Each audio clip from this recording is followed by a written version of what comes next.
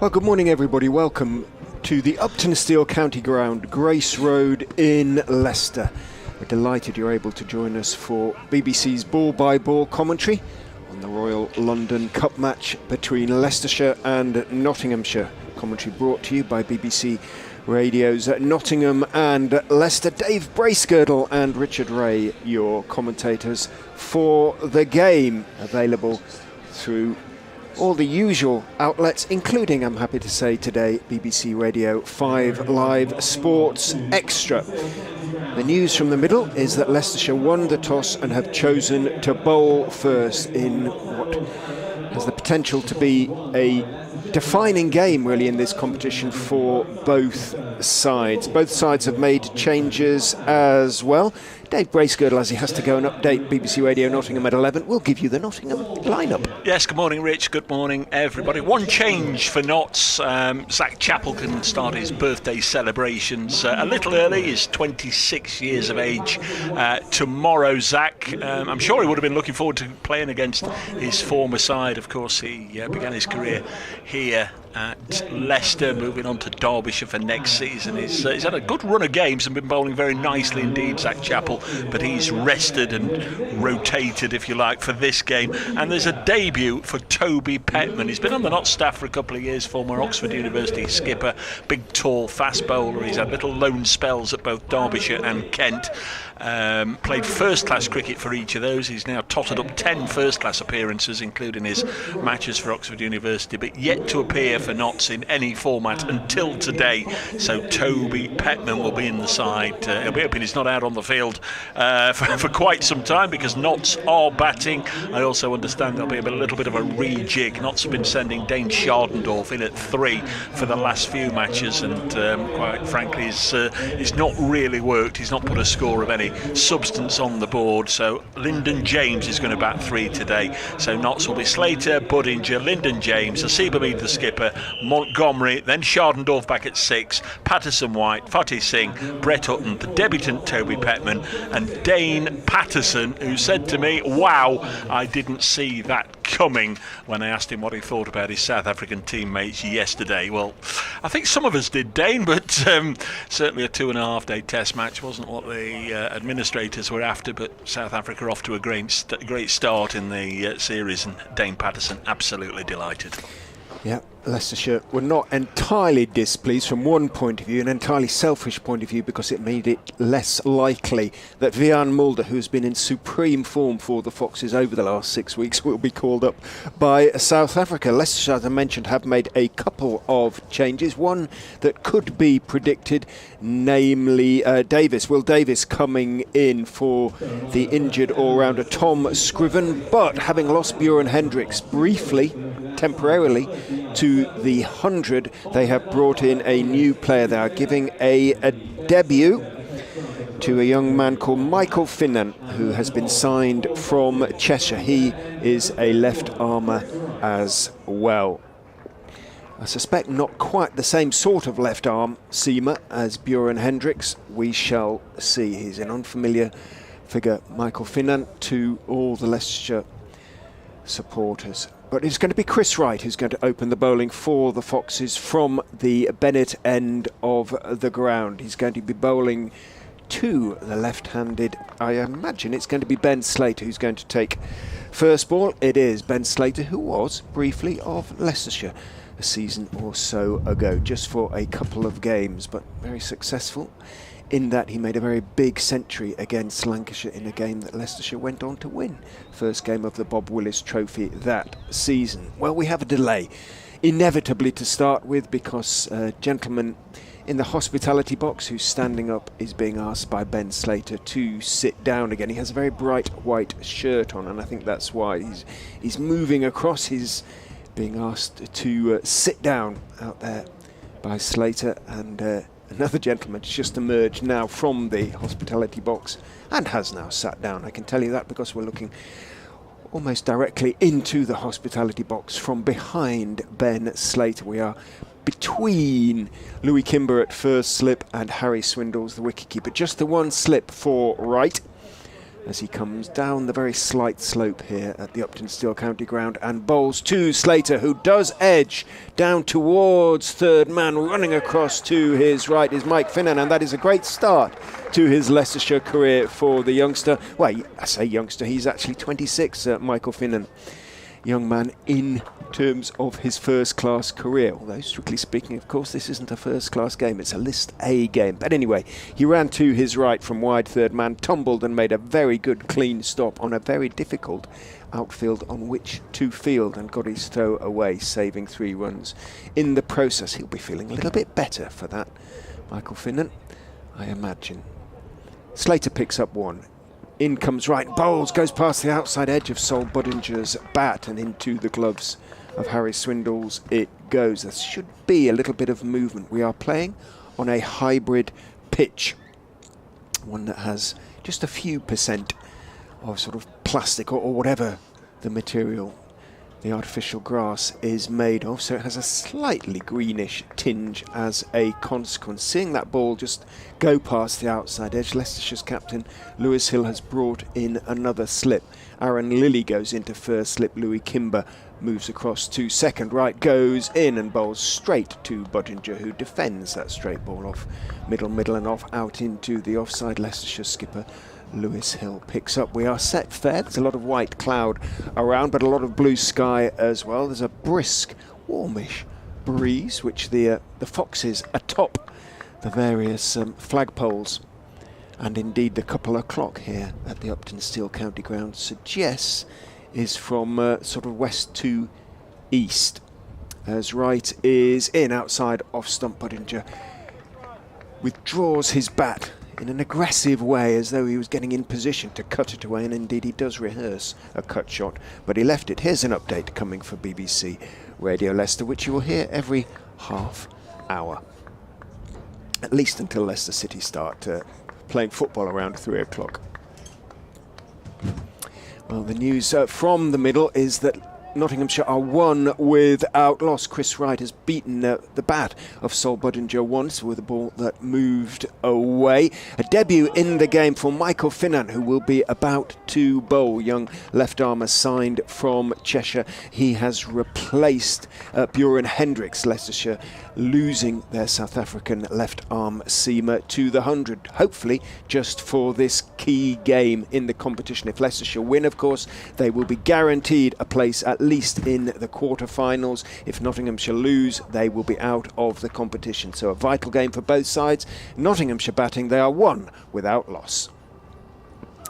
Right goes in, Budinger drives and misses. A slightly airy shot from Sol Budinger. So good start from Chris Wright. Did concede the 1 run from a thick outside edge of Ben Slater's bat. It went along the ground all the way down through about third slip. A really good piece of fielding by Michael Finnan. Finnan is about to bowl. He gets a slap on the hand from his fellow Mancunian or Tamesider, Aaron Lilly. Impressed in recent games for Yorkshire second team, Michael Finnan, where he was on trial. Took 2 for 66 and 3 for 79 for Yorkshire 2s against Derbyshire 2s last month. Finan, the apparently is the pronunciation, Finnan Finan.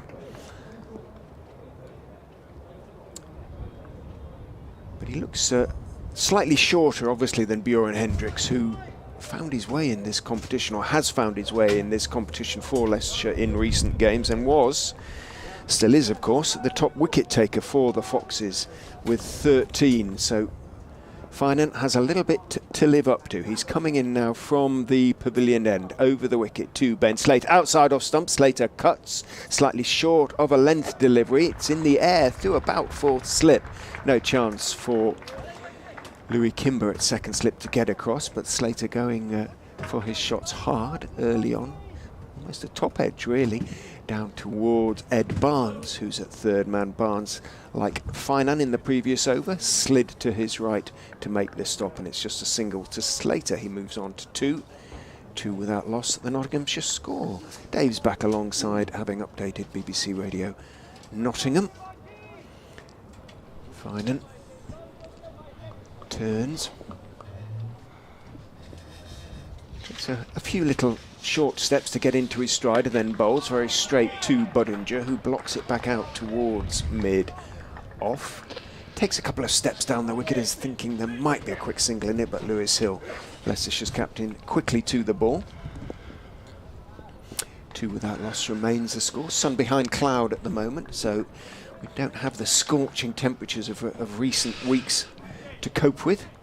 Now, we've both gone with the shorts, but just starting to wonder if it's going to warm up a little bit. We'll be right. In goes Finan, and bowls driven in the air, but very firmly through wide extra cover for 4 by Budinger. It was pitched up sufficiently so for Budinger to throw the bat at. It didn't get on top of the bounce, but trusted his eye, and the fact that there are 2 slips means there's 1 fewer in the offside, and cracked it away to the meet for 4. Yes, I noticed on the Leicestershire County Cricket Club website their match preview of this game they'd actually put the one to watch as Sol Budinger, and commented the number of runs he's scored for Notts seconds against Leicestershire seconds. He's taken them down a few times this season. 151, I think, the top score. Finan bowls a bouncer to him. He just drops his hands. He got in position to hook it away, but it was a decent bouncer from Finan, who looks to have a little bit about him, a little bit of pace there. It's medium fast sort of stuff. Maybe sort of 81, 82, that sort of area, do you think, Dave? Yeah, impressive start here. A familiar figure to most of us.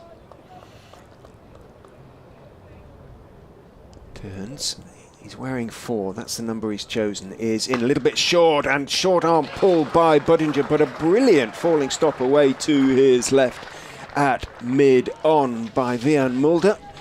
Prevents 4, he really did middle that one, Sol Budinger. Short-armed pull, very hard, very straight, very flat, but just too straight as far as he was concerned. Another couple of inches to Mulder's left and he wouldn't have got there, but the South African did very well, saved 4, shakes his left hand slightly ruefully. Yes, he's been in decent form in recent weeks, hasn't he, Vian Mulder? Boy, has he. With both bat and ball, he looks every inch the international that he is. Slip comes out, goes to mid-wicket. Finan is in to Budinger, who's poking at that one, perhaps trying to dab it down to third man. It went past the outside edge without taking the edge. So a decent start, really, for Michael Finan. He did go for a 4, the one scoring shot in the over, but there wasn't too much wrong with the delivery. It was one of those that can happen early on. During the power play, 2 overs bowled by the Foxes. They are looking at a scoreboard which reads Nottinghamshire 6 without loss, 2 to Ben Slater, 4 to Sol Budinger. Yes, I happened to have a little bit of a morning stroll around the boundary edge an hour and a half or so ago, and I overheard the head steward just briefing his charges on what the day had in store for them as Chris Wright starts the 3rd over from the far end. Not much foot movement from Slater, just happy to leave it, and then at the last second I think I was just a little concerned that was going to be close to the stump, so I had a lazy little nibble at it. Gets nothing on it. And I heard him say we're expecting 750 or round about that sort of attendance here today. So right now I think there's a few to come. There's evening entertainment later, so perhaps some will come a little later on in the day. as Wright bowls, and Slater, late of this parish of course, almost inside edges it back onto his stumps, his feet getting in the way. Slater has 2. Top scorer 90 in this season's competition at Grantham, the match against Middlesex. He has also had another unbeaten half-century match down at Taunton against Somerset, 47 against Warwickshire, 34 against Gloucestershire. So some decent returns for Ben Slater as Chris Wright bowls to him, and the left-handed opener just pushes it out to point, and there's no run. Hint of shape, just back in, as you would hope from a seam bowler's point of view early on, but we know it doesn't last too long with these white balls. Will you be sticking around this evening for the big concert? We've got a stage away to our left on the Milligan Road side of the ground. That's Chris Wright.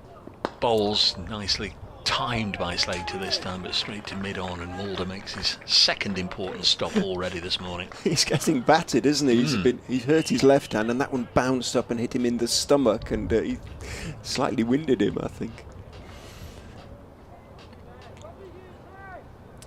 Ben Slater, 240 runs in his 6 innings with that one not out.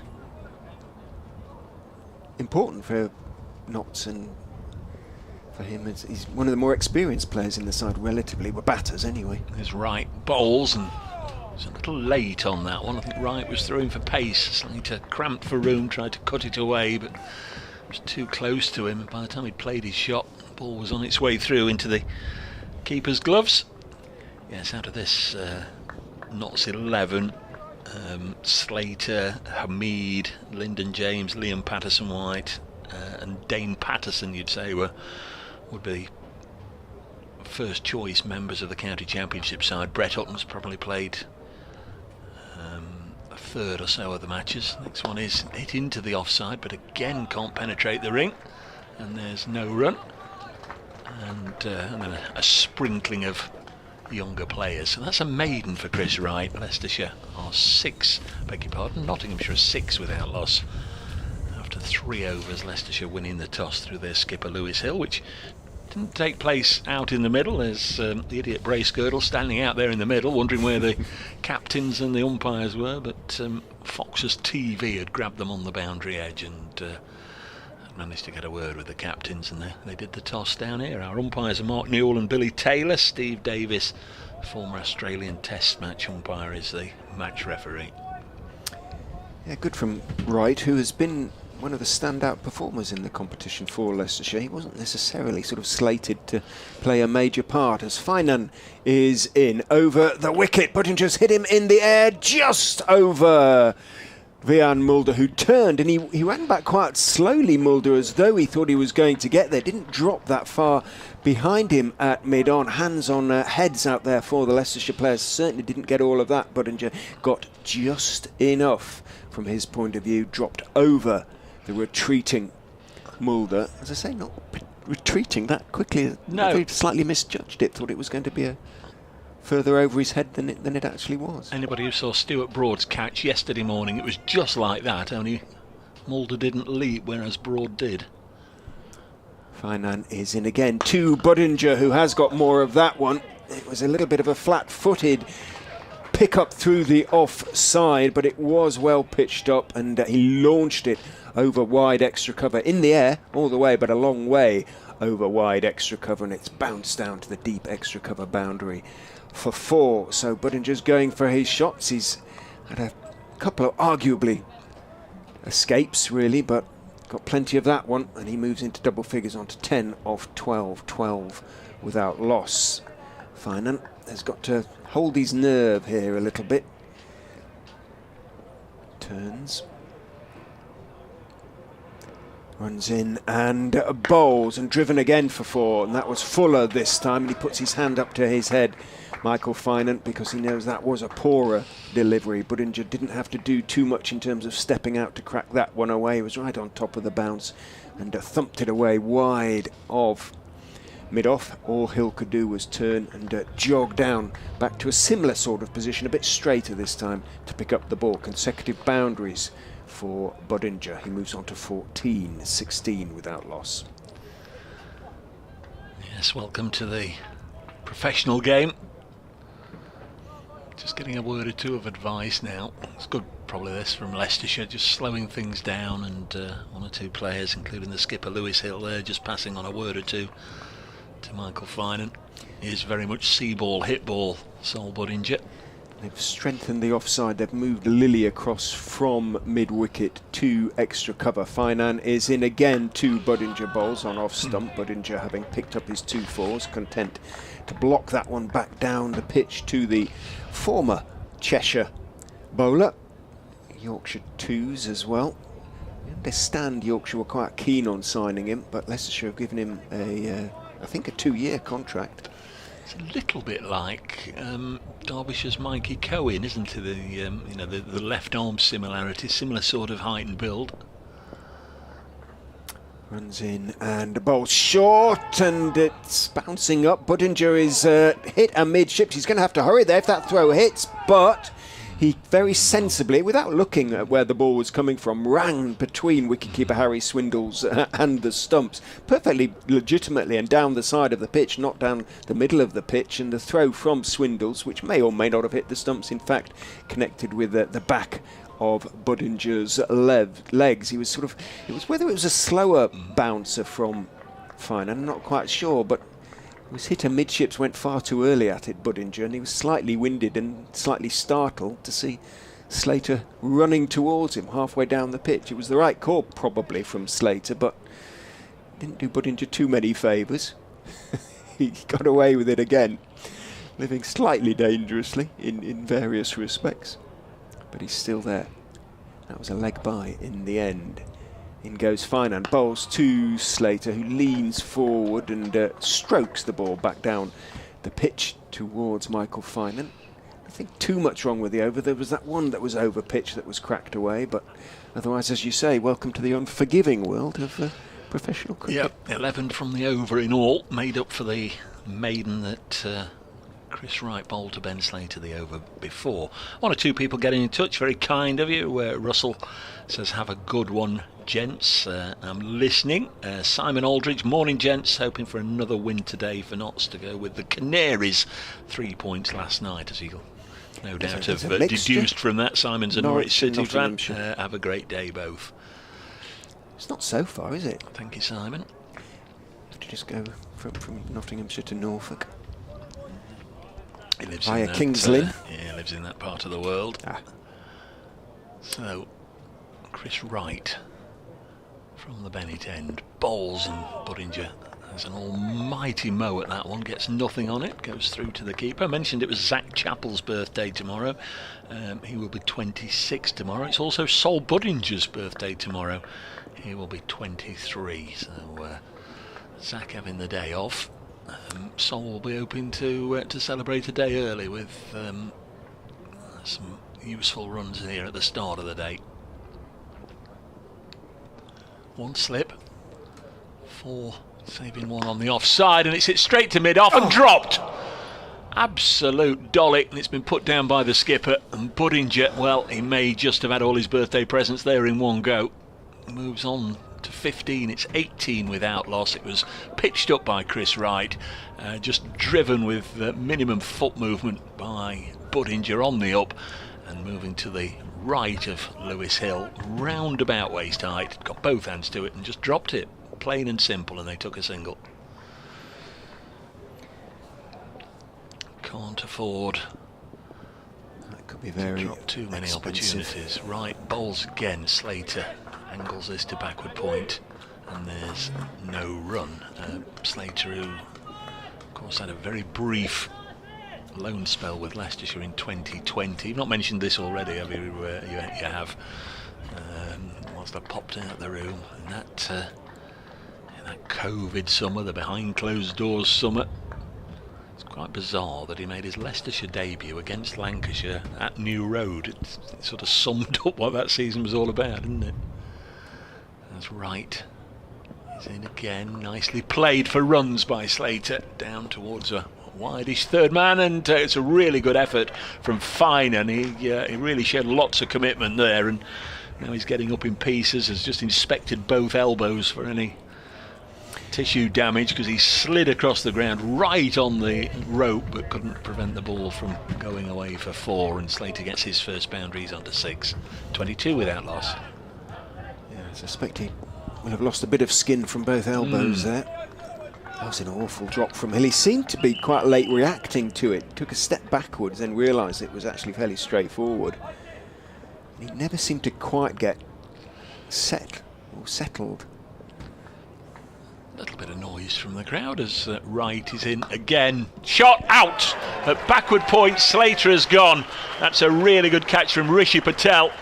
And Notts are 22 for 1. Slater just rocking back, looking to cut it away square. Well, he did that, but didn't keep it down. And Rishi Patel showed Lewis Hill exactly how to take a firmly hit ball coming towards you. That's a very decent effort, and Ben Slater has gone in the 5th over. Notts are 22 for 1 here on BBC Radio Leicester, BBC Radio Nottingham, and 5 Sports Extra, with Chris Wright the wicket taker. 8th wicket of the competition for Wright, who I mentioned a few overs ago wasn't certain of a place in this RL50 side, but he's used his experience, and he's probably been Leicester's most effective bowler. Certainly he's been their most economical. He's only gone for 4 runs and over, very just over, which is by some margin Leicester's most parsimonious bowler.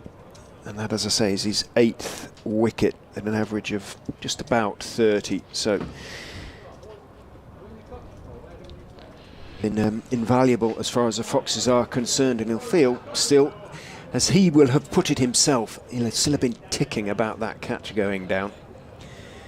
And he'll feel a little bit better now to see the back of his briefly for his former teammate, Ben Slater, but Budinger has already shown he can do a lot of damage very quickly. He wanders down to have a word with Lyndon James, coming in at number 3. Yeah, first time he's batted at 3. Notts have sent Dane Shardendorf in at 3 the last 3 or 4 matches. Not really happened for the wicket-keeper batter.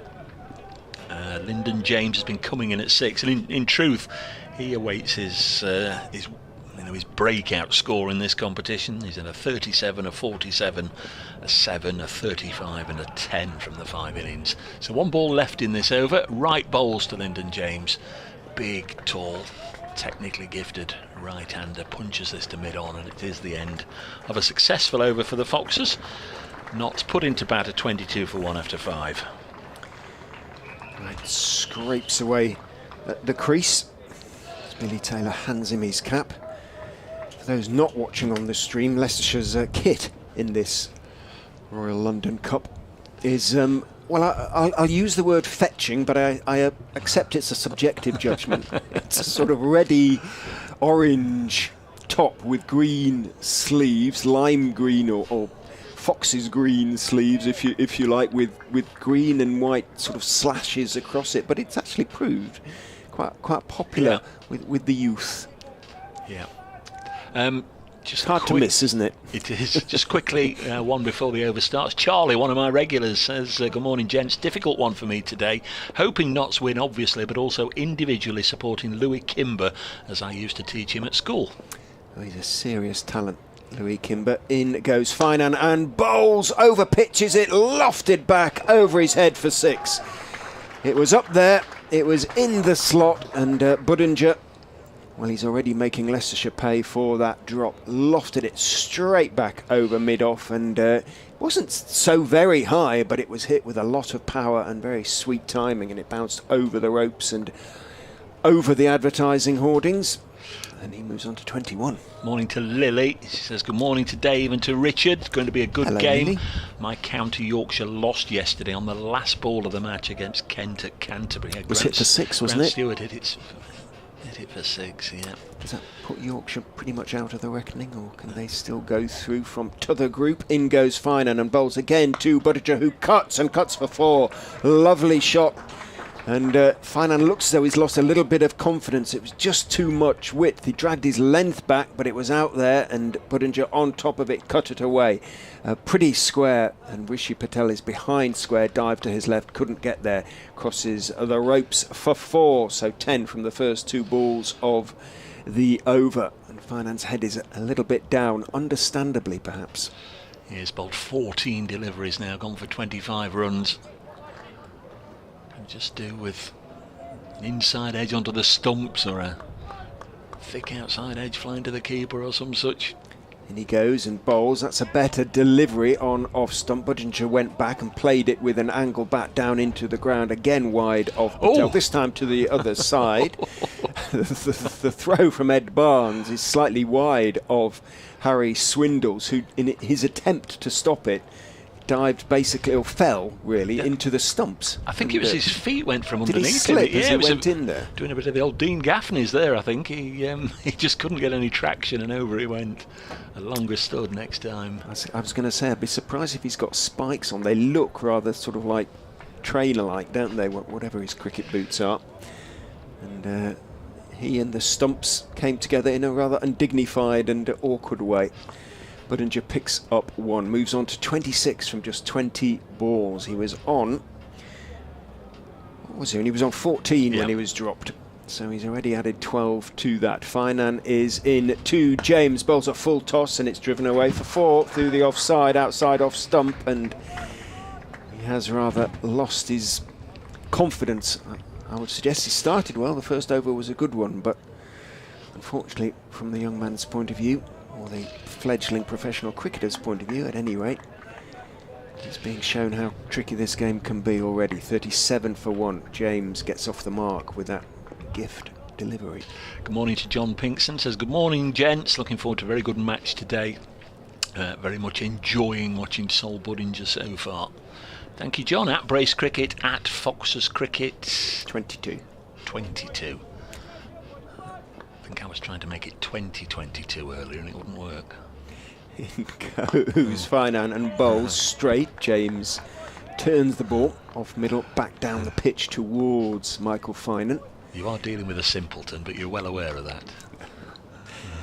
Got a decision to make, Lewis Hill here. Does he keep Finan on? He'll want to, but Budinger has already shown a considerable liking for the left arm seamer's bowling, and without cover really out in the offside, although he has got a man sweeping now. A deep backward square for the right-handed James. Bowls short. James goes for the pull. It's a lively delivery, and he's far too early on it. Oh, sorry, a little bit late on it, and then it comes off the bat and squirts out towards Aaron Lilly at extra cover. He has got something. There's no question. You can see why Leicestershire have brought him in to the side as a replacement for Hendricks, like for like in that respect. But as I say, he hasn't the experience of the South African, or the height really, as Dave's going to pop next door to update BBC Radio Nottingham, so he's learning all the time. Chris Wright, 1 for 6 from his 3 overs. He'll feel it should be 2, having had Budinger dropped on 14. We'll continue from the Bennett end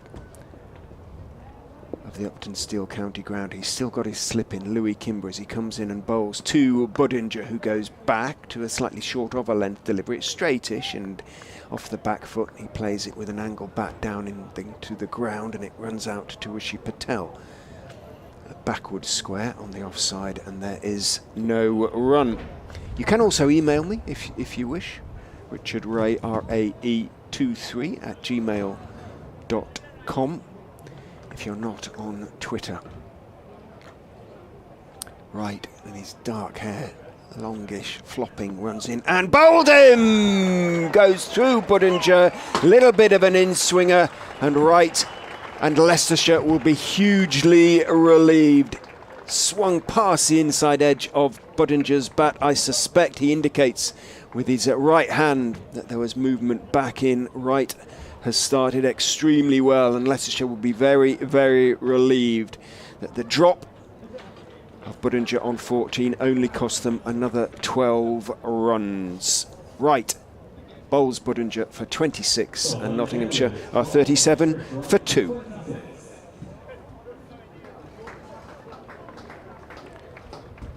The new batter for the Outlaws, number 99, Hasib Hamid, Nottinghamshire's captain in this competition, comes out to replace Sol Budinger.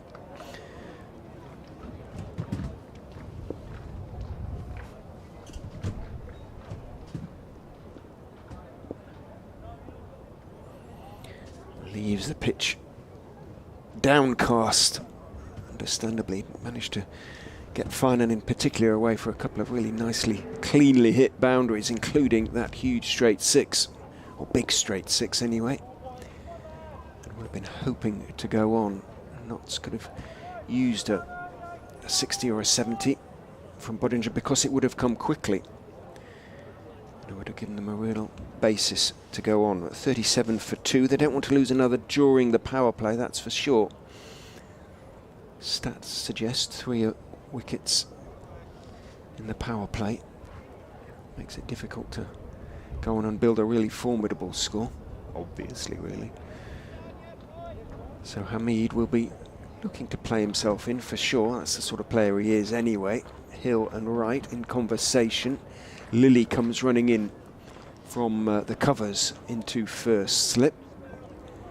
Louis Kimber steps across to his right to go into second. Right is in to Hamid, who is a little bit squared up by that one. Thick outside edge along the ground, though. He's careful, steering it down through gully, slightly inadvertently, but he got on top of the bounce down towards third man.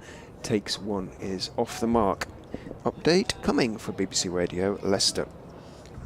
And the latest is that Leicestershire have made a good start because they've picked up 2 early Nottinghamshire wickets, having won the toss and chosen to bowl first. Ben Slater was really nicely caught by Rishi Patel at a backward point off the bowling of Chris Wright for 6, and just a few moments ago Sol Budinger, having hit a quick 26 but been dropped on 14 by the skipper Lewis Hill, was bowled by Wright, leaving Notts on 37 for 2. Their captain Hasib Hamid has come in to join Lyndon James. James has 4. Hamid is just off the mark with a single. Notts in the 7th over of their innings are 38 for 2.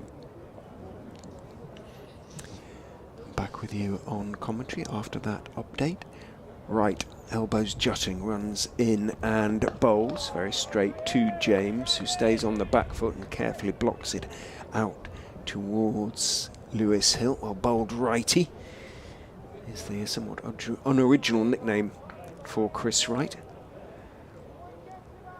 He has his men out, just the 2 out obviously in the first 10 overs in the power play at deep, square and third man. That is the traditional way of it, in as much as you can have a tradition in this competition. Just 2 men out. They tend to be the positions that they go out in. Wright is into James. Grunt of effort as he bowls on off stump. James stays on the back foot, forces it out into the offside. Nick Welsh is the fielder. Huge applause for Chris Wright, understandably so.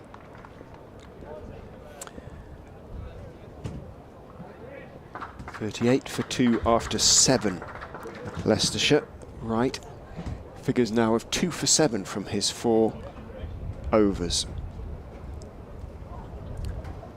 Reminder that second and third place finish in the group gets you a quarter-final. Second gets a home quarter-final against third from the other group.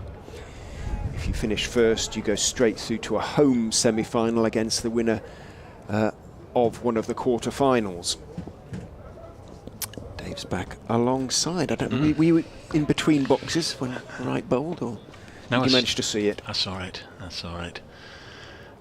There's Mulder from our end of the ground, the pavilion end, into the attack for the first time. Bowls to Hasib Hamid, who blocks this one. Really had a pretty decent competition, Hasib Hamid. Not necessarily a succession of standout scores, but he skippered the side well, been a very popular leader of the Notts team, and very engaging young man.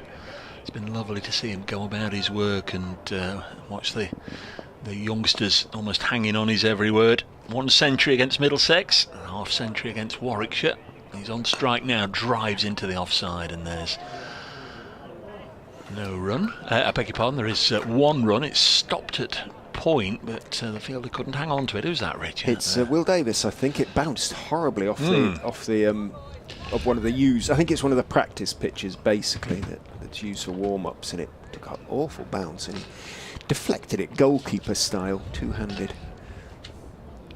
Did well to get something behind it, other than his teeth, basically. Yeah, 39 for 2. Lyndon James on 4, blocks this one, pushes it back to Mulder. Just wonder with Asiba Mead, I had 1 or 2 interviews with him at the start of the season. Of course, he got back into the England reckoning last summer after 5 years away, when his career was just on a little bit of a downward spiral. Got going again after his move from Old Trafford to Trent Bridge. Had a good couple of years with Notts, got back in the England reckoning, but didn't really produce any scores of note against India last summer, and then had a poor Ashes, as most of them did in the winter.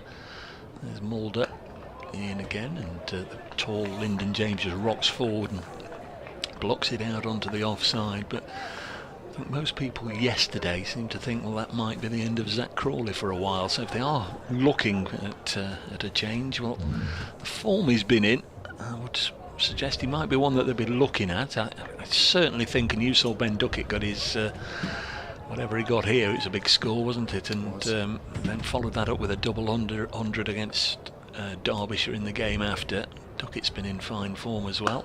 Nice looking drive through the offside by Lyndon James, partially stopped by Finan, whose best moments, I think it's fair to say, have been in the field rather than probably with the ball. The very first ball of the match, he made a good stop. He showed his commitment, diving on the boundary rope shortly afterwards, and he's taken a lot of pace off that one, although they do end up running 3. 42 for 2. So I wonder if Hamid will come into the selector's thoughts. I wonder if Duckett will, and I wonder if they'll stick with Zach Crawley. You just never know, do you?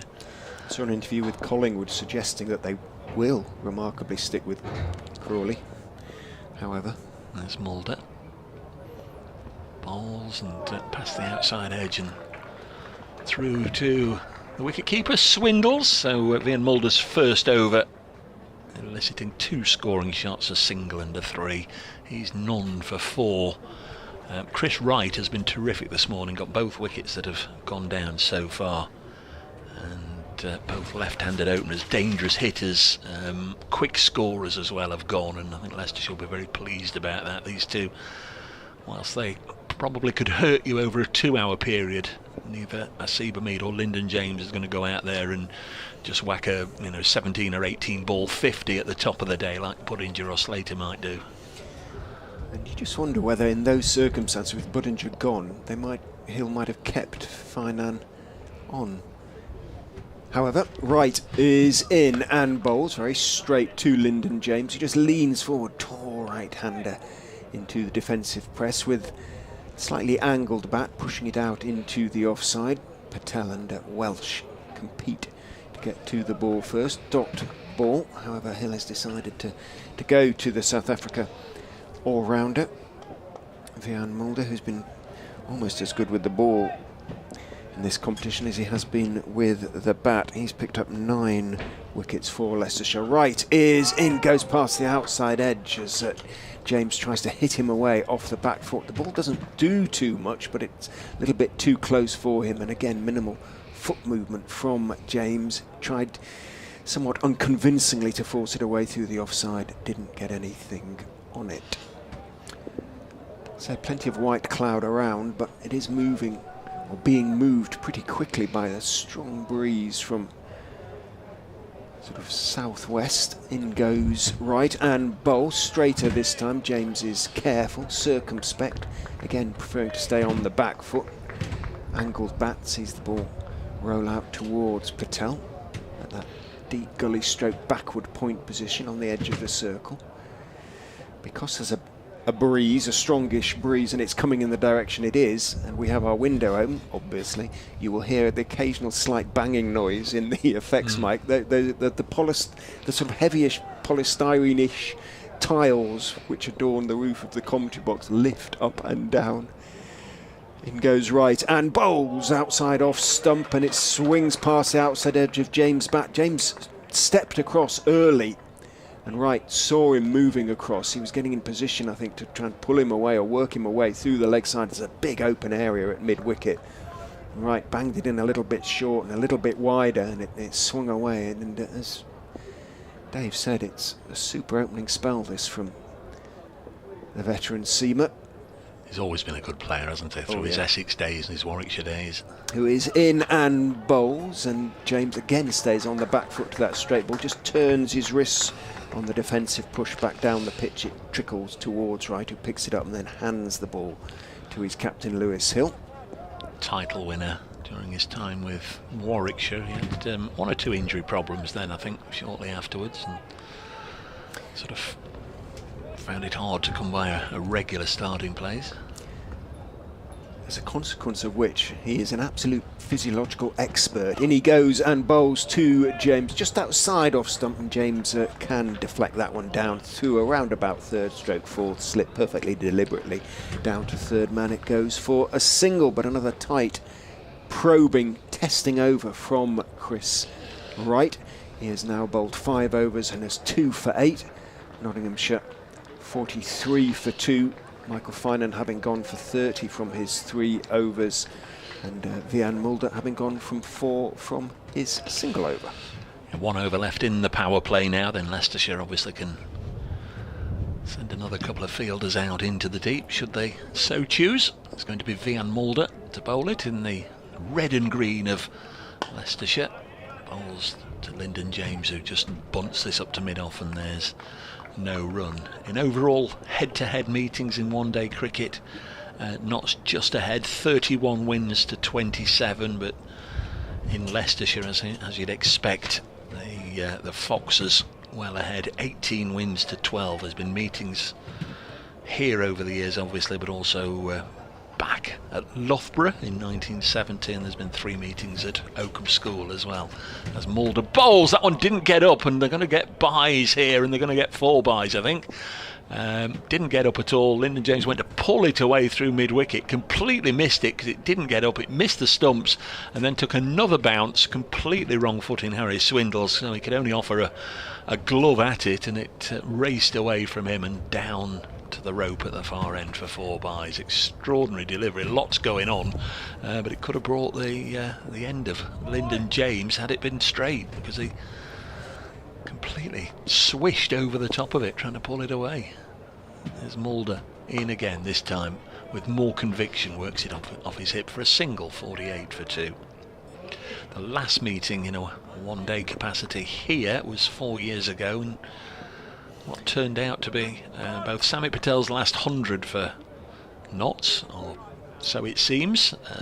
Doesn't play anything other than the blast now for Notts, but Sami got 100 that day, and it was also Michael Carberry's last game of professional cricket. He skippered the side. Notts got 400, and Michael Carberry didn't play again. The next one is to Asib Ahmed, the Notts captain today, and he runs it out to point no run, which was a shame, because a lot of people had a lot of love for Michael Carberry during his career.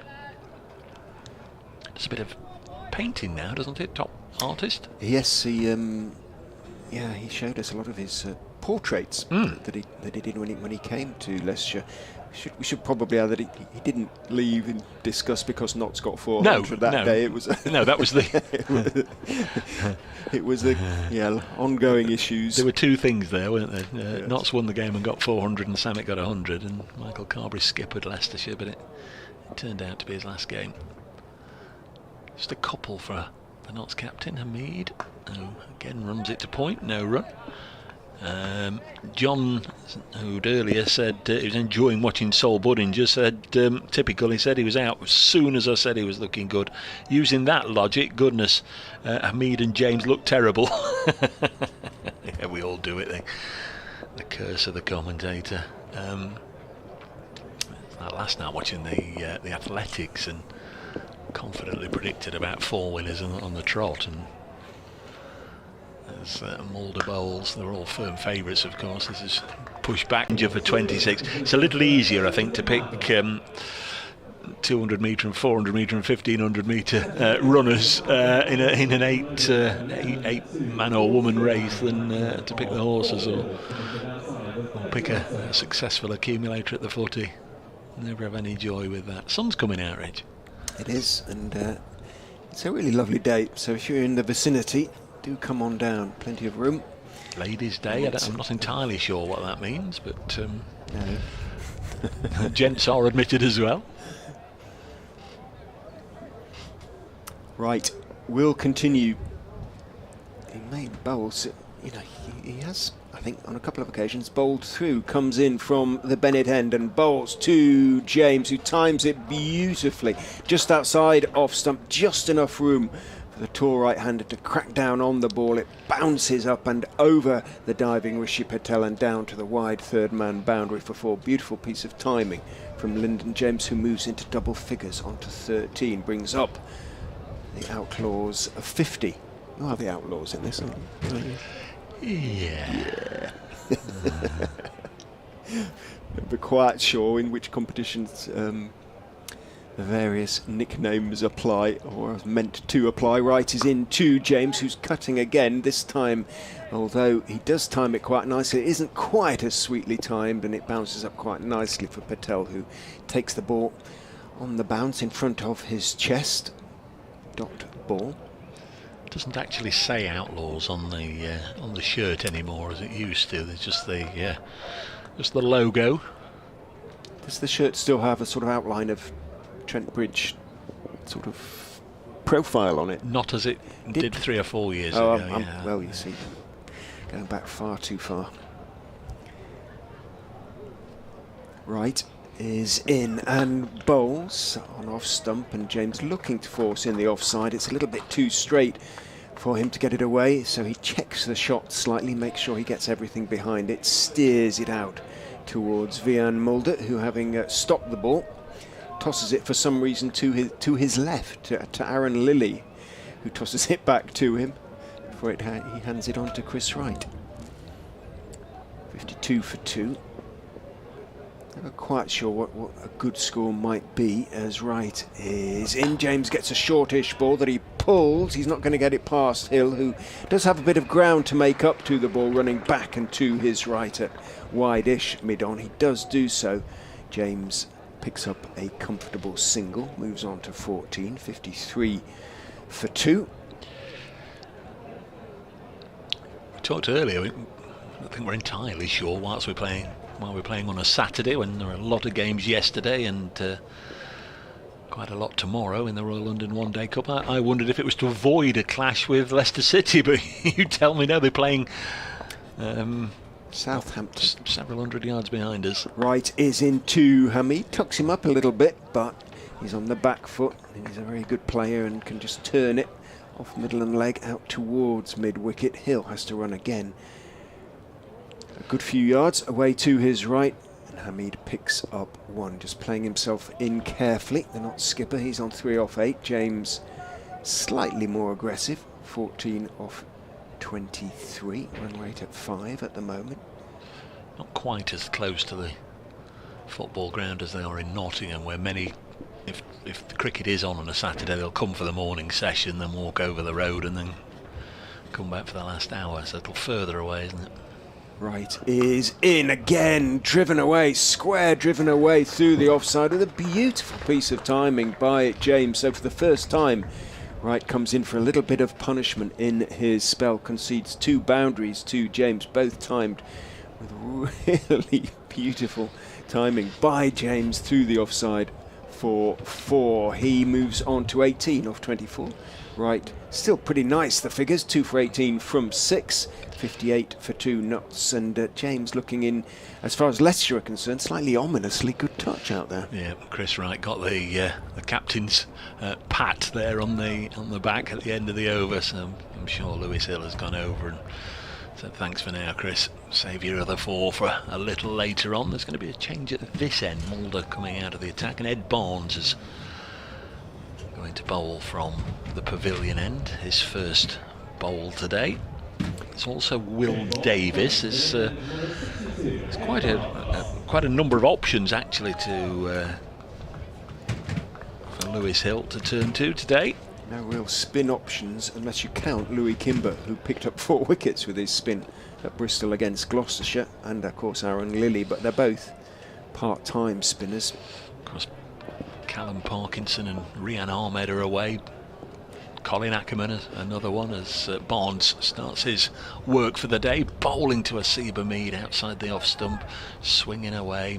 Mead fended at it and chopped it down almost behind him. One bounce, it goes through to the keeper. Ben Mike's away, and now Bjorn Hendricks has also been called up for the 100. So they're tucking into Leicestershire's reserves as well as a lot of other counties. 58 for 2. Barnes fair-haired in the sun, bowls, and Mead just plays it gently out on the leg side, and Lewis Hill will do the fielding. And a single is taken. Asiba Mead on to 4, 59 for 2. Morning to Mike Jelfs, morning to Robert Coe, who've both been in touch on Twitter, watching the stream and listening to the commentary. Eddie Barnes, a Yorkshireman, he suffered a little bit, came into the side in place of Roman Walker of his first appearance against Gloucestershire at Bristol. Next ball is they're going to take a single, and Barnes comes in and throws down the stumps, but Hamid had quickly got down there. The ball had only gone pace or two away from Lyndon James' feet, but Hamid called him through, so it was a foot race down to the far end between Hamid and Barnes, and although Barnes did really well, got there, scooped the ball up on, flicked it onto the stumps, Hamid was home, 60 for 2. Andrew Parker, I presume you mean Zach Crawley, because you're advocating that Chappell should be dropped from the England side and Duckett should come in. We were talking about Crawley, but good morning, Andrew, to you, one of our regulars. Says, I expect to see you in the cake tent on Tuesday. You may very well do that as Notts go to Welbeck. Mead pushes this to mid-on to round off their group. Notts at Welbeck against Surrey on Tuesday. I seem to recall a very good little pizza outlet, or mobile pizza outlet at Welbeck. You've been twice. Once we subjected you to one of the coldest days I've had the misfortune to spend at a cricket ground, where yourself, myself and Paul Johnson, who was with us lost 2 on fingers the day. There's been explorations to the South Pole where they've felt warmer than we were that day. Next one's clipped onto the leg side by the Notts captain, Hamid, for a single, 61 for 2. The effect was worsened because we could see on the other side of the ground people sunbathing in shirt sleeves because they're out of the wind. But it was 30-degree difference in temperatures from one side of the ground to the other. Was it last year you came as well? You've been twice, haven't you? Yeah. Didn't last very long last year. It was a good toss to win. 61 for 2. Lyndon James has 19. He's looked in decent order, brings the bat down and defends this back to Ed Barnes, who completes his first over to the tune of 3 runs. Not so 61 for 2, having been put into bat by Lewis Hill when the toss took place round about 10:30. Down just in front of us. I don't know if the ground has been any more parched than this, and it's just starting to come back, but there's a little tinge of green all the way round. I've been to 1 or 2 grounds lately, principally the 2 matches at Grantham, where it was just absolutely scorched everywhere from side to side, top to bottom, scorched apart from the actual playing strip. Absolutely bizarre looking. Vian Mulder has changed ends. He's in from the Bennett end, goes past the outside edge of Hasib Hamid's bat with a ball that just bounces. He went forward, plunged forward rather at it, and bounced from Mulder past that outside edge. And he shouts from the Leicestershire fielders. Louis Kimber is at second slip. There isn't a first slip, so well, one did go through between them a couple of games ago. Sometimes happens. Ellie says, my sporting day's sorted. I'm hoping for a Notts win, then 3 points for the Bantams. In goal goes Mulder, bounces and comes back in to Hamid, who again is sort of slightly suspiciously half forward and then drops his hands, takes his bottom hand off the bat as it bounces and comes back in and bounces off the thigh pad out into the offside. The Bantams of Bradford City. I presume it's Bradford City, but Ellie goes on. I'm repeating a claim I've been making since last week. Sol Budinger will be playing IPL cricket by 2025. Remember the name. It's a reasonable shout. Mulder is in. Hamid is driving the fuller delivery with some degree of relief, getting out to the pitch of the ball, out to the covers it goes towards Nick Welsh, who does look to be in something of a desert out there. You're right, it has been slightly more parched. I can't remember any great rain in Leicester. That said, I've had a couple of days away, and there have been a couple of sort of heavy-ish showers, and it doesn't take much to green up a lawn, does it? Mulder in to James, straight. James again just waiting on the back foot, turning it carefully back down the pitch to Vian Mulder, who fields in his follow-through dot ball. So Ellie doing an Ian Bishop there. Remember the name. It was Bishop, wasn't it, who said about Carlos Brathwaite. Remember the name.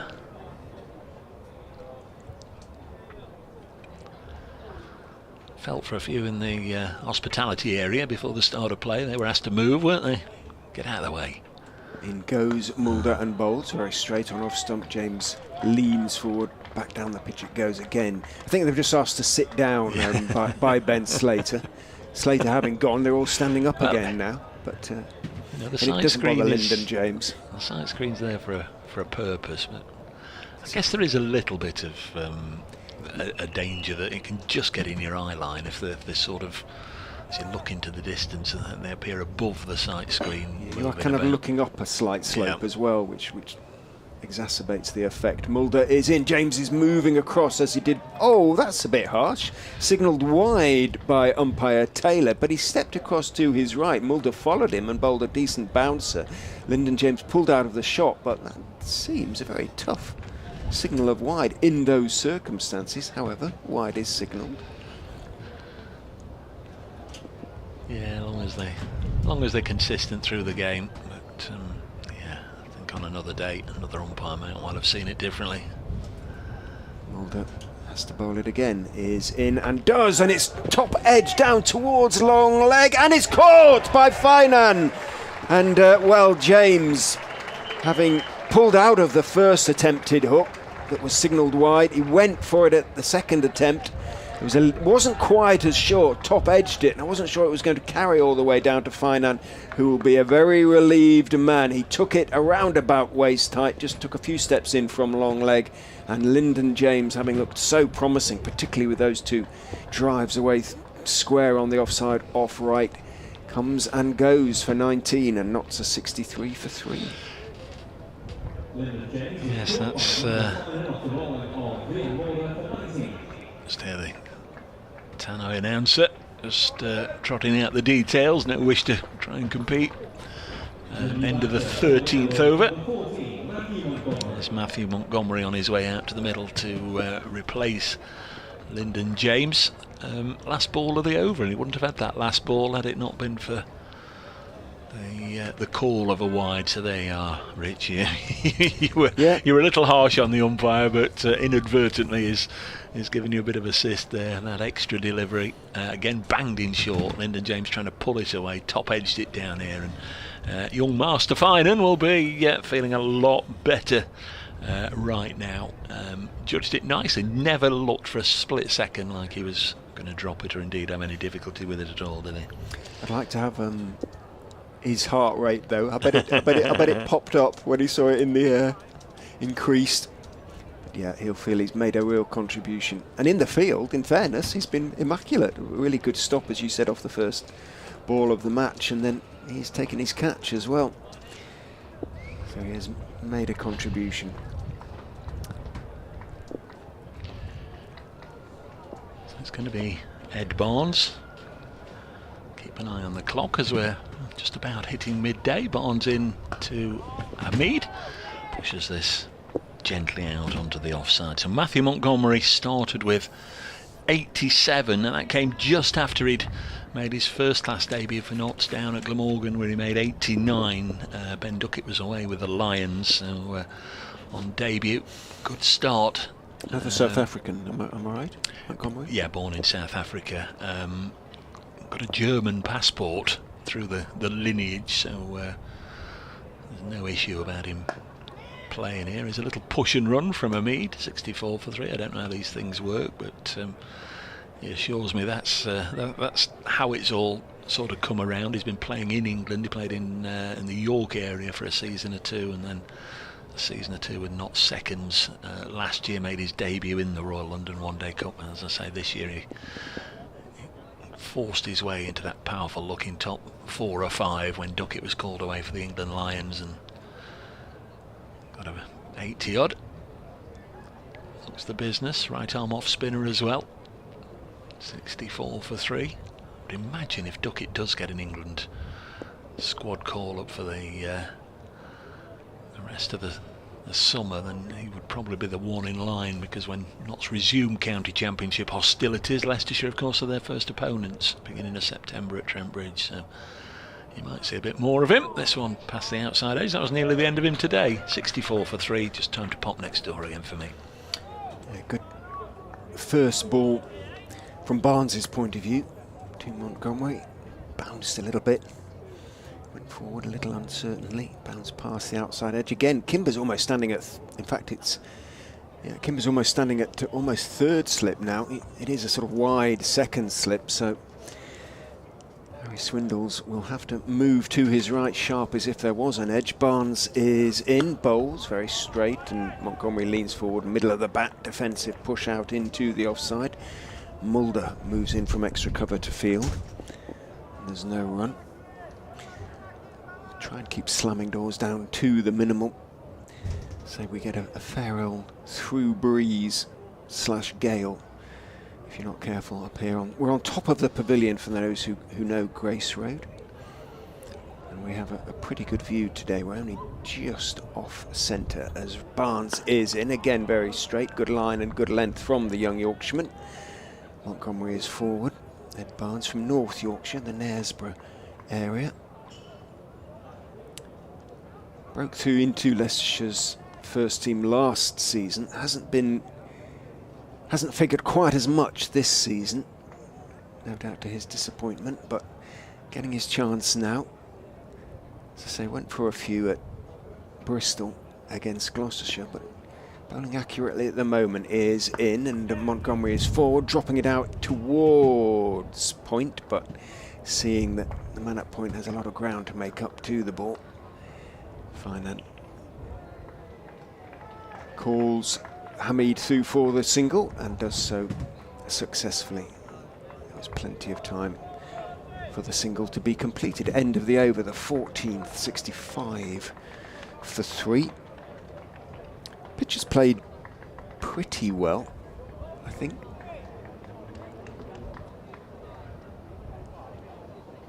The scores at the Uptonsteel County Ground have been sort of high 280s or over 300. So I think they'll want to get somewhere near 300 knots. As Mulder is in and bowls, Montgomery is advancing down the pitch before his fellow South African bowls and just blocks it with a closed face out towards mid-wicket. Hill has to run in from mid-on because there isn't a mid-wicket to field, so Montgomery takes one, his second single. 66 for 3. Leg side completely empty in terms of single saving fielders, with the exception of Hill.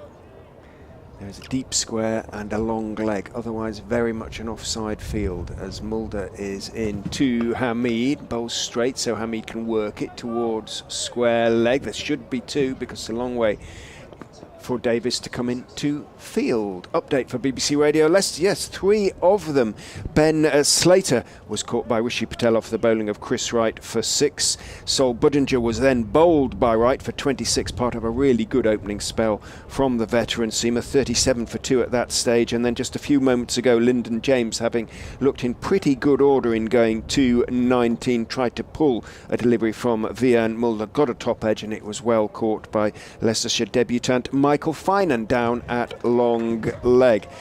Hasib Hamid The Nottinghamshire skipper in this competition is building carefully and slowly, knows he has a big job to do to guide Notts towards a competitive score. He is 9 not out. He's been joined by Matthew Montgomery, who is on 268 for 3 of 14.5 overs. Nottinghamshire Leicestershire will be reasonably pleased with the start they have made to the vital game.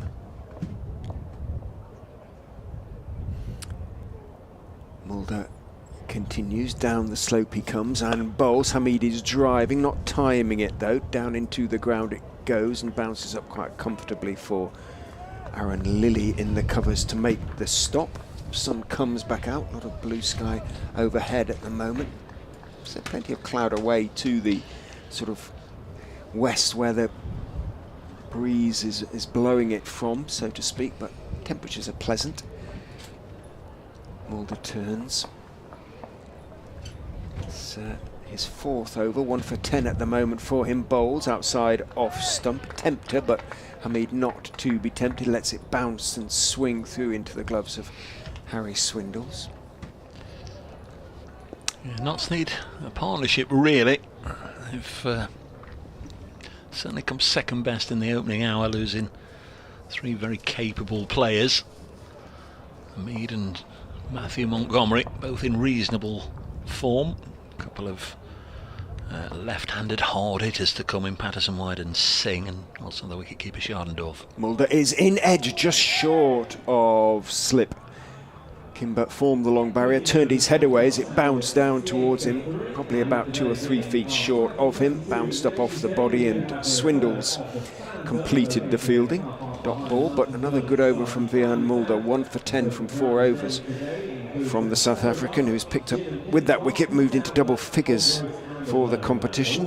10 wickets to him to go with his 361 runs at an average at the moment, given he's been not out 3 times and has finished the game really well. He's been so professional really. He's averaging 120, but his experience for a 24-year-old, he bats with real professionalism.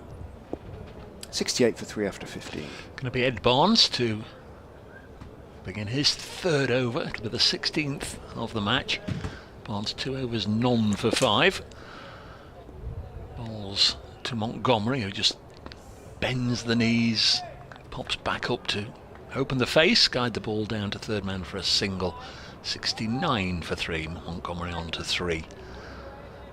Seabermead, the skipper, back down to the business end on 9, just removes a little bit of loose soil that was troubling him right on a length. Barnes walks all the way back and turns just about on the sponsor's logo at the edge of the 30-yard circle. Lovely looking shot through the offside by Hamid. Will pick up a couple of runs over on the Milligan Road side of the ground away to our left. And Notts are into the 70s, 71 for 3. They lost Ben Slater for 6, Sol Buninger for 26, both to Chris Wright, and Lyndon James, the other wicket to go down.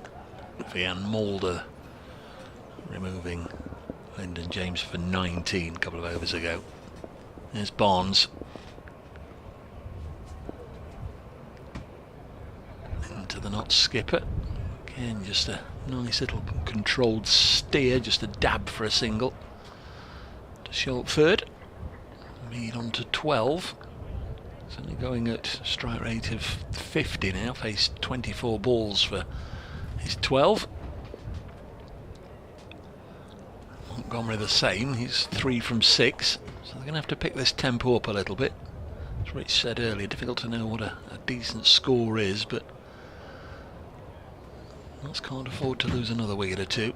And about this phase of the game, this is pushed by Montgomery back towards Barnes. Wasn't in danger of going all the way down the ground if he hadn't stopped it, but managed to get a hand to it.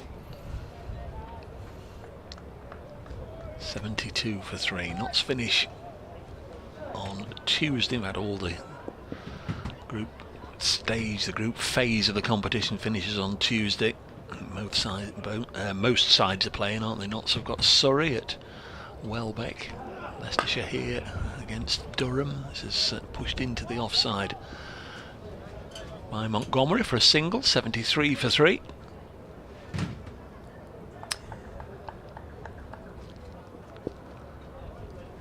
Ground beginning to look a little more occupied.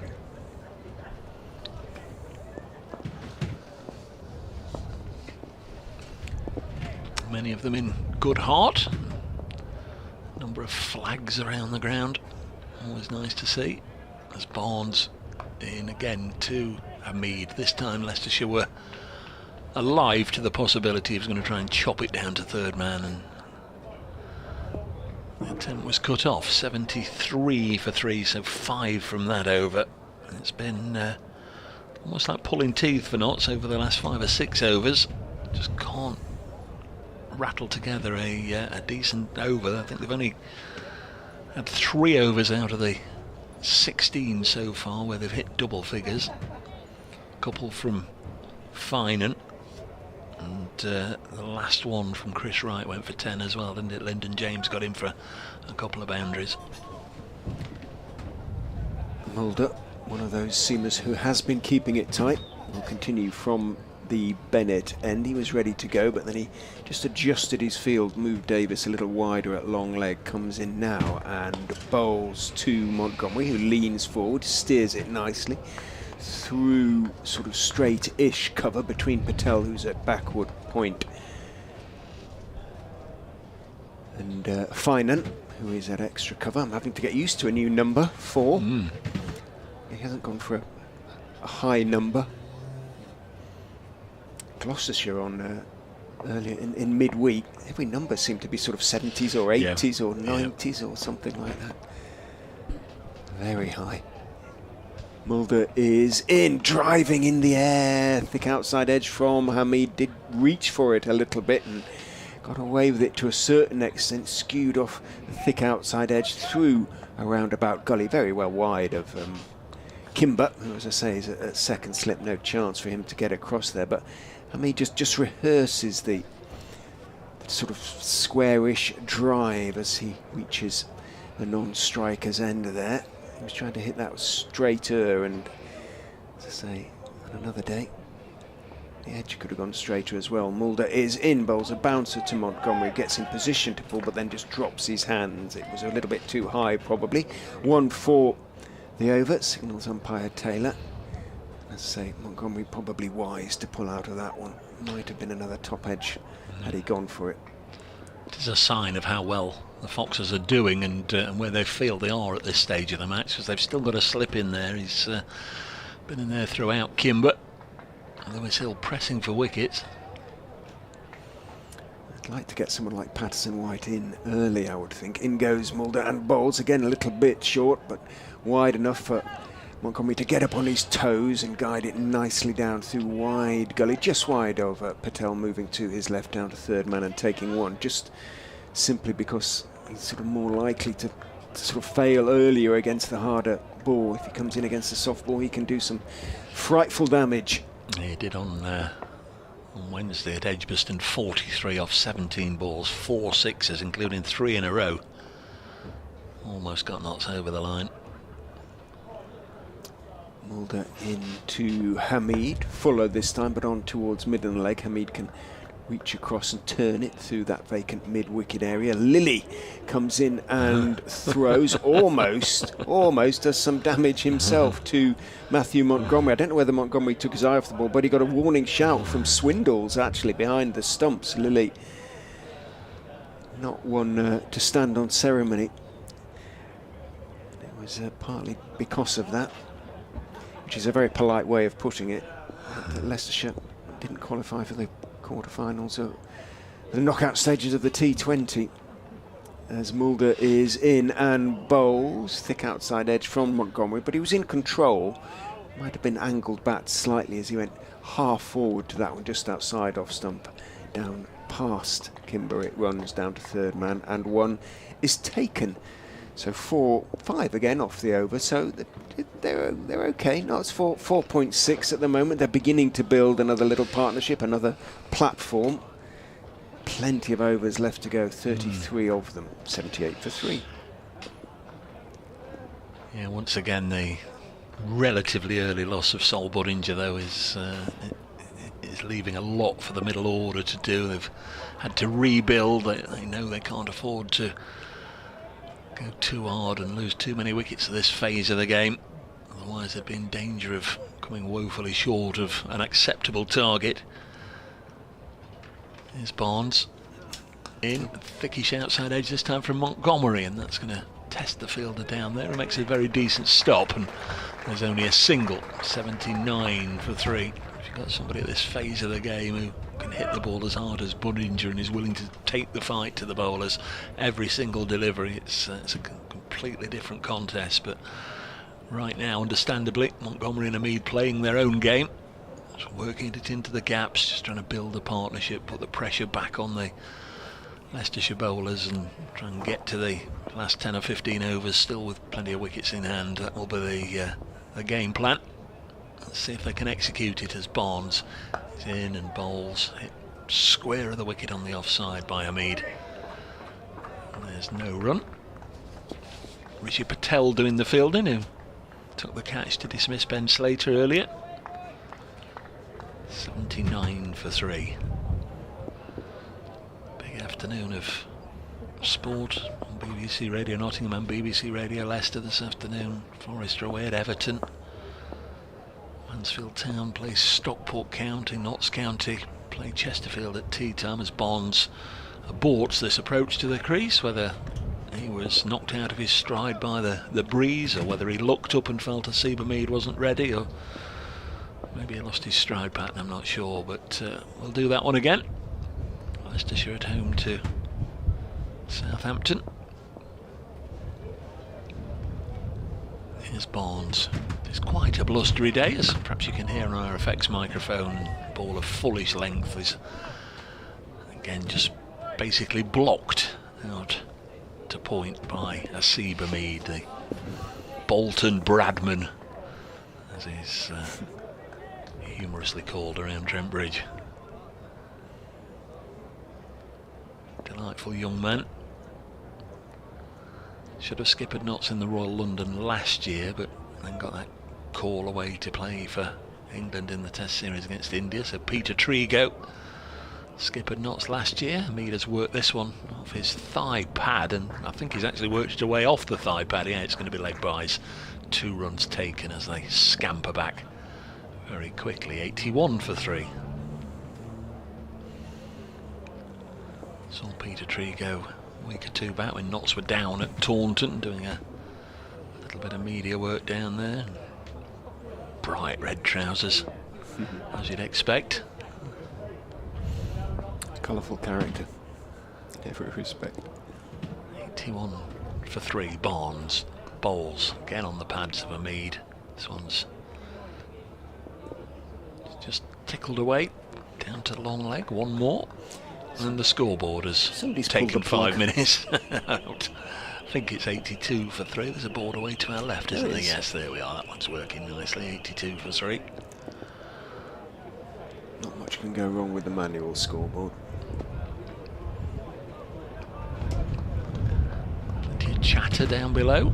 People enjoying their Saturday afternoon out in the sunshine. Ooh, that one's struck Matthew Montgomery in the stomach or the chest area somewhere. Oh, he's just taken the wind out of his sails. It's the end of that particular over. 82 for 3 Notts, and we've got through 18 overs now here on BBC Radio Leicester, BBC Radio Nottingham, 5 Sports Extra, and through the respective county websites. Glad to have you along. Dave Bracegirdle and Richard Ray watching the East Midlands derby. Lewis Hill has decided to go back now to Michael Finan. First 3 overs a little bit expensive, i.e. quite expensive. 3 overs for 30. He's going to now have a go. He'll take a little while, you would think, to adjust to the vagaries of the Uptonsteel County ground, having bowled up the slope in his first 3 overs. Now going to get a chance to bowl down it, but you would think the breeze now, if he is looking to swing it at all, not that there is much swing left with the white ball, will push it in to the 2 right-handers. looking to bowl in swingers. Hamid will be on strike. Hill taking his time, checking with Fine, and he's happy with his field. He has got that little bit of extra cover now as he comes in and bowls to Hamid outside off stump, slightly short of a length. Hamid is up on his toes, steering it nicely out towards a sweeper on the offside boundary, who is Nick Welsh, taking 1. He moves on to 16, 83 for 3. Breeze really is getting up now. Flags, the flag poles shaking actually on the Milligan Road side of the ground.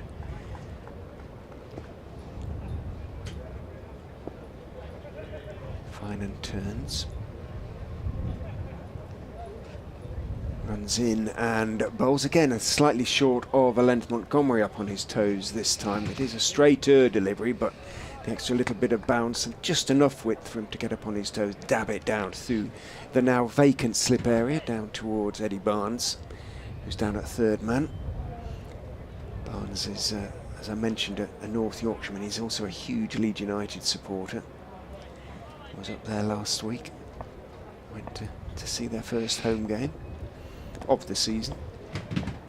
Fine, and just pushes the hair back across his brow, runs in and bowls to Montgomery outside off stump, I beg your pardon, to Hamid outside off stump again.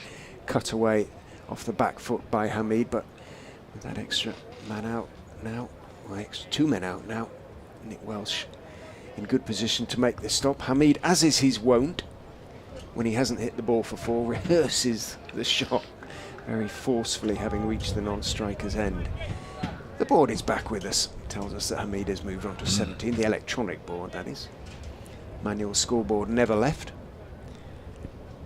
Finan is in, bowls again, short cut in the air. This time it's going to be wide of Barnes for 4. So Finan, as many a bowler has found in the past, finding it difficult to adjust to coming down the slope, having been bowling up the slope. And he's been dropping it a little bit short throughout the over, and that one had enough width for Montgomery to crack away well wide of Barnes. No chance for him. Finan continues rather to leak runs. Yeah, just offering too much width outside the off stump, isn't he, every delivery? He is at the moment, so he's going to have a go around the wicket to Matthew Montgomery. Hasib Hamid walks across. Finan is in and bowling, and that is very close to off stump as Montgomery tries to chop it away and doesn't get anything on it. The ball misses everything. Might just have shaped back in a fraction. Yeah. Angle as well, wasn't it? It was obviously coming round the wicket. So, yeah, more of that than any sort of swing. Yeah, bowling for the stumps rather than over the wicket, angling across the right-hander.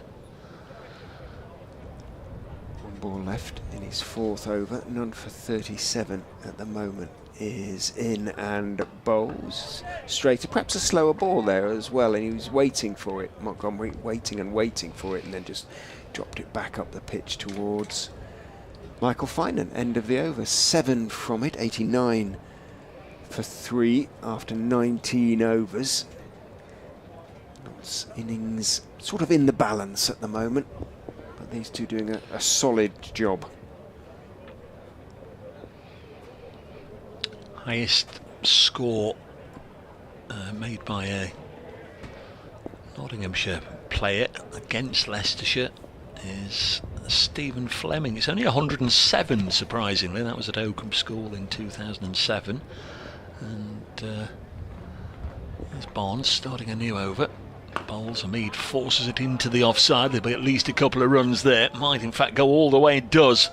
That was a lovely bit of timing from Hasib Hamid through extra cover. It was Finan who was very close in there at fairly short extra, who dived across, couldn't get anything on it, and once he was beaten, there wasn't much opportunity really for Will Davis, who's out on the boundary rope square. Way to our left, ran round but couldn't get there, so decent start to the over, 93 for 3. Hamid just going through the gears a little bit. False start again from Ed Barnes, The highest Leicestershire score, I was here for that in 2010. It was a Sunday contest. Jacques, I always had problems when he played. Jacques Dutoit. Yeah. 141 he got. There's Barnes. Little push and run from Hamid this time. 94 for 3. A lot of overhead activity. Can hear it, but can't see the aeroplane. Cameraman away to our right, bringing you the pictures on the live stream, was just looking up at it. So whatever it was, it's now flown over the ground and disappeared.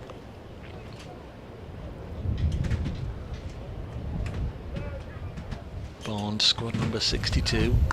Bowls. This one steered to point, no run.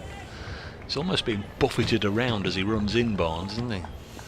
Yeah, there's not much of him. He's quite a slight figure. All seam attacks so far. 4 bowlers used, 3 right arm and fine and left arm. We haven't seen Will Davies yet. I'm sure we will. And Leicestershire will, I'm sure, be looking towards a 6th or maybe even a 7th bowler before the end of the innings, as this is just guided down by Montgomery. Just a single, although he was very keen to come back for 2, but Hamid wasn't.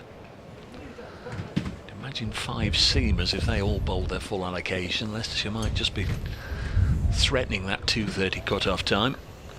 And most sides do like to take pace off for a little bit, even if it's just to rattle through a few overs quickly. It kind of doesn't make too much difference these days, does it? Because you don't lose runs, you just lose a fielder, essentially. And it is quite a long time as Hamid blocks this one. There's a couple of, well, it's not a rehearsal. What's the opposite of a rehearsal? When you do it after you've played the shot, but a couple of practice attempts at playing the shot he'd just done, and goes for his customary little walk. 95 for 3. Now, they missed the cut-off time against Gloucestershire at Bristol earlier this week, but nothing happened as a consequence. They didn't even have to bring an extra fielder in. Barnes in again to the not skipper, and again just happy to block it. Decent over from Barnes, but 6 runs came from it. 95 for 3, and we've had 20 overs. Do you feel that Notts will, as I say, will want to go over 300? Pitch looks pretty good to me. The outfield is fairly fast. Not quite the ice rink it was. You get value for money for your shots, as Hamid showed in that over with a lovely sort of back foot punch that, having beaten Finan in the covers, also beat Davis sprinting along the boundary from cover to deep extra. I think Swindles is, sorry, go on, Dave. I think they probably want 300, but that's 205 in 30 from here. Not convinced. Finan round the wicket, bowls, goes past the outside edge of Montgomery's bat, a slightly airy drive. Well, it's certainly not nailed on, is it? If this pair bat for another 15 overs and go at the rate they're going, then yes, there's wickets in hand, and you know, if somebody comes off, 1 or 2 of the lower order dashers comes off, then yeah, you can get to 300, but it's by no means guaranteed. Another 205 in 30 overs. I found it pretty tough going in the first 20. Finan is in, bowls a bouncer and not taken by Swindles, and that could be 4 byes. That's really poor work by Swindles. Whether he took his eye off it, I'm not sure, but, well, 4 byes, yeah. And also the signal for all sorts of signals being made by Billy Taylor. At least 3 different signals, but certainly it's 4 byes and 1 for the over as well. But that's sloppy work by Leicestershire. It brings up the Nottinghamshire 100, 101 for 3. And it is going to have to be bowled again.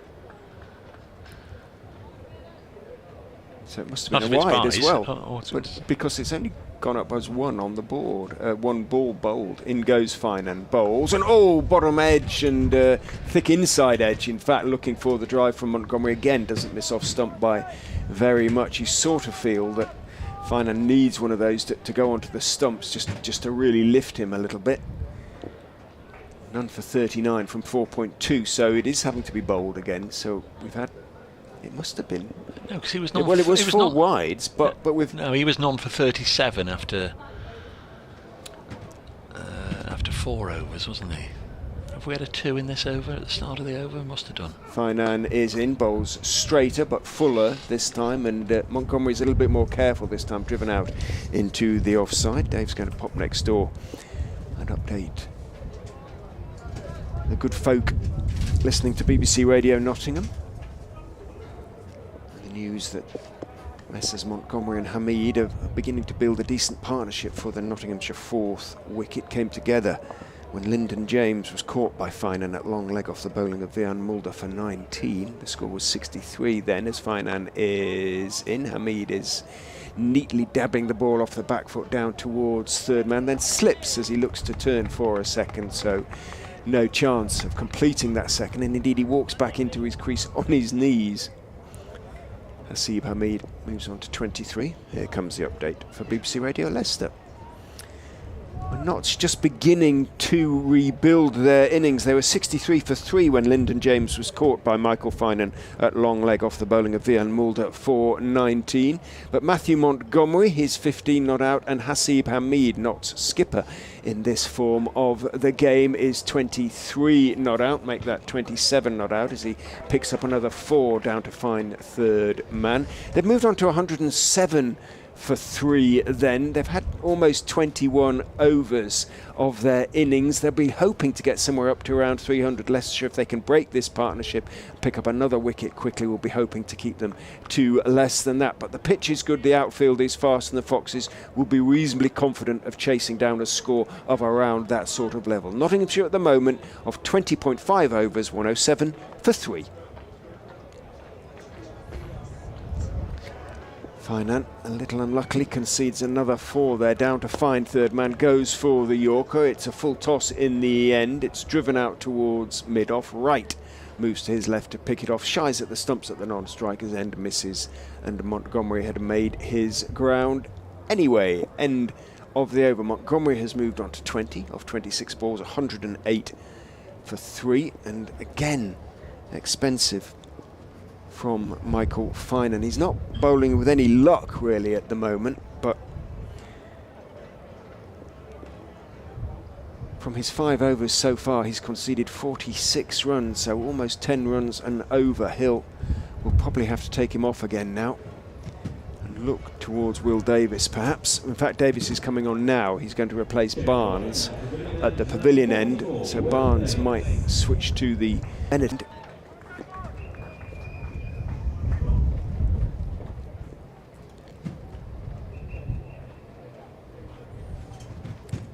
Look to fiddle a few overs of spin as well. Louis Kimber might well be worth a try.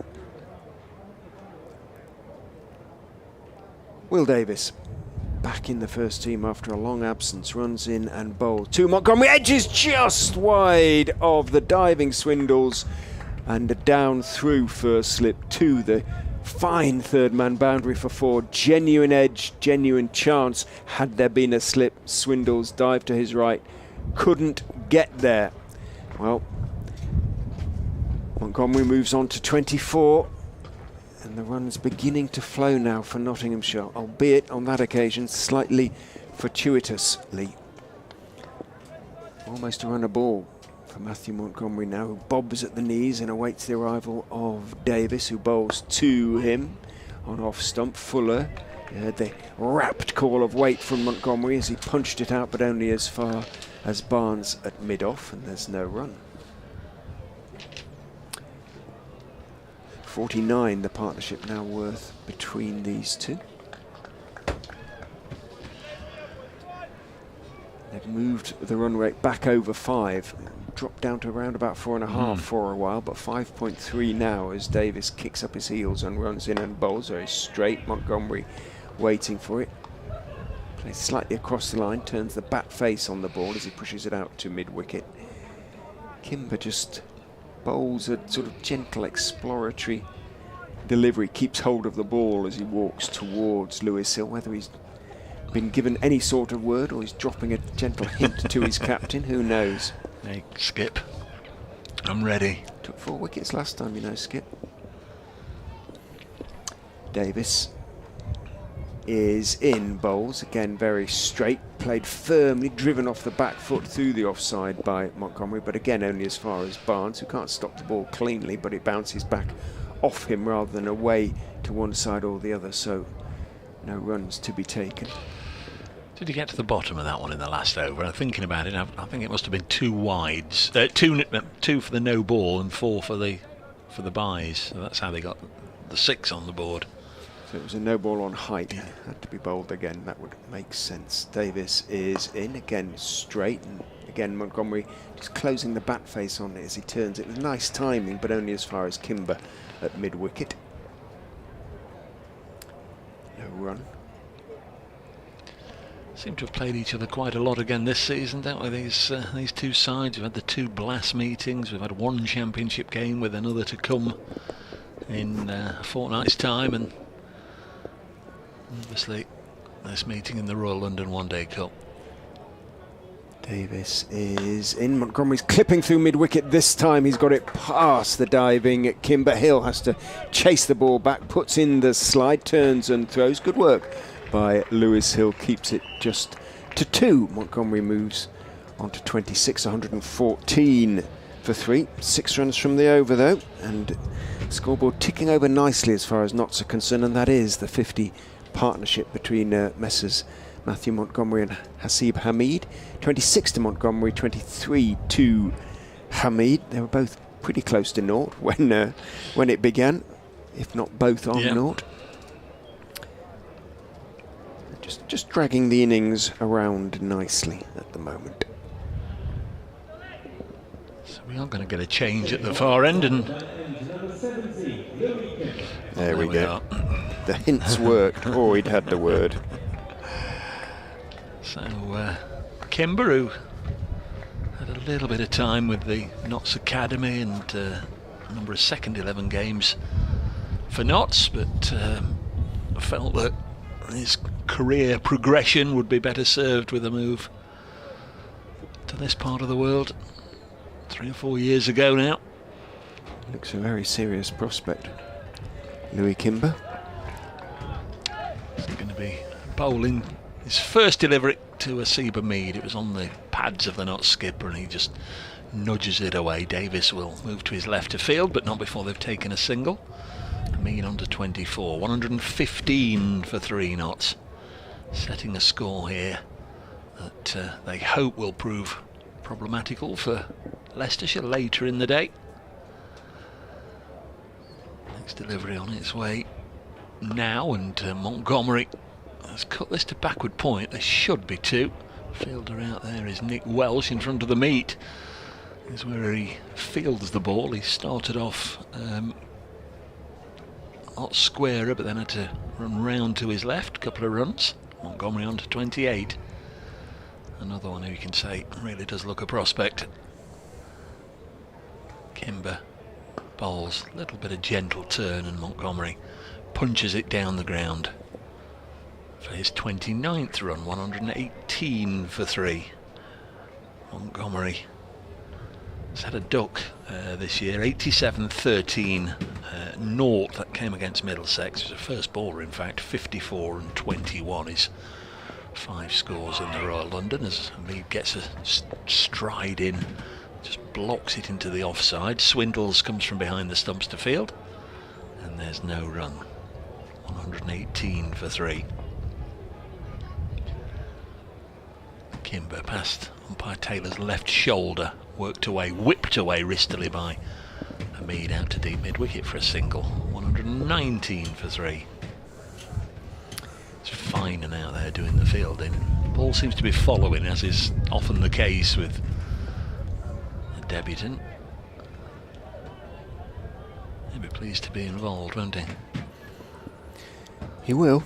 Kimber. Oh, now then, that's very, very full. It's been missed by the keeper, and it's going to be another one that's going to go over the ropes here and signalled. Well, I can see the signal for 4. Yeah, there's some bat involved. Yeah, just dabbed it down really nicely. Clever shot, really clever shot. So full, and Montgomery went to play the shot. My view obscured by the keeper, and I just wondered if it had maybe just come off the glove, but Rich saw a bit of bat. 123 for 3. So that particular over, if we can just get my sheets back in order after they were blown around a little bit. 123 for 3. 9 off it. Couple of No, decent yes, overs. 9 off it. Yeah. And they have. And they're going nicely now, these two, as Davis is in to Hamid, full, almost Yorker length, and Hamid waits for it and blocks it back down the pitch towards Will Davis. That was the worst delivery I've seen Louis Kimber bowl, probably. And he's only bowled 16 overs in the competition. 6 wickets he's picked up in that time. And he's usually fairly consistent, but wasn't on that occasion. I'm just wondering whether breeze is affecting him a little bit. Problem for Leicestershire though, and Lewis Hill as Davis is in again straight, and Hamid was getting ready to work it, and it maybe just swung away a little bit from the line he was expecting, and ended up pushing it out into the offside when I think he would have liked to work it away through sort of straightish mid-wicket.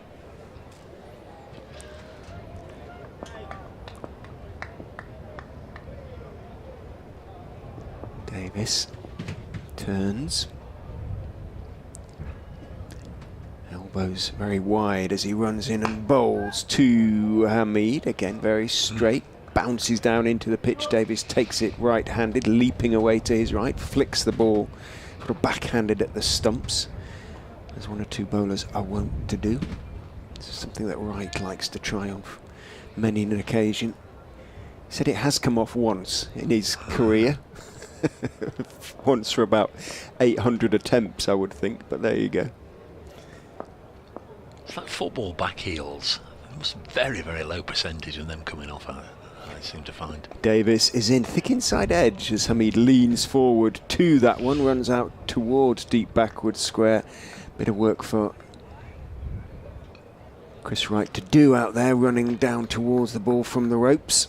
And as a consequence, Hamid can pick up a couple, moves on to 27.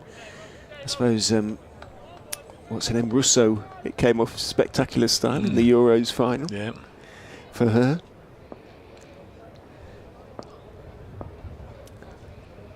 Davis is in, bowls, good delivery on off stump. Forward goes Hamid, drops it down just behind square on the offside. Sort of inquires of Montgomery whether he might be interested in a quick single, but Montgomery wisely isn't.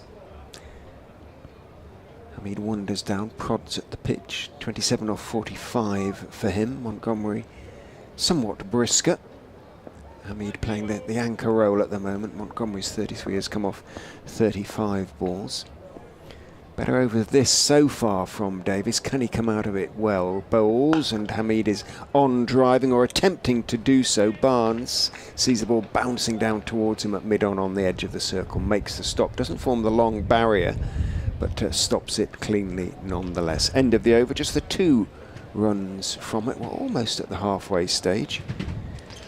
And I don't think Notts will be entirely displeased. Certainly not with the recovery they've made from 63 for 3 to they've pretty much doubled the score since then without losing another wicket. Yep, you're absolutely right, Rich. Will be a little bit of pressure if a wicket goes down, but we've maintained that throughout. Do need somebody to go on now. This pair have got a good start. Kimber bowled his second over. Just looking there, Michael Fine, and 5 overs for, is it 45? 46. 46. So be interesting to see later on if Lewis Hill wants to go back to him, or whether he's going to use up his remaining 5 overs with Kimber, who starts his second now, bowling outside the off stump, and they're claiming a catch at the wicket there. Montgomery's not gone anywhere.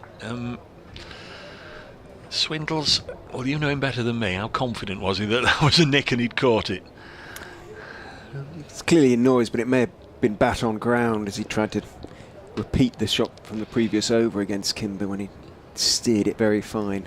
Full delivery down to third man. So I assume it was bat, certainly umpire Taylor. Arms folded. Dot ball nonetheless.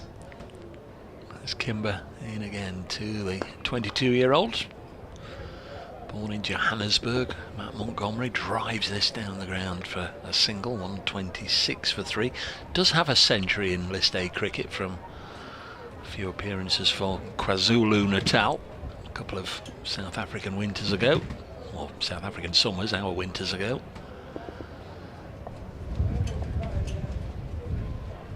Remains blustery here. That's Kimber. Bowls to former Lancashire batter Seba Mead, blocks this one, 126 for 3.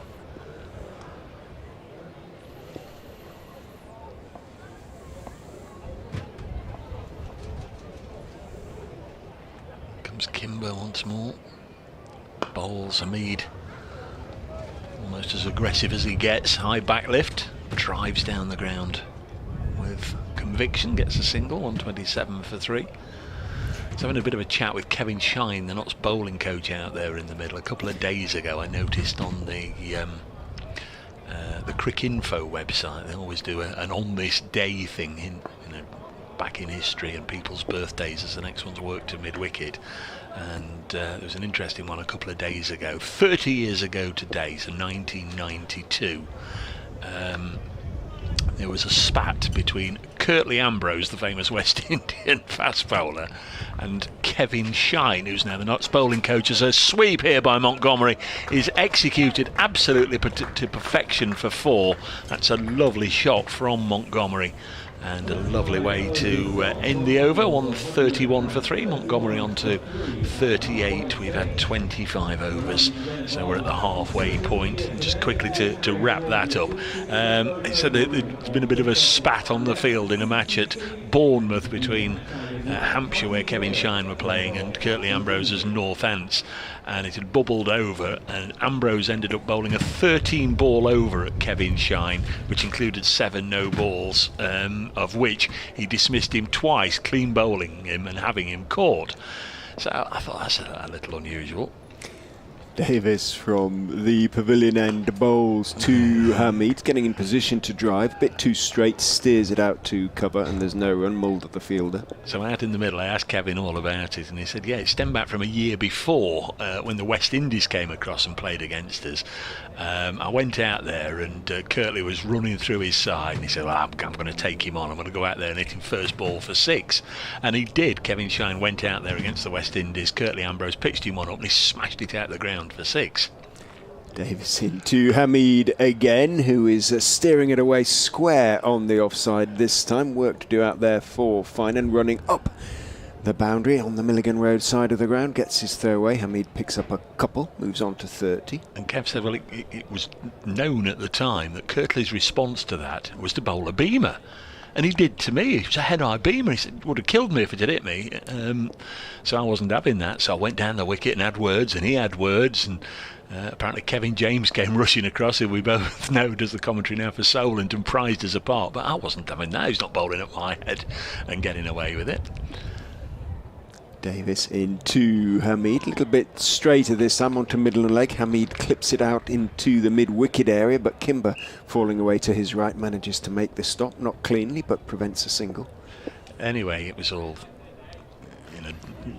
forgotten and done with, and that was it. But then the year before they met again at Bournemouth in a county match, and first ball I went out there, he bowled a beamer at me, and I remember you, and then he was called for a no ball, and he was getting angrier and angrier, and it ended up, as I say, a 13 ball over, during which he got him out twice from no balls. But it made the Cricinfo what happened on this day a couple of days ago, 30 years ago. Swindle standing up now to Hamid, who turns his on that as far as mid-on, where Barnes is the field. Not if I was anybody yet, but certainly in that, Curtly Ambrose wouldn't be a man. No. Kevin Shine is a brave man. Yeah. Brave man. Yeah. There might be a clip of that over somewhere. I wonder whether it's on YouTube or something. In goes Davis and bowls, hit over mid-on, wide mid-on. by Hamid. He's been waiting for that one. It was pitched up. Barnes is up there on the edge of the circle, a little bit closer than that, if anything. Kimber certainly is on the push at mid-wicket. So it's been coming, and Hamid clipped it, Davis, and nicely through this sort of wide mid-on stroke straight mid-wicket area, and it runs away to the boundary for 4. So he too now beginning to accelerate, moves on to 34, 137 for 3. Davis is in to him again, just drags his length back a little bit, and Hamid holds up his right hand to his partner Montgomery, having blocked it out into the offside. Good over again for these two. 6 from it. They continue to accumulate, or occasionally hit out nicely. They're going along at 6 and over pretty much for the most part. 137 for 3 after 26 now. Yeah, they're having to find either a couple of 2s or a boundary though, because then, you know, you say they're accumulating, and they are, but you know, they're not rotating the strike every ball. I don't think we've had an over that, you know, that every ball has been scored off. Kimber out of the attack, he's only had the 2 overs, so that didn't necessarily go as Lewis Hill or Louis Kimber wanted, and it's going to be a bowling change at the far end. Yeah, I think the fact that Wright's coming back now is an indication that Leicestershire anxious for another wicket, really. 6 overs, 2 for 18. They do this. He will, you know, come on in mid-innings and bowl a couple of overs. He's in from the Bennett end, bowls. This is run down to third man for a single by Montgomery, who's on 39, Hamid on 34. So Kimber and Finan between them, 7 overs for 61 runs. You know, they've got to find another 3 from those two. That combination, one way or another, if everybody else bowls their 10. Is right. Bowls to Hamid again. Just opens the face, chops it away. Minimum amount of fuss. I think I've just said they've not yet had an over where they've taken a run from every ball, and that's 2 deliveries, 2 singles. 139 for 3. Hamid on 35. Good to see. As I said, the ground has sort of filled up, beginning to fill up quite nicely now. All the hospitality boxes in use. Can't have been an easy sell on a Saturday, I wouldn't have imagined, as this one's chopped to backward point, fielded by Patel, and there's no run. Though the attraction of it being Ladies' Day may have helped their cause. Disco as soon as players finished, I think a local DJ, and then a set with Marvin Hume, the former JLS singer. Don't know if he's singing or just DJing. Don't know if he sings on his own. There's right. That familiar knee crouch of Matthew Montgomery, and then again guides it down to third man to Ed Barnes. 140 for 3. Pitch looks very good now, doesn't it? Yeah, does indeed. Schardendorf listed to come in next. Has been batting at 3, but I was told it would just be a straight swap for Lyndon James and Dane Schardendorf today. And the 2 punchy left-handers, Liam Patterson-White and Fateh Singh. 140 for 3. This is again run down by Hamid. Is that 4 singles out of 5 or 5 out of 6? 4 out of 5, I think now. Yeah, 1 to come. 141 for 3.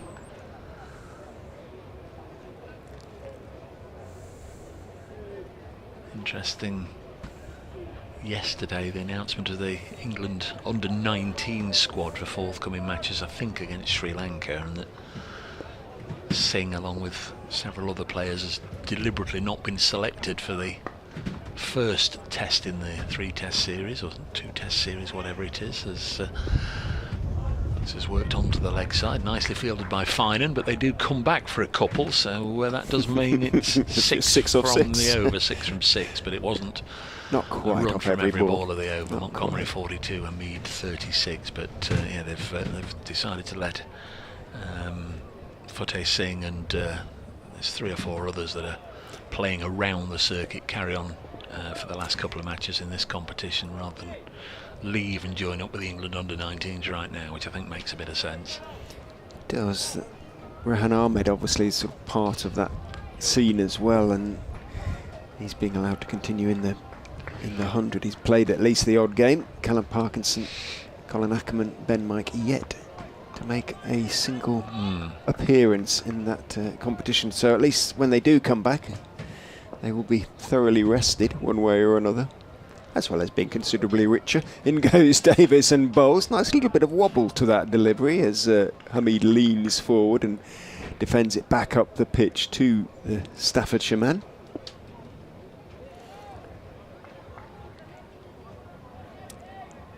Coming towards the 30 over mark, at which time you sort of traditionally double the score, and Notts will be looking at over 300 now, that's for sure.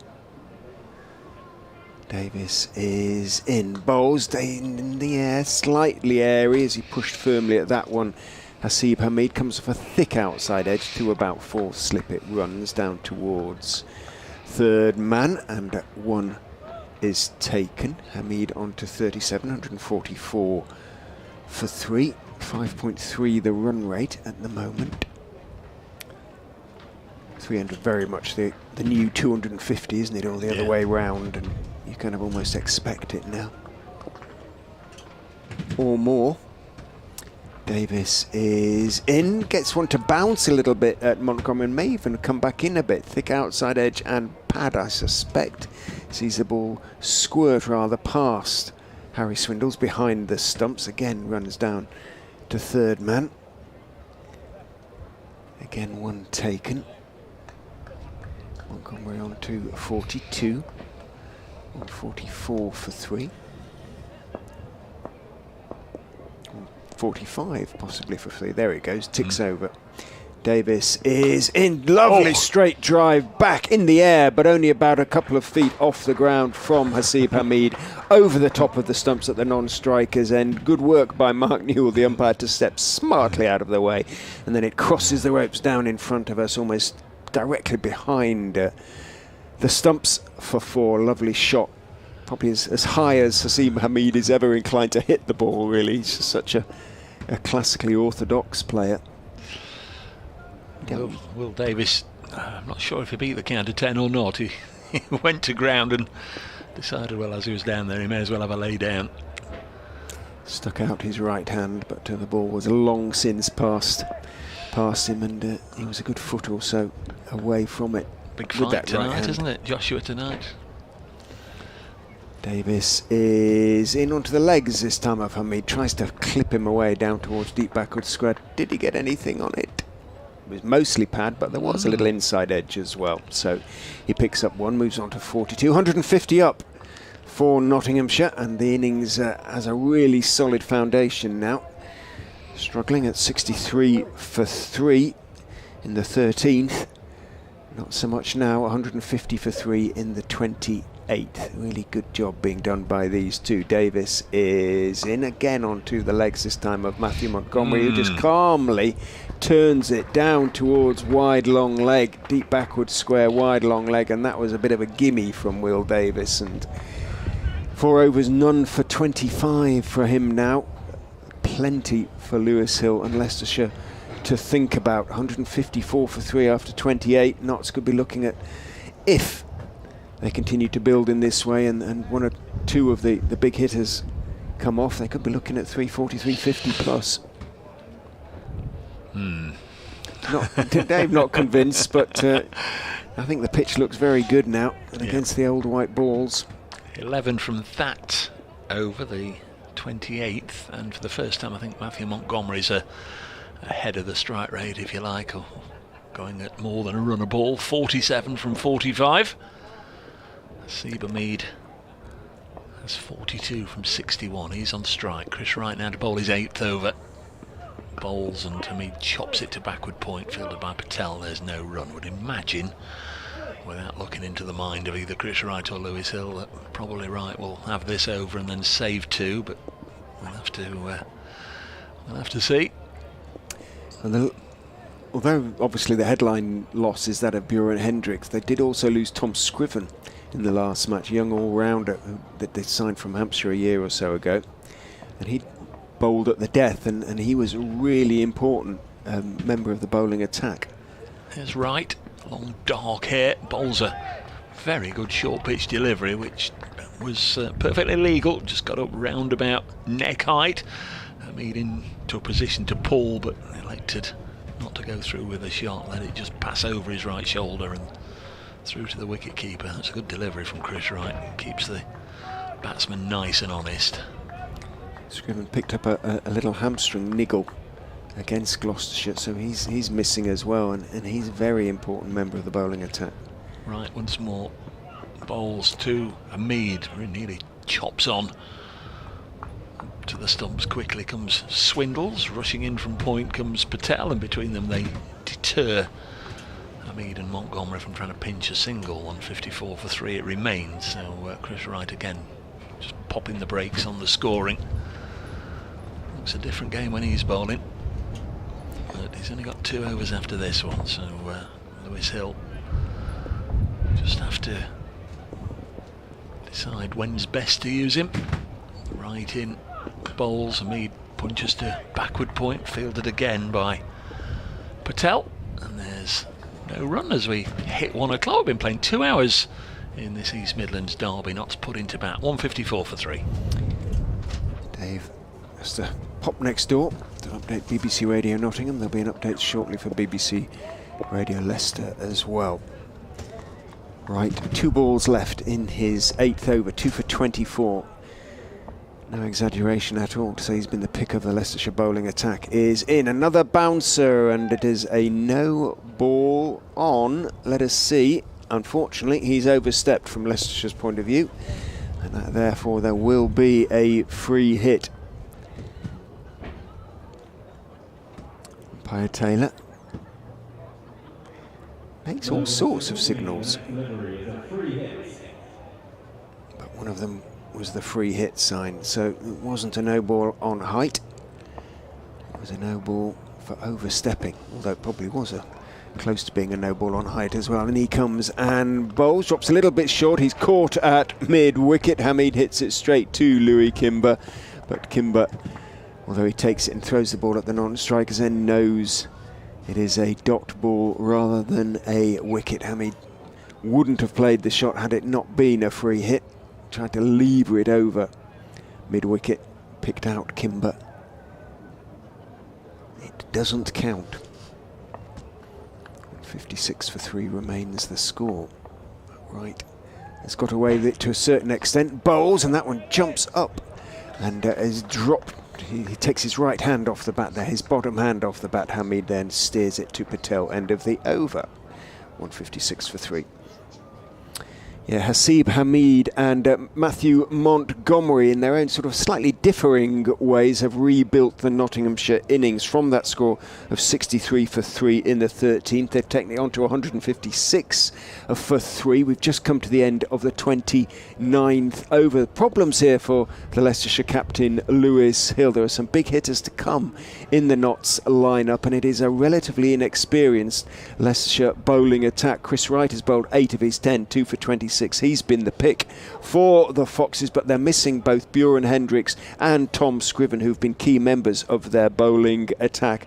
And the new man, Michael Finan, has been rather expensive, I'm afraid. 5 overs for 46, so Hill has to find some extra overs from somewhere and try and restrict this Nottinghamshire total to somewhere around about 310, 320, and hope that Leicestershire can chase it down on what is a pretty good pitch. At the moment, after 29 overs, Nottinghamshire 156 for 3.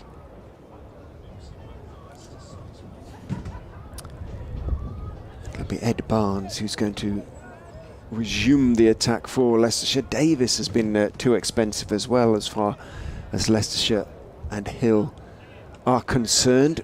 Hill has captained the side well in this competition, and most of his bowling changes, or a huge number, have come off to the extent that wickets have fallen. In fact, he pointed out to me, I think it was, that 18 of Leicestershire's wickets, the wickets that Leicester have taken in the competition, have come directly in the over in which after which he's made it a bowling change, if that makes sense, in the first over of the change bowler. Pointed out with a grin. Drinks are coming out. Nat Bowley is bringing them out for the Leicestershire players. He's the 12th man. In fact, 2 12th men at work bringing out drinks. And out come the Nottinghamshire 12th men as well. So we aren't quite at the 30 over mark. Ground staff running out as well to have a word with the umpire, Billy Taylor. Whether they've been summoned, I'm not quite sure, but I don't know quite what the issue would be, why the ground staff are required out there, but 2 of them have gone running out, and it looks like one of the perhaps drainage covers has come a little bit loose on the edge of the square at around about sort of 3/4 of the way back at deepish mid-wicket if the bowling is from the Bennett end. So they're all standing around looking at it. Whether it's just slightly wobbly, something like that, or what can be done, I'm not quite sure in the circumstances. But you wouldn't have thought it was too much of an issue. But Billy Taylor was exercised by it.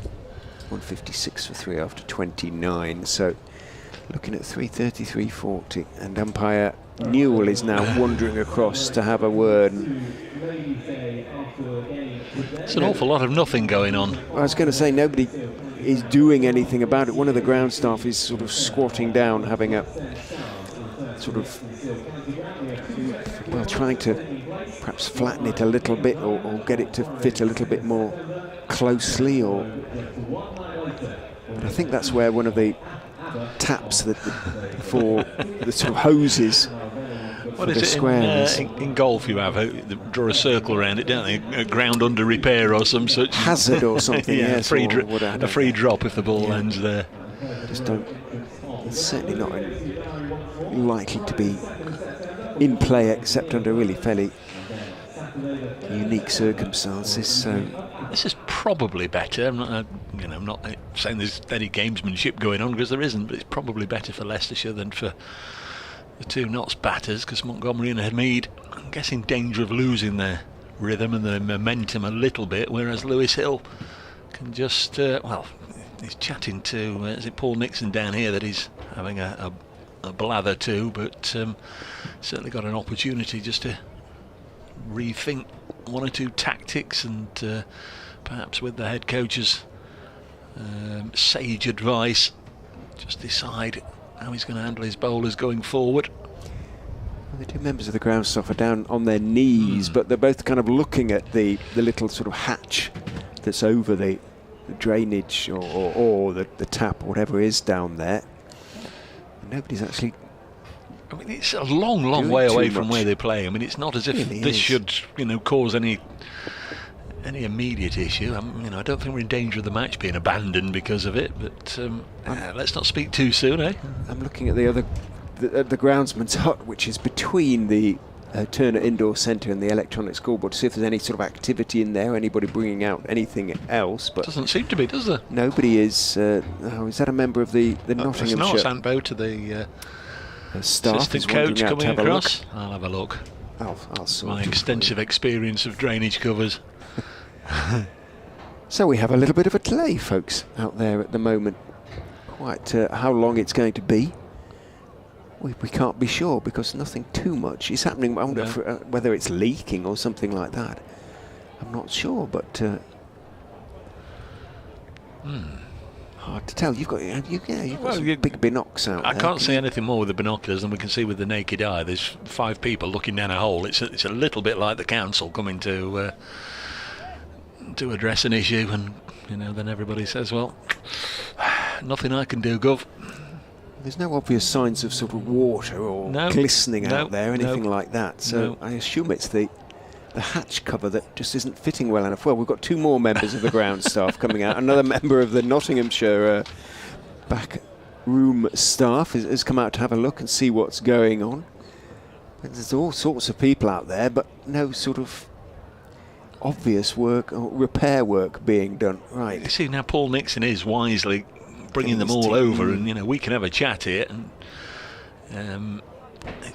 It's obviously not of their doing, but it's got to help Leicestershire more than Nottinghamshire. This any momentum has just been completely eviscerated by this stoppage.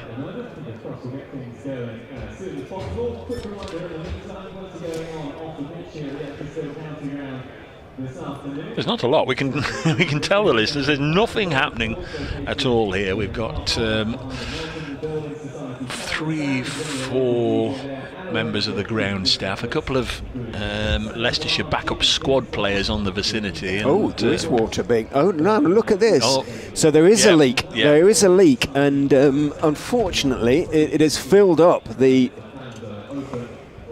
area around the tap, and the water is being. Well, somebody's come out with a bucket now, so presumably it has just been coming out of or seeping away from that little square. So there is a little bit of a leak, and now the little red bucket is being used to empty the hatch, if you like. There's a hole in my bucket, dear Liza. And it looks a bit grubby, the water that's come out of there, doesn't it? So it may have been there for a while. So the hatch has now been replaced, and I think we'll be able to restart now. So all they did was empty the accumulated water. I think its grubbiness, to me, suggests it had been there for a while, Dave. I don't know what you think, but maybe it's just a very slow leak, and it had finally filled up the hatch. And if it is a very slow leak, emptying the hatch emptying the little cavity down there should render it okay to continue, I assume, for the time being. But it took a lot of people to get to get that little red bucket. Umpires don't look happy though, do they? No. No. It seems as if we are getting a little closer to the period where we might have some play, but certainly I think that has probably been beneficial for Paul Nixon and his side. What's happening now?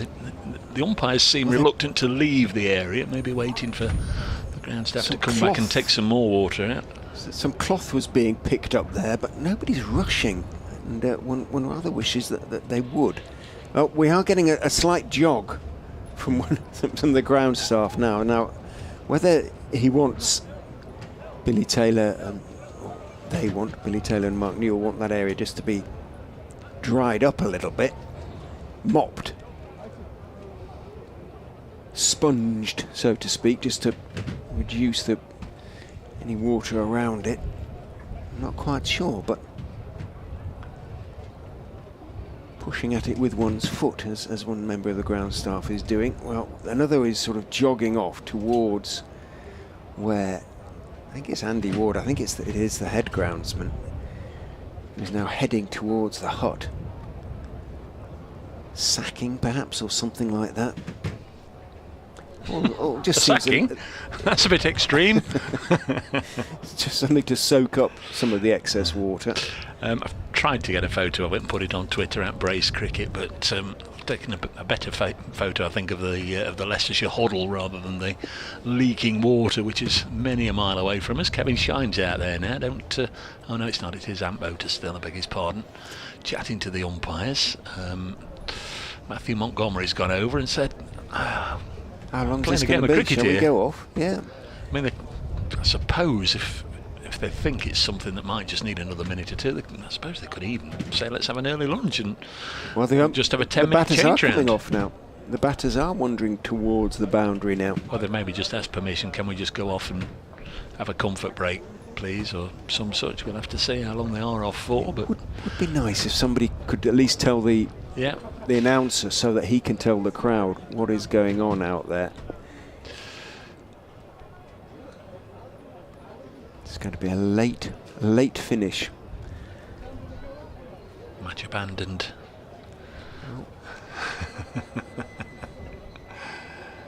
Lack of information. Well, it's 1:15, and they were doing this when I did my 1 o'clock update, so I've not exactly had the clock on it, but in layman's terms we've had at least a 15-minute stoppage. Unfortunately, we shall try and continue. BBC listeners to BBC Radio 5 Sports Extra will be wondering what's happening. One of those strange little occurrences that occasionally and bewilderingly leads to a delay in play in county cricket. Famously, Dickie Bird, didn't he? Well, yeah. Was that at Lords or at Headingley? I think it was Headingley, wasn't it? On his home patch. If you remember when Notts were here for the championship match a couple of months ago, we had all the smoke coming over. Somebody had lit a bonfire, hadn't they? One of the nearby houses. And absolute choking smoke right across the ground. The players weren't particularly happy. The spectators certainly weren't. And that was a little different to a normal county championship day. Some bananas being dished out now around amongst the Leicestershire players. Well, another member of the ground staff is running reasonably athletically back across the ground towards the groundsman's Leicestershire players are going off now, shed. Rich, as well. Yeah. The batter's long since now back in the pavilion. So the only players on the field, literally, as I watched the last couple go over off the rope, are at the far end where Aaron Lilly seems utterly bemused by it all, and maybe he's just about to accept an invitation to pop into that hospitality tent at the far end. He's gone off the field at the far end. So the only player on the field is Harry Swindles, who maybe has got a little bit of peering down holes history, but certainly he feels he can offer something, staying out there, chatting to the umpires, looking down the hole, and in fact now he's coming off. So I think Richard's right. They might consider, I would suggest they consider, right, let's have a half an hour interval.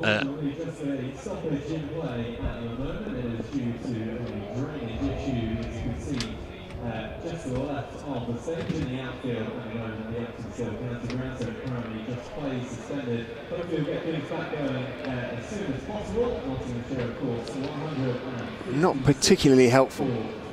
No. He said it's down to a drain. Now the green tractor is being driven at a furious rate towards it. Slow down, says Scott Steele. We're here.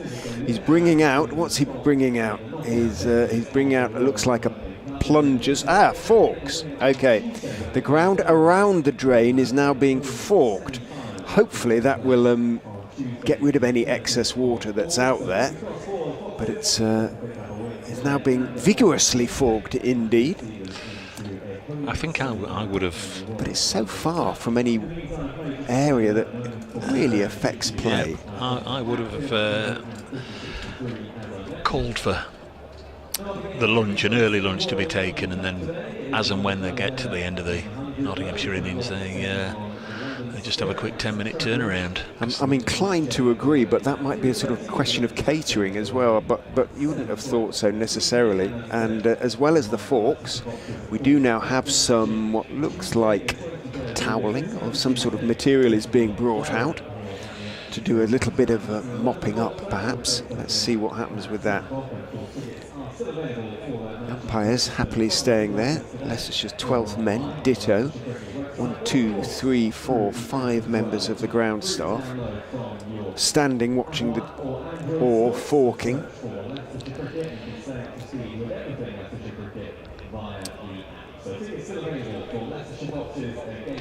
So at the moment we're just trying to get the game on as quickly as we can. The ground staff are out there, the umpires have stayed out there. I don't think we're far away. One of the 12th men has just beckoned to the dressing room, whether he's beckoning to the Leicestershire players to come back out now. I think we really are not far away. That forking, he says very carefully, has done the necessary. It's continuing. The ground around the drainage is sort of one of the rare sort of green areas on the outfield, so the water has been leaking for a while. But if you're just listening to us, just perhaps joined us on 5 Sports Extra, there's a hold-up in play here at the Uptonsteel County Ground in this Royal London One-Day Cup match between Leicestershire and Notts. Round about 20-25 minutes or so ago, the attention of the umpires was drawn by one of the Leicestershire fielders way over to our left, just off the square on the Milligan Road side of the ground. There's a manhole cover, a water drain, whatever it is, and for a while we wondered what the problem was, but then the ground staff have produced buckets and some water has been gathered and dispersed, whether it's leaking involuntary or it's just gathered underground, I'm not sure, but they're out there with the spades, the shovels, the forks. They're just trying to get that water to dissipate. Maybe a tap needed turning off. All of the players have left the field, but the umpires have stayed out there. We understand they want to get the game on as quickly as possible. There's a tractor just off the square. Notts were 156 for 3 after 29 overs, and Seba Mead and Matthew Montgomery have put 93 on in 16 overs. So the momentum with them a little bit, because towards the back end of that partnership they just started to increase the tempo.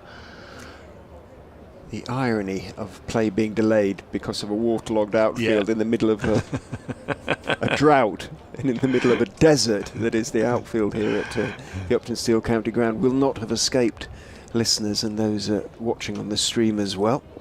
Billy Taylor, who had been back to the pavilion, is now wandering back out to join his fellow umpire Mark Newell, but we continue to have a lot of people standing looking and not actually doing too much. No, that's right. I've been on the walkie-talkie. I wonder if, well, they'll presumably have been in contact with the match referee, Steve Davis. Maybe he's in a position inside the pavilion, maybe to pass on some information, whether it would be appropriate to have a lunch break, whether the food is available for the players, or whether we should just wait this out. I can see Matt Montgomery down below us, still got his pads on, helmet off, bat and his gloves are just on one of the foam, one of the cushion seats there in the dugout that's used for the blast. I can see Ben Slater down there having a natter to one of the spectators, Dane Patterson too. Off goes the tractor. And off goes one of the ground staff carrying the towels or mats or whatever he had under his arm that he brought on. They are not being used. The forking continues under the direct supervision of the umpires. The forks kind of, they look as if they're having to step on them to get them into the ground, so it can't be too soft and muddy out there, you wouldn't have thought. You know, they're not just sort of going in, they're having to sort of punch them with their feet into the ground and then waggle them around a little bit. This is right over, almost in front of the stage area, where this evening there's going to be some musical entertainment for those that are sticking around, or those that are coming just for the evening's entertainment. Is it Marvin Humes from JLS is going to be here, doing a DJ set. There's going to be some local DJs. What would infuriate Nottinghamshire at this stage is this: if we actually get to the point at which overs start being taken off. Yeah. Which would be extremely unfair in the circumstances, you would have thought. Two of Leicestershire's players have stayed out there. I can see Aaron Lilly and I think it's Nick Welsh who sitting on the just inside the boundary rope at the far side, as they wait for the word. But word cometh there not. Some music now being provided for the spectators. There's a lot of shoulder shrugging going on. There's a lot of very perplexed faces. People are just absolutely mystified. We did have the announcement that there was a stoppage in play. Well, I think everybody had sort of sussed that out and can pretty much see for themselves what the issue is. The only thing we don't know is how long it's going to take before we get any more cricket. Or what work is required to make the ground playable again. I do maintain it would probably have been best 5 or 10 minutes ago or so ago to say, right, we're going to take an early lunch and then we'll make an announcement. It's now close to 22 minutes after 1 o'clock, and it was about 1 o'clock where play ceased, wasn't it? Yeah, I think so. 156 for 3 Notts. They lost Ben Slater for 6 and Sol Budinger for 26, both to Chris Wright, who bowled a superb opening spell. 4 overs, 2 for 7. There's a maiden in that as well. And Lyndon James, who's been batting at 6 in the Notts order in the previous games, came in at number 3, made his way to 19 and was dismissed from the 7th ball of an over by Vian Mulder. The 6th ball, the bowler was very unhappy that had been called for a wide, but banged one in short, and Lyndon James hooked it down the throat of fine leg.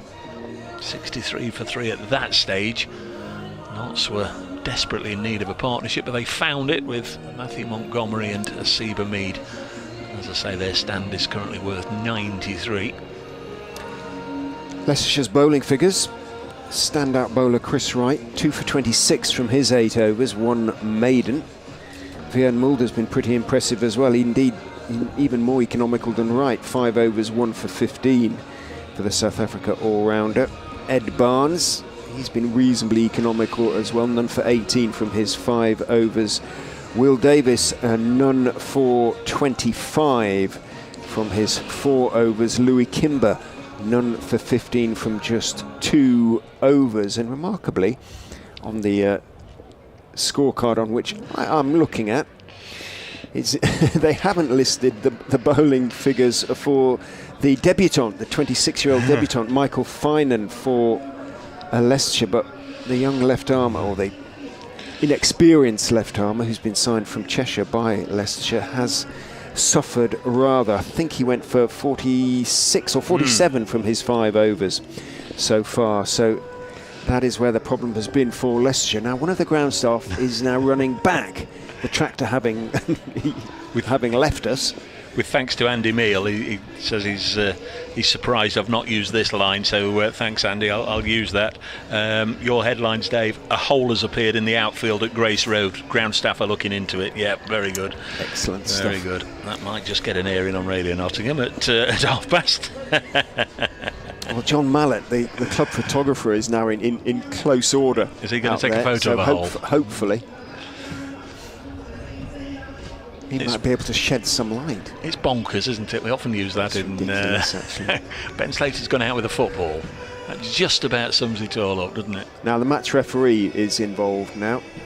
Steve Davies is out there. He's talking to one of the umpires. I think it's Billy Taylor out there, who is taking his hat off.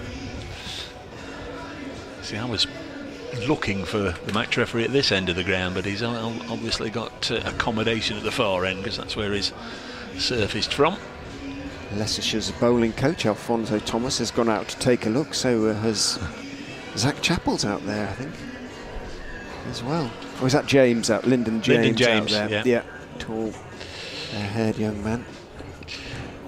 And we really should have lunch now, because otherwise it's getting ridiculous, isn't it? Now a young man has come out with a microphone, so whether he's going to shed a little bit of light on what's going on for us. He's going to interview one or two people. Or there's a hole in my bucket, dear Liza. It's all becoming a little bit farcical. I think we'd reached that point about 15 minutes ago, Rich. True. Okay, it's coming extremely farcical. What is it, about 3 feet square, something like that, the ground around, and on comes more buckets and sawdust. Well, that, you would have thought, if that's the solution, could have been sort of tried 20 minutes ago. Who was the fielder out there? Was it Will Davis who was on that side? I think of so, the just ground? pointing out that there was water seeping up from the drainage. Anyway, I shall go and tell the good people in Nottingham and leave you to it. Thank you very much. as the Nottinghamshire players, or some thereof, kick the ball around the outfield. Right, sawdust is being liberally applied to the area now, and that, if that is all that's required, there's a little bit more forking going on and lots of sawdust being applied. The umpires are beginning to look a little bit more purposeful now. Umpire Newell is marching back towards the pavilion, just as match referee Davies marches out to inspect the damage that has been done or has been incurred out there. The sawdust is being spread by hand, having been poured out of the bucket. As I say, it's an extraordinarily small area that seems to have been affected, and it really is nowhere close to any sort of action. Now, the ground staff, having spread their sawdust, are now looking inquiringly at the umpire, Billy Taylor, who's talking to Steve Davies, saying, is that okay? Are we done now? Is that enough now? Umpire Newell is telling the announcer what is what. So perhaps there'll be a little bit of announcement now for the crowd's benefit. Umpire Davis, I beg your pardon, Umpire Taylor is now marching towards the pavilion as well. Steve Davis is leaving, and I think, whisper it, that the white smoke may be emerging from the Vatican. Here we go, let's have a listen. Just over my right shoulder. Fingers crossed we should get things back underway very shortly. When we do get things back underway, Knots resuming on 100 and... Hoping to get things back underway very shortly, he says. He's going to interview two of the ladies who've come for Ladies' Day. Well, the two Leicestershire fielders who stayed out there, Vian Mulder and Aaron Lilly, are marching back to their sort of fielding positions now. So it looks like, although they're not sort of non-players or those who've been dismissed already, are just kicking a football around in the outfield just to keep warm as much as anything, I would imagine, or keep active. I think we are now going to have play restarting fairly soon.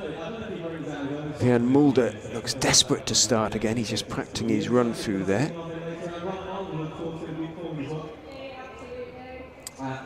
Waiting for the official word.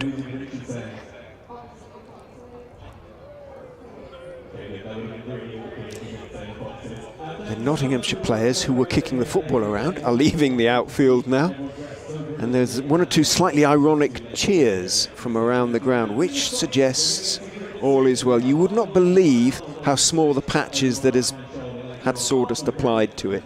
As I say, it's only sort of a couple of feet sort of square or circle, if you like, a circle diameter of no more than 2 or 3 feet at the very most. And you wonder really why it has necessitated a half-hour delay. That is what it is at the moment. So the cut-off time will presumably be moved to 3 o'clock. Here comes an update for BBC Radio Leicester.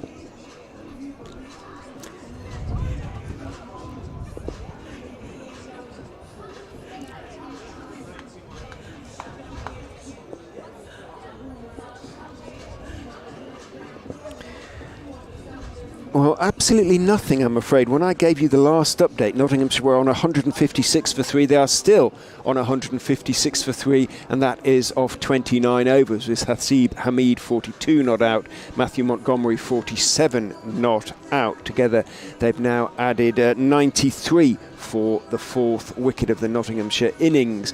The reason there hasn't been any play since the last update was a leak from one of the drainage covers. I think there's a tap in there that is used obviously to fasten the hoses to water the square, and unfortunately the hatch under which the tap is kept has filled with water, so there must be a little bit of a leak in it, and the water had started to leak onto the outfield. It's a fairly small patch, and it has now been covered in sawdust. It's been thoroughly forked by the ground staff, and as I say, covered in sawdust. It's a really, really small patch, and the umpires have taken the players off the field in the meantime. Now, whether we're going to have to wait for a little bit of drying to take place, I don't know. I'd be pretty cross if we do, because it is so far from any sort of scene of the action. You know, it is a good 30 to 40 yards from the pitch that is being used, and it is square of the wicket. So the only possible awkwardness comes from a fielder who's down to a fielder who's down on the boundary over there. But all being well, we should restart shortly. But as ever in county cricket, the sort of lack of communication is very, very frustrating. The crowd haven't really been told anything other than that there's a problem with one of the drainage covers. But in the middle of one of the biggest droughts of recent years, we have a problem with water on the outfield here at the Uptonsteel County Ground. And that's the update done. And we are still awaiting news. I'm speculating, Dave, who's back alongside me, whether we're having to wait for a little bit of soaking up to take place, but there's absolutely nothing happening out there. Hang on, here's an announcement. things are getting solved on the outfield of that drainage issue, and we should have some cricket resuming soon. I can't bring you an exact restart time, but I do have word that we will have some cricket soon, but no exact restart time. So again, complete lack of communication. Yeah. And it is so frustrating. But there you go. 33 minutes we've been off the field now as a consequence. And the ground staff are now sitting outside their ground hut now. They've done what they can or have been told to do. The what is it, 2 foot square, the 2 foot diameter circle? Nothing really. I'm not sure why we're not playing here. I don't understand it at all. We're nowhere near the strip. You know what's going to happen. I mean, the ball is going to be hit there straight away, but you'd imagine the odds on that are very, very slim, except you know that's what would happen. And a fielder out there would probably have to make a decision whether he's going to dive into that particular area that's now, I guess, a combination of both soggy and sawdusty, but it's absolutely... Well, the sun isn't out, so it's not really going to dry too much. There's a breeze around, but for the sake of 5 minutes or 10 minutes or however long the umpires have designated, it's not going to get that much drier. Hang on. Restart in 5 minutes. Well, that's what's to say, 40 minutes of our lives, which would have worked perfectly for lunch. Go figure. We are going to restart in 5 minutes' time. Well, I hope there'll be some clarification on the timings for the rest of the game, because surely they're not going to have a half an hour between the intervals and go on and play. They'll shorten lunch slightly by 10 minutes or so, I would imagine. I think so. But even so, it's going to be a fairly late lunch. It's going to be almost tea. How's your tummy? Is it rumbling already? What have we got? No, they've changed. I tell you what, they've changed the overs. They have just changed the number of overs. It says on the board, Rich, underneath Hasiba Mead, overs remaining 18. Well, it was 21. We've lost 3 overs. Well, that seems to me a little unfair on Nottinghamshire in the circumstances. Well, there'll be 3 overs. If it's a close finish, there'll be some sort of Duckworth-Lewis shenanigans that will go on. But it does appear that. They'll adjust the total accordingly at the end of the game, presumably, but at the end of the innings, accordingly, in terms of what Leicestershire's target will be. They might increase it. So Notts will be a 47 over innings, it seems, and then they'll tinker with the figures for Leicestershire. Oh, okay. No, we're going to take 3 overs off each side. Yeah. Right, that kind of makes sense, doesn't it? So we lose 6 overs for that 40-minute delay, which roughly makes sense. But rather than just 3 off, or 6 off one innings, they've taken 3 off each. So that is fairer, at least. Yep. That is reasonably equitable. Each side loses 3 overs. We got there in the end, but...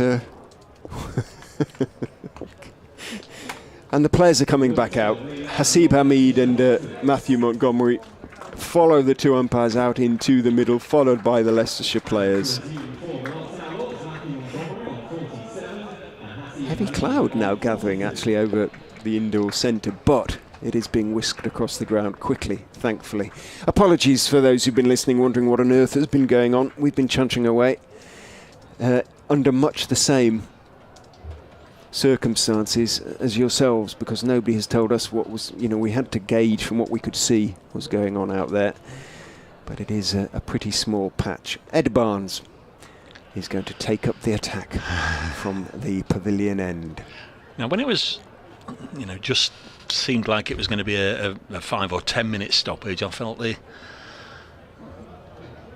fact that Leicestershire were able to get together and have a little bit of a huddle, I think it favoured them. They were the ones probably to benefit out of it. We saw Paul Nixon and Lewis Hill get the players together and have a little bit of a chat. But the fact it went on for so long, and both Hamid and Montgomery were also able to return to the dressing room, I think it's probably balanced itself out, Rich. They were able then to just get back and we'll have a little bit of a chat about possibly any changes to the batting order, and they're both able to get back and have a little comfort break. So I think it's all sorted itself out now, isn't it? It looks that way. Fingers crossed. Barnes, with that very straight run, is coming in past umpire Newell and bowling to Montgomery. A horrible short ball down the leg side, which is signalled wide. So we are no further on in terms of getting towards the lunch interval. First ball was a horror. Long way down the leg side. Long hop. Cut-off time is now 2:47, incidentally, so we're anticipating lunch at around about 10 to 3. Tea time in my home county of Yorkshire. High tea-ish. Barnes is in. That's about a straighter delivery, pushed by Montgomery out towards mid-on. And although Davis is a good 4 or 5 yards inside the circle, he just waits for the ball to arrive. Knew there was no point chasing in. Formed the long barrier as it dribbled towards him, and one is taken. Montgomery moves on to 48, 158 for 395. The partnership then between these two for the 4th wicket so far. Outstanding effort from Montgomery and Hamid to drag things around.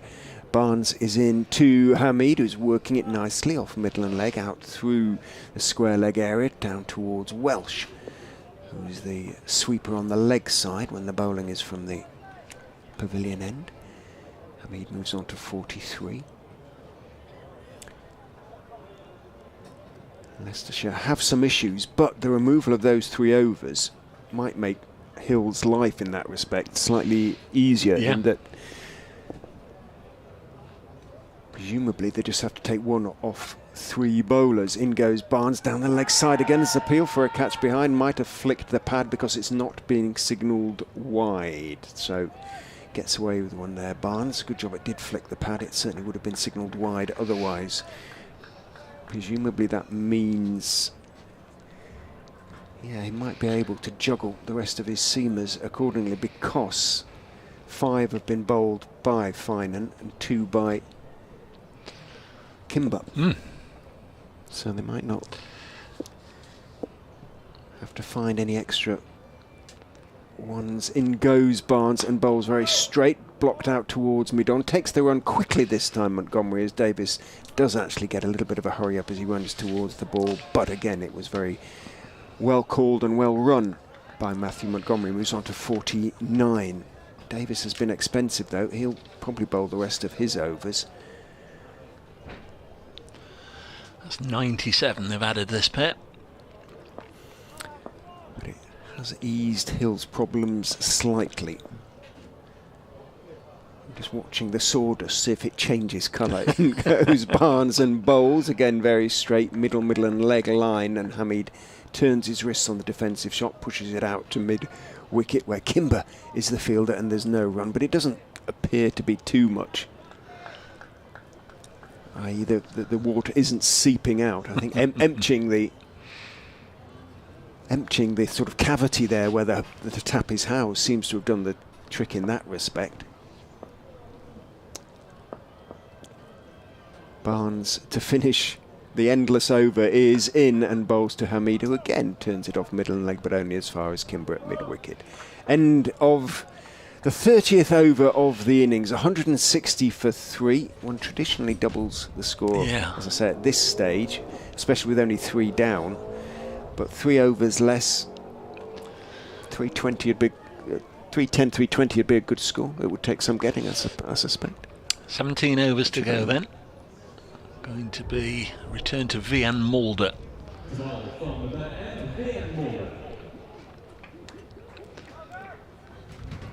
Picked up the wicket of Lyndon James. That was the last wicket to fall from that far end. Started his first couple of overs from this end, then switched. His figures 5 overs 1 for 15 for the South African. He'll be bowling to Montgomery, who needs 1 for his 50. Faced 48 deliveries so far. Mulder bowls to him. Clip this to mid-wicket. No run, so 49 from 49.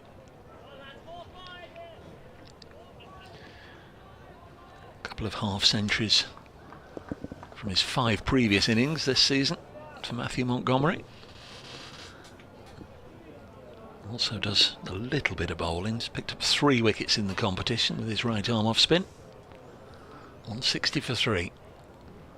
There comes Mulder. Some dark clouds overhead right now, and there is the 50th run for Matthew Montgomery. Run a ball 50. Nicely done. Generous round of applause. 6 fours for Matthew Montgomery. 161 for 3. A mature innings for a 22-year-old, Yeah. I think. Sensibly played. Lovely lad. Very decent player. There's Mulder. In bowls, driven away slightly uppishly, just past Patel, and it'll go for 4. Rich says he should have caught it. Well, no, I don't think so. It's a spot of rain. I was going to say, put my hands out because it's spitting with rain, believe it or not. It's raining. It is just a few spots. Don't worry, folks. I don't think we'll have another delay. Please, please, no. There's plenty of blue sky all around the filthy black one that's hovering overhead. 165 for 3, and that boundary also brought up the century stand. Mead on 47, a little bit of a scamper through for a single there as Patel fields. 166 for 3, Mead on to 48. Charlie says, I've got a question for you, Dave. Not sure if you've already mentioned. Did Notts get their final 47 over total adjusted up? For fairness, it should be, because we batted expecting 50 overs but only have 47 now. We're told it's 47 overs a side now. Whether that still means there might be a slight adjustment to the Leicestershire target, I don't know. There's the answer. Down the leg side, that's going to be a wide, which is going to anger Vian Mulder a little more. He felt there was a little bit of something on it as it went down the leg side. Appealed in hope, and was then disappointed to see Billy Taylor stretching his arms out. 167 for 3. The point Charlie makes is true. Notts have been batting expecting to have 50 overs. Now whether they consider that we're so far away from the 47 over mark, it still doesn't really matter. 3 overs is neither here nor there as Montgomery pulls this into the leg side for a single. 168 for 3. I don't know. There will be provisions in the regulations. I'm not sure, Charlie, they would have necessarily played with any greater degree of urgency, these two. No. I mean, they're not now. They're continuing to play in the same way. So I think it's, in the circumstances, taking 3 off each is probably reasonably fair. I take your point there. And whatever we say, they'll do something different in the interval. You know they will. Another single taken by Mead, so he moves to 49. He just dropped that on the leg side. So that was a pretty decent over for Notts. 9 coming from it. I think that's sort of where they've got to be looking for as a minimum every over now until the end, if they are to get up towards that 300. 169 for 3, Montgomery 51, Mead 49. They've added 106 together in 13 to 31. What's that? 18 overs for the Century partnership. Sort of solid 5.5 runs and over. But you're right, they do now need to accelerate. Montgomery's showing signs of wanting to. Might not be a bad thing if they get 1 or 2 of the big hitting left-handers in. In goes Barnes and bowls to Hamid, who's on the back foot, just punching it away wide of the fielder in the covers. There's the new man, Mike Finan, and that is the single that Hamid needed for his 50. It's come off 75 balls and includes 4 fours. It's a little bit, not dilatory, but he's slowed up a little bit actually as it's gone on. So he needs to crack on now from Nott's point of view, from his side's point of view. Barnes is in to Montgomery. May have just held that one back a little bit because he got in a position to work it into the leg side, ended up rather just poking it out towards Kimber at mid-wicket. Barnes bowling very straight. He has a split field. Third man, long leg, square leg and extra cover are the men out at the moment. Backward point shortish extra cover on the push, mid-on, mid-off and mid-wicket are the fielders in the circle. In goes Barnes, pulled by Montgomery, but only as far as Welsh, who's about 12 to 15 yards inside the ropes out there at deep square leg. Moves on to 52. A couple of threatening pulls he's played in the last few deliveries. Matthew Montgomery, very quick hands through the ball. Picked out the fielder on the leg side on each occasion, but hit them both very crisply. Barnes, this is his 7th over, none for 24 at the moment, goes in and bowls. Hamid drives but can't get it past mid-on, hit it very hard and crisply, and it bounced about 4 or 5 yards short of mid-on. Davis, who made the stop. Hamid, eyes to the heavens, cross with himself, did hit that very hard flat, but just in the air. Very straight drive earlier before our drainage delay. Mark Newell, the umpire, had to take evasive action and did.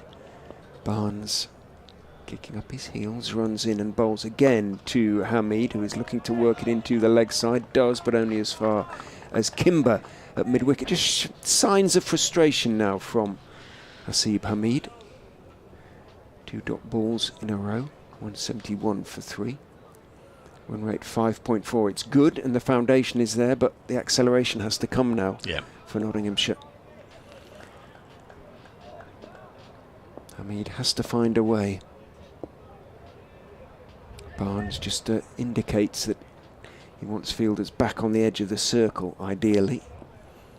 And everybody does take a few steps back as Barnes is in to Hamid, who is looking to force into the offside, picks out Finan again, so 3 times in a row he's picked out the fielder, Hasib Hamid. End of Barnes is over, his 7th.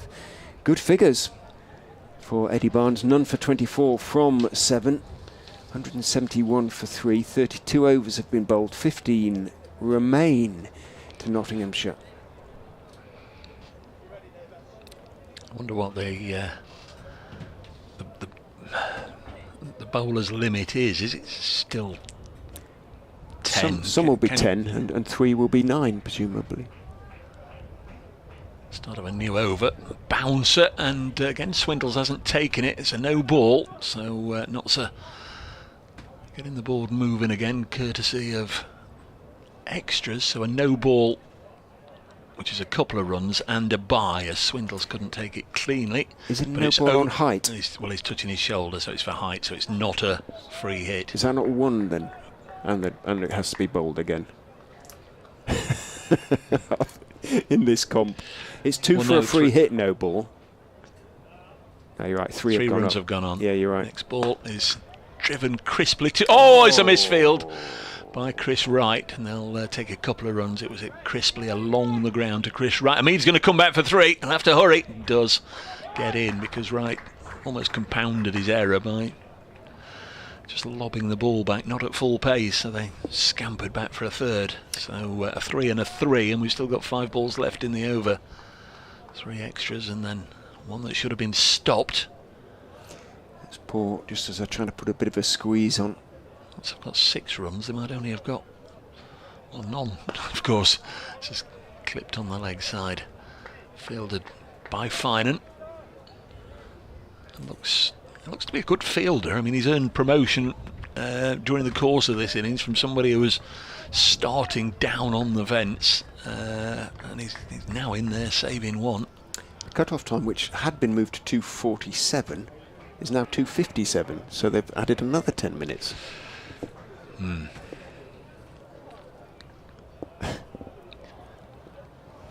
Next delivery is going to bring a boundary. It's rather fortuitous for Matthew Montgomery, backed away.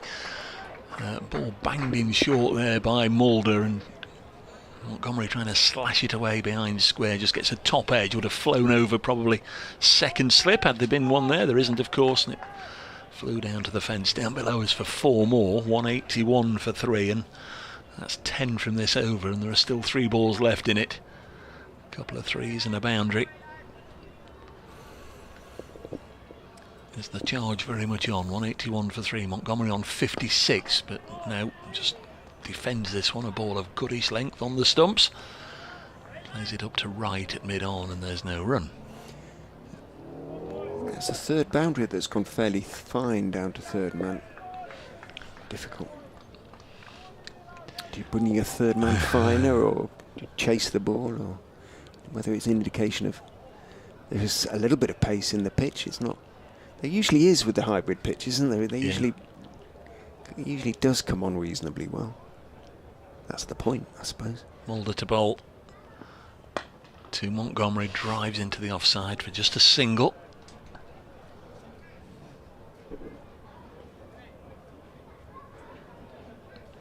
Just having a little look at the ground under repair. It just sort of looks a little dark, as I was just checking just to see if I could see with the binoculars if it had started leaking again. See what I mean? I think this, I think it, as they put the sawdust on it, it changed initially, but 182 for 3. Mulder bowls a bouncer. Hamid ducks underneath it. All fine and dandy, according to the umpires. 182 for 3, 11 from that 7-ball over.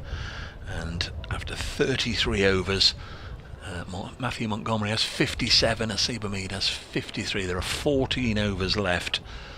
Notts need 118 from 14 overs if they are to get up to that 300 that Rich has been saying all through the innings is where they'd want to be. Got wickets in hand. Yeah, that was a good over for Notts. Barnes, he's got 3 to come, none for 24 at the moment.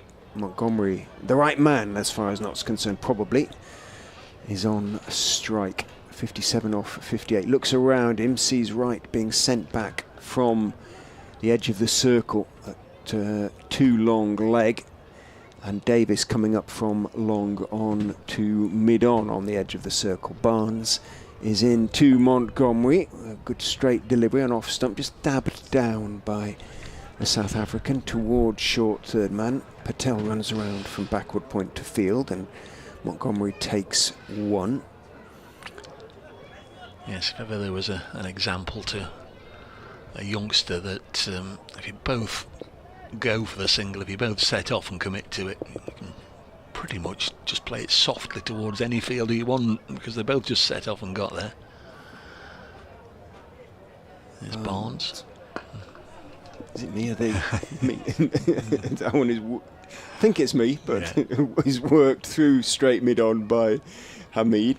Just gets it past Kimber. Didn't time it at all, but worked for him in a way, because Davis had to come running in and field, and 1 is taken. Davis stays on the edge of the circle. Hamid on to 54.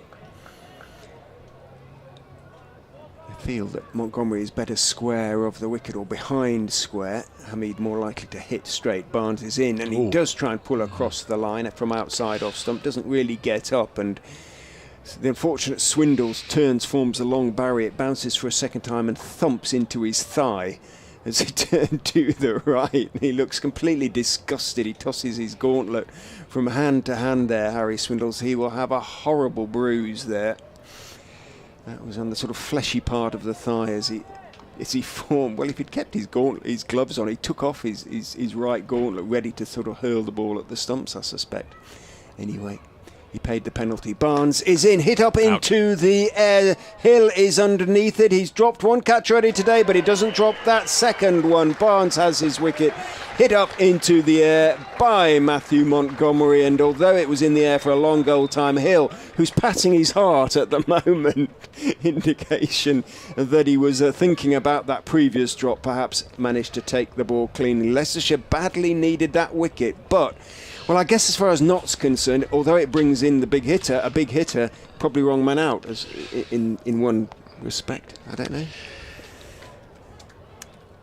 Well played, Matthew Montgomery. Yeah. Out for 58, looking to try and find the rope one way or another, trying to muscle runs down the ground, just got underneath it, lots of elevation. It was taken by a fielder standing on the discs. The Leicestershire skipper at mid-off had to just run out of the discs and slightly to his left to take the catch, nicely judged. And there has been a little bit of a change to the order in Liam Patterson-White coming in ahead of Schardendorf. So a left-hander out there.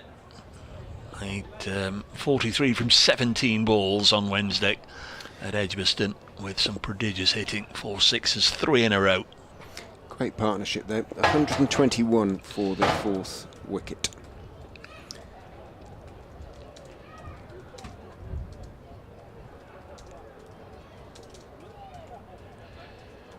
And the Lyndon James wicket fell in at the end of the 13th over. We're now at 33.4, so 121 in 20 overs, more or less. Yeah. So that's pretty good. 6 and over. So 13.2 overs remain. Barnes has his first wicket. He's been good today. Barnes, having gone for 57 off his 10 at Bristol against Gloucestershire, did pick up a wicket in that.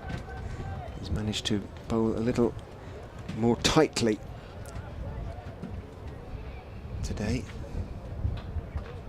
and has had the rewards. 1 for 26 from 7.4. Patterson White, left-hander. Is it top of the hour already? It is. Dave's hopping next door to update BBC Radio Nottingham. Round the wicket goes Barnes and bowls to Patterson White, who goes across his stumps and turns the delivery off middle out towards mid-wicket. Aaron Lilly is in there. He's the fielder. There's no run. Top of the batting averages in this competition, Liam Patterson-White.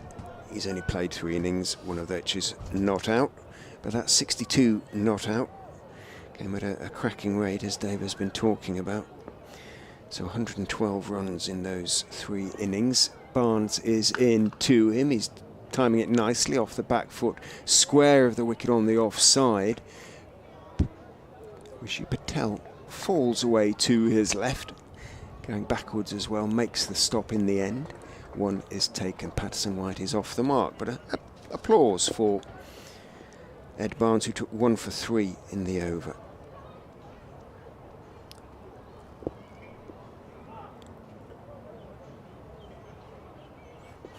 Hamid and Patterson White have a chat in mid-pitch. Perhaps the idea is for the hitters to work around Hamid. He will anchor the innings, get what runs he can. The acceleration comes at the other end. 13 overs remain.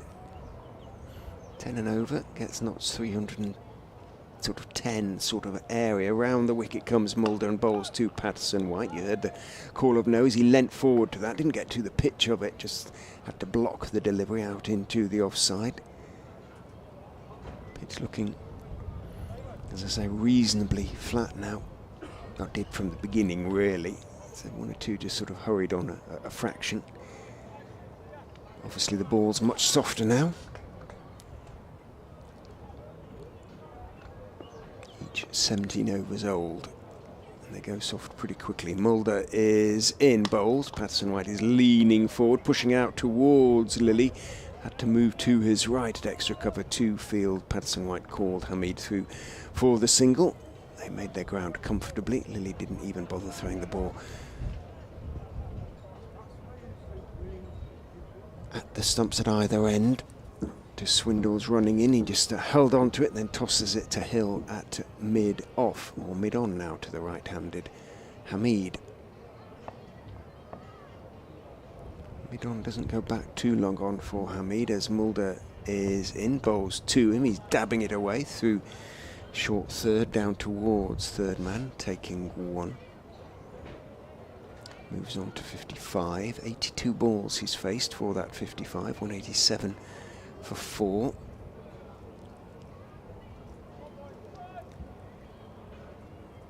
Patterson White, short-sleeved shirt, looks around him.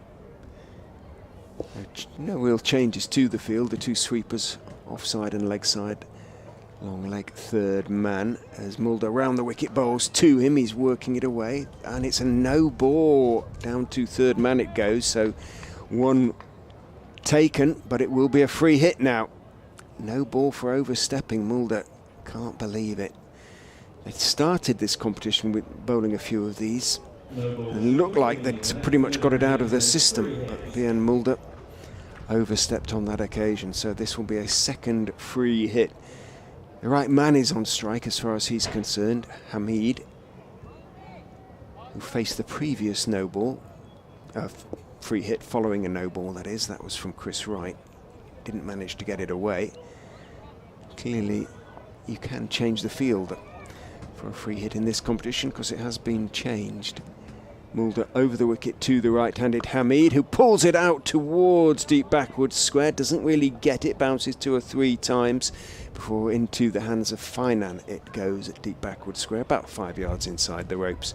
2 taken, so at least Hamid did manage to pick up a couple of runs from that particular free hit. He moves on to 57, 192 for 4.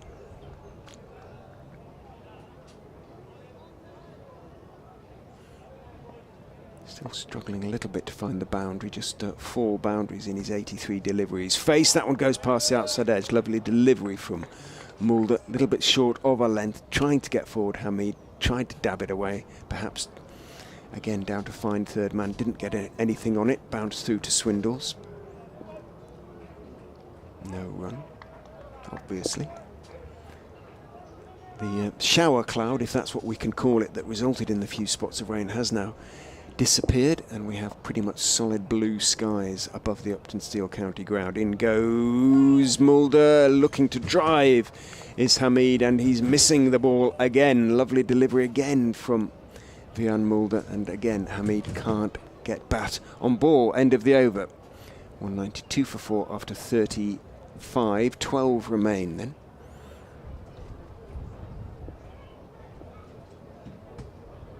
Seven from it with the no ball, and the 2 that came from the free hit. So a decent return for Nottinghamshire. How close to 300 or past 300 can they get? 12 overs remain, 192 for 4. Well, this may be their opportunity. Davis, who's been a little bit expensive, conceded 25 runs from his 4 overs, is coming back on at the pavilion end. Replaces Barnes. Needs to bowl well. Comes in and bowls, and that is a decent delivery. Length ball on off stump. Patterson White still just getting used to the pitch. Steers it out into the offside only as far as Kimber at extra cover. Nice crisp shot, but picked out the fielder. Dot ball.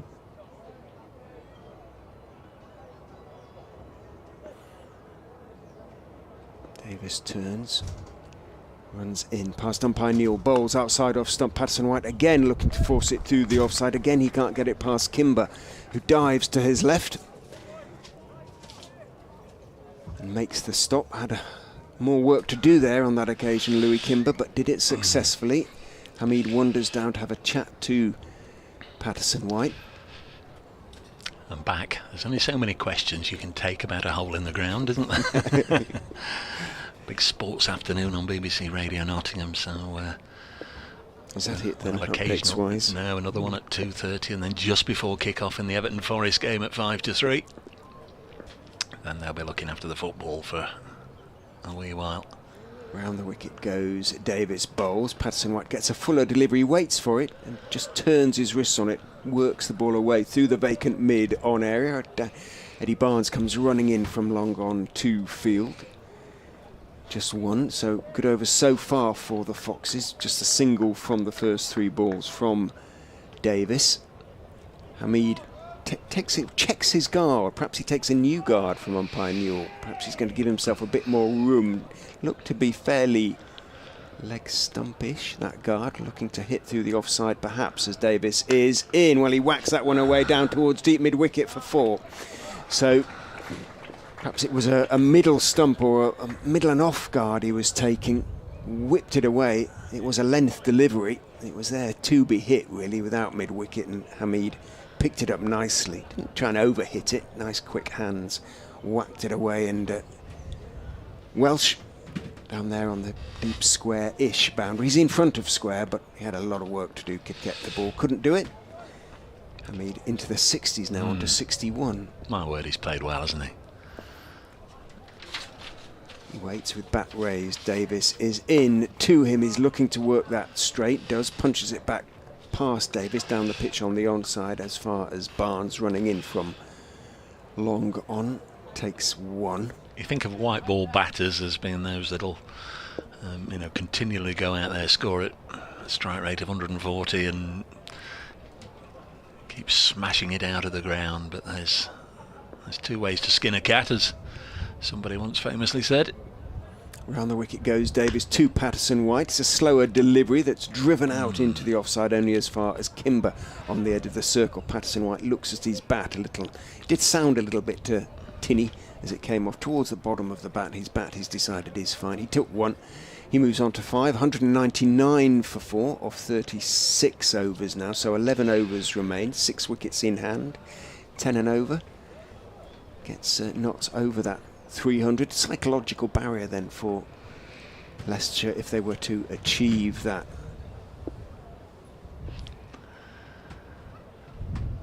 Seven off the over. Aaron Lilly is having a bit of a chat at the far end. I don't think he's going to. Or is he going to bowl? He is going to bowl. He's going to try and fiddle an over or two from Lilly. Yeah, I thought he'd just come up just to offer a little bit of sage advice to the skipper, but more than that. I think I'll risk this. Or maybe that sage advice was stick me on, Skip. So Aaron Lilly, who's had some days against Notts in the past, both with bat and ball, with Lancashire and with Leicestershire over the years, still remains a formidable competitor. Had 1 or 2 moments in the field as well, hasn't he? Famously on a wet evening at Trent Bridge, a damp evening. Was it him or Dieter Klein? It was both, but it was Lilly first. Was it Klein for the final, for the tie, which was a difficult one, but it was Lilly that when Notts needed 1 or 2 boundaries, 18 off 7, and he just Have you remembered that one then, Rich? There's Aaron Lilly from the Bennett end bowling to LPW. Liam Patterson White drives it down the ground for a single. Call him LPW, but the board here is calling him P-White, and that's the 200 up to absolute indifference from the Leicestershire faithful. Must be a few Notts faithful. There are. I'm surprised. Should have been a cheer. I'm surprised it didn't get a round of applause, because it's more important in county championship games when you get to 200, isn't it? Because that gives you a point. Mead back on strike on 62. Here's Aaron Lilly, former Lancashire to former Lancashire. This is pushed on the offside. They'd have been teammates, wouldn't they? Aaron's been here a good number of years, but I'm sure he'd have played with Haas way back when, outside the off stump, and Hamid's got this through extra cover, extending the arms and driving it out into the deep for a couple. 202 for 4. 64 to Hamid. He's probably got to increase his individual tempo if he's to get to 3 figures. With the last thought on his mind, I'm sure, as Lilly bowls, and this is played. It's beaten the diving fielder and gone for 4. Well, that should have been stopped. Is that Chris Wright again, who's mainly been at the far end of the ground? It did a long way. It was a lovely shot. Delicate late cut from Hamid. Got a fine of Wright, who sprawled to his left. Are you being kind on him? I thought he should have stopped that. Like Chris Wright, terrific player, but I'm not giving him a lot of defence for that. 4 to Hamid, who's under 68. I'd say I'll give a lot of credit to Hamid as well. Yep. I think that was a clever little shot. Right, has now gone a lot finer. 7 from 4 balls in this over. Lilly bowls. There'll be runs on the leg side here, and he's played it with soft hands, and they'll settle for 1. Well done, Aaron Lilly, who's scampered after it, doing the bowling and fielding off his own ball, but he's gone down and stayed down. Is he okay? Yes. Got up in bits, a little bit of a hobble there as he slid to get the ball and get it in quickly to prevent that second run. Just seemed to field his left knee and stayed down for a moment or two. Just wanted to make sure that he hadn't done any lasting damage. He hadn't. 1 ball left in this over. Patterson White back on strike, and he punches it into the deep. So 9 from the over. Patterson White will keep strike. He goes to 7. 208 for 4 as we hit the last 10. 60 balls left. Hamid has 69. There's now a 47 over a side contest. An interesting experiment, and Patterson White will have watched with particular interest, of course, being a spinner himself, but we haven't seen one turn, I don't think. So what do you do now? He's gone for 9. Do you keep Aaron Lilly on? Don't think he doesn't need to. Maybe just wanted to see if it was going to turn. So that's 7 overs. 7 different bowlers have bowled. Will Davis, who's bowled 5 overs, none for 32, is going to get one more from the, at least one more, from the pavilion end. Wright's got 2 to come, hasn't he? Yep. Davis up the slope bowls onto the legs of Patterson White, flicks the pads, you could hear it in the effects mic, and is taken obviously down the leg side by Harry Swindles. Patterson White trying to work it down towards wide long leg, I suspect. Davis turned with his hand in the air towards umpire Neil, but even he didn't shout an appeal. The fact it had hit the pad was clear enough. That just perhaps wanted to draw it to the umpire's attention. He is in, bowls a little bit straighter, but again worked off middle and leg by Patterson White, down towards long leg. Mulder it is down there. It's just an odd feeling to the game at the moment. It not a sense that it's going through the motions, but there's a slight lack of urgency about everything that's going on, and I'm not quite sure why, really. I was just thinking, Patterson White promoted. He got 43 off 17 the other day. I expected him to come out and start going crash bang wallop. He's got 8 from 13.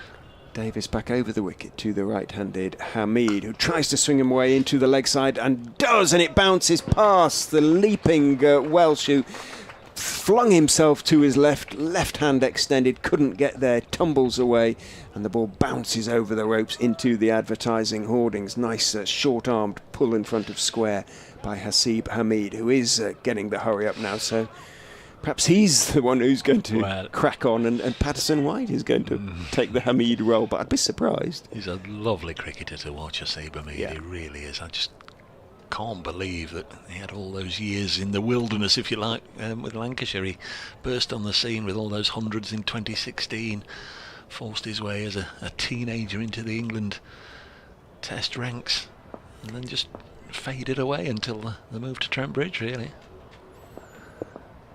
Even his slogs, so to speak, are proper shots as he tries to hit that one through mid-on. Does hit it through mid-on, hit it hard down into the ground, doesn't really time it as well as he would have liked. And it is just 1 as Lilly ran across from long off to field. 214 for 4, Hamid 74, Patterson White back on strike on 8. 9.2 overs remain in the innings. Davis back round, holds it back, driven beautifully by Patterson White in the air, but well wide of Hill at mid-off. It was in the slot, got the treatment from Liam Patterson White, thumped away through sort of wide-ish extra cover stroke mid-off in the gap, down to the boundary rope. Patterson White into double figures now, on to 12. This is a sign of things to come. Not hoping so for sure. Was away last week playing for the England Lions in their win over South Africa at Canterbury. That looks a good win now, doesn't it, in light of what's happened at Lord's over the last couple of days. Davis tosses the ball from hand to hand, changes to the field, long leg is coming into short fine leg as Davis round the wicket to Patterson White, tries to drive it away through the offside. It's a little bit too straight and goes over the top of his outside edge through into the gloves of Swindles. End of the over. The 38th, 218 for 4, 9 overs remain to be bowled. Listeners on 5 Sports Extra. The second innings coverage will be online and on the BBC Sport app, as you will be going to listen to whatever's going on at the 100 in due course. Yes, from Trent Bridge today, the matches. London Spirit, I think, are the visitors. Here's Aaron Lilly from the Bennett end. 218 for 4. So Lilly does get a second over. He's bowling to Hamid, who punches it into the offside. They'll take a fairly comfortable single as Lewis Hill stretches down to his left, does the fielding, and then immediately sets about reorganising the field for the left-handed Patterson White, whose name has just changed from P-White. He's now Patson White. Wonder why they did that. Well, if it gets, it only needs to get a little smaller, and they'll get it all in, won't they? Wonder why they did that. He's on 12 anyway. Here's Aaron Lilly to bowl to LPW, which is the easiest thing to put. Drops it on the leg side, and again they will only get a single. In comes Wells, keeps them to 1. That's good work from the opener, who's had a lot of work to do out on that boundary rope on the meat side of the ground. 220 for 4.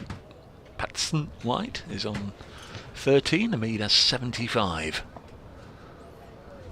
8 overs after this one to go. Will be clipped to leg by Hamid out towards the damp spot on the outfield. Fielded there by the debutant Michael Finan. It's fielded really well. Yes. 221 for 4. And he'll be an asset with the ball. Understandably, there'll be a few nerves, and Sol Budinger goes after anybody who's bowling at him, let alone a debutant, as Patterson White this time clips it out to deepish mid-wicket. Another single taken. Feet off the ground. Double Nelson. 222 for 4. Budinger made 26, James 19, Slater 6, Matthew Montgomery 58, and Aaron Lilly doesn't let go of the ball. Didn't see anything particularly crooked about what he was trying to do. I don't think he was trying to mancad anybody. He just didn't let go of the ball, and Hamid slogs this next one on the leg side. He's going to have to run quickly. In comes the throw. Was at the side of the stumps, taken by Swindles, whipped off a bail, and in that last split second, Asib Hamid was able to make his ground. 224 for 4, and Hamid on to 78. 1 ball left in the over, and 8 will remain. 6 from 5 balls in this over. So Lilly doing a reasonable job. Fielder's back on the leg side. Bringing Will Davis in 10 or 15 yards from the rope, just trying to stop that too. So Hamid drives through the offside, should get 2 here. Nice looking shot. In fact, he won't. He'll only get a single. That's good work out there at wide-ish long off. 7 from the over. Knots a 225 for 4. And there are 8 overs left. Hamid 79, Patterson White 14. Yeah, Finan has been signed on a 2-year deal, so it may be that he won't play against Durham. Whatever the result of this game, Leicester played Durham on Tuesday, of course, here on the Uptonsteel County ground, but we are told that Hendricks will be available for that game. But they see a lot of promise in Finan in terms of his pace, and he looked lively. Yeah, he did. So it'll be interesting to see what he can do going forward, perhaps with the red ball, perhaps get an opportunity, who knows, in the county championship in the final 4 games. So 8 overs to go. 225 for 4. Asib Hamid on strike, facing Chris Wright. So Wright will, I think, now bowl out. You would have thought so. 2 for 26 from his 8. First time he's going to be bowling from the pavilion end. In he goes and bowls to Hamid, very wide. Hamid reaches it, cuts it away down towards the point boundary, just backward of point for 4. Width from Wright, and Hamid, almost a helicopter shot, really did open his shoulders, fling the bat at it, got loads of it. and cracks it away for 4. So he's accelerated nicely. Yeah, he's in gone the last 3 or 4 overs. Very quickly from 60 to 83, hasn't he? Yeah. I did say he was really going to have to increase the tempo if he was going to reach 3 figures. But he has done. Yeah, every chance of so doing. Wright is in to him again. He's dabbing that one from outside off stump towards backward point, more or less straight to Rishi Patel, but it wasn't travelling very quickly. Patterson White went straight away, called his captain through straight away, and they made their ground very easily indeed. Patel didn't even bother throwing the ball at the stumps. 230 for 4. Leicestershire are almost inviting him to get it in ones, aren't they? They've pushed all the circle fielders right back on the disc so he can just drop it and take one. They'd rather he was doing that than trying to find the rope. Swindles is telling Wright to wait because making sure perhaps the right number in the circle. All the fielders on the leg side with the exception of short fine leg now out in the circle. Hit up into the air by Patterson White. Should be caught at third man or running back from short third man, and is caught running back from short third man. So Eddie Barnes took the catch, two-handed above his head. Patterson White advanced down the wicket. He went early. Wright perhaps saw him coming, banged it in a bit. He went through with the shot, tried to crack it away through the offside top edge, and another skyer. And the catch is held. Patterson White goes for 14, 230 for 5. Yeah, wasn't really his day today.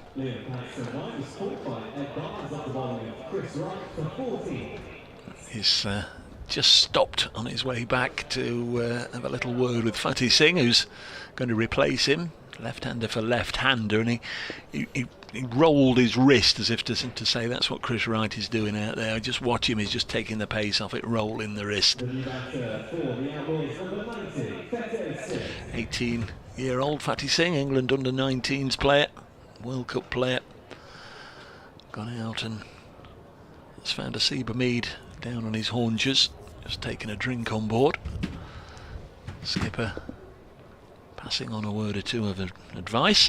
230 for 5. He's another little dasher. Singh in the match against Middlesex, he got 45 from 22 balls. Quite a slender figure, but gives it a bit of a wallop given the chance. Just the sort of innings that would suit Notts now, isn't it? Sort of 40 off 20, something like that.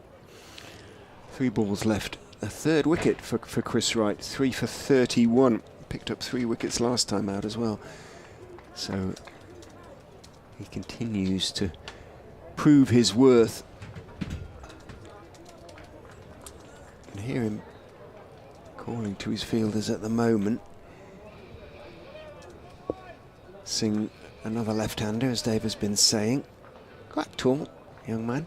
Waits with bat raised as Wright goes in, bowls to him, and looked to have fiddled that one straight to Swindles. It did move away a little bit, which is why I thought he had fiddled it. Didn't get anything on it, as it turned out. So Wright finding a little something there in the pitch, perhaps, or off the seam.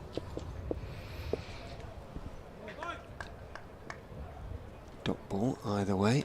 Run rate at the moment is 5.8. Testing for the side batting second. Wright is in, edged, caught. Just again, perhaps a little bit of movement, slightly short of a length, looked to be on leg stump. Singh looking, I think, to work it into the leg side.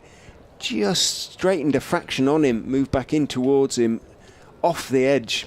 It flew and straight to the man at shortish backward point. So 2 in 3 balls for Chris Wright.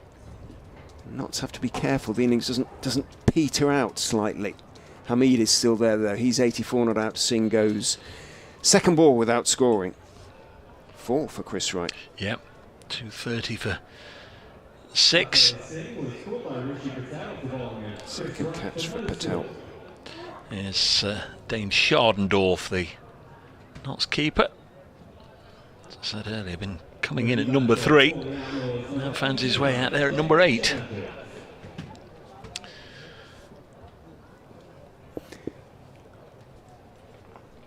Schardendorf, a right-hander. Not worked the the idea to put him in at 3 after the 2 left-handed dashers, Budinger and Slater. 15, 4, 0, 9 and 16 is scores. Update for BBC Radio Leicester. That was well timed.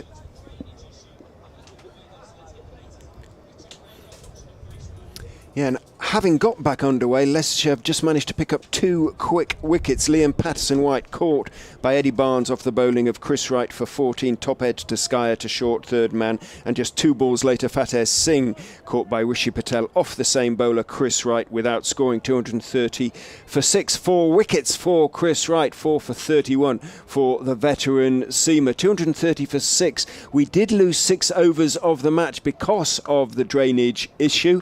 3 overs lost from each side, so innings it will only be 47 overs for Nottinghamshire, which means they have just 7 overs left to bat now. 231 for 6. It looks like Leicestershire might be able to keep them to round about 280, maybe close to 300, and on a good pitch it's a total they'll be reasonably confident of getting close to, but the game very much in the balance with Notts. 231 for 6.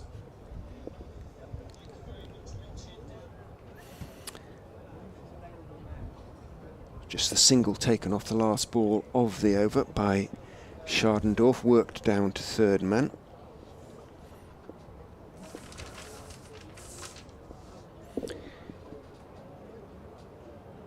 "20-year-old wicketkeeper batsman has kept the strike as a consequence, and the Lily experiment, if that's what it is, will continue. 2 overs, none for 16 for the Tamesider. Tosses the ball from hand to hand. Schardendorf shuffles into his position. Lilly round the wicket, bowls to him, driven in the air. Just short, I suspect, of Rishi Patel. Had extra cover, got down low to it. Half volley, managed to make this stop. Awkward one. Bounced up towards him. Dot ball. Lilly hurrying in, tosses that one up. That one is driven in the air, bounces down into the ground, stopped. Again, not cleanly by Rishi Patel, moving to his right this time. Hit hard down into the ground by Schardendorf, just taking a moment to get used to the pace of the pitch. Lilly tosses it up. That one is driven past Patel along the ground all the way. Louis Kimber is out there on the long off boundary. Had a lot of ground to make up to the ball.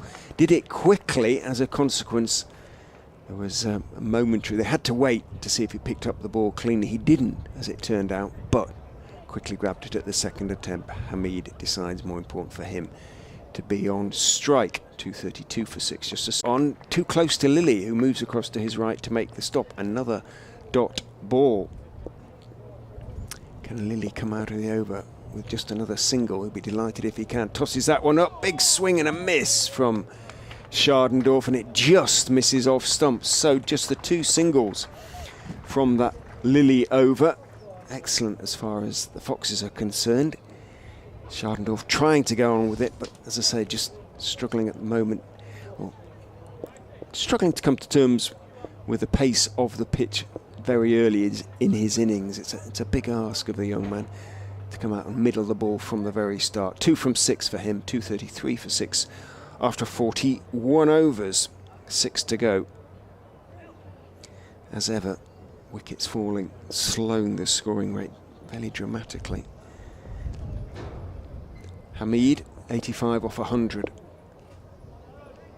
will be on strike to Wright, who will be bowling his final over. 4 for 32 for Chris Wright. Must check what his list day best figures are, and I will do when Dave returns. Wright is in, bowls to Hamid, outside off stump, beautifully chopped away into the offside, but good work down there. Tumbling away to his right by the debutant Mike Finan. He's a good fielder and he has a very strong left arm, and got his throw away quickly too. So just a single to Hamid again, who, having had a little burst of acceleration, he's just now got himself not a little bit becalmed as such. He's still getting a runner ball, but no more than that. He's not finding the boundary. 86 off 101. 234 for 6. Schardendorf on strike.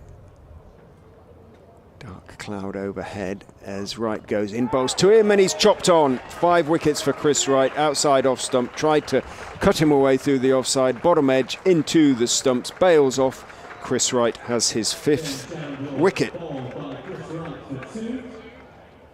Chris Wright with figures of 9.2 overs, 5 for 33. 2 to Dane Schadendorf. And from 230 for 4, now 234 for 7, Nottinghamshire. I said to Dave, in danger just of petering out the innings here, and so it is.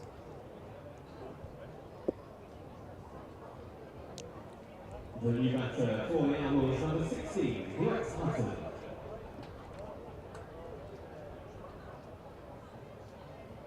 Yep, his previous best, Chris Wright, 4 for 20 in List A cricket. So, at the grand old age of 37, that is a List A best for Chris Wright. Power to add as well, he's still got 4 deliveries left to bowl.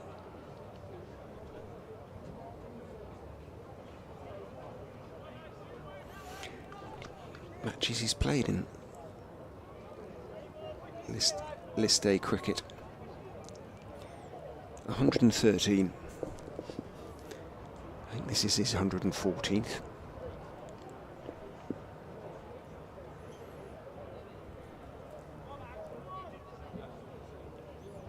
Doing his very best to make up for the absence of Bjorn Hendricks and Tom Scriven. Chris Wright, can he add to that? Brett Hutton has come out and outside off stump from right. It's driven, sprawling away to his left. Davis can't make a clean stop. Runs about 20 yards behind him. Finan runs in from the cover boundary to complete the fielding. 1 is taken. Hutton.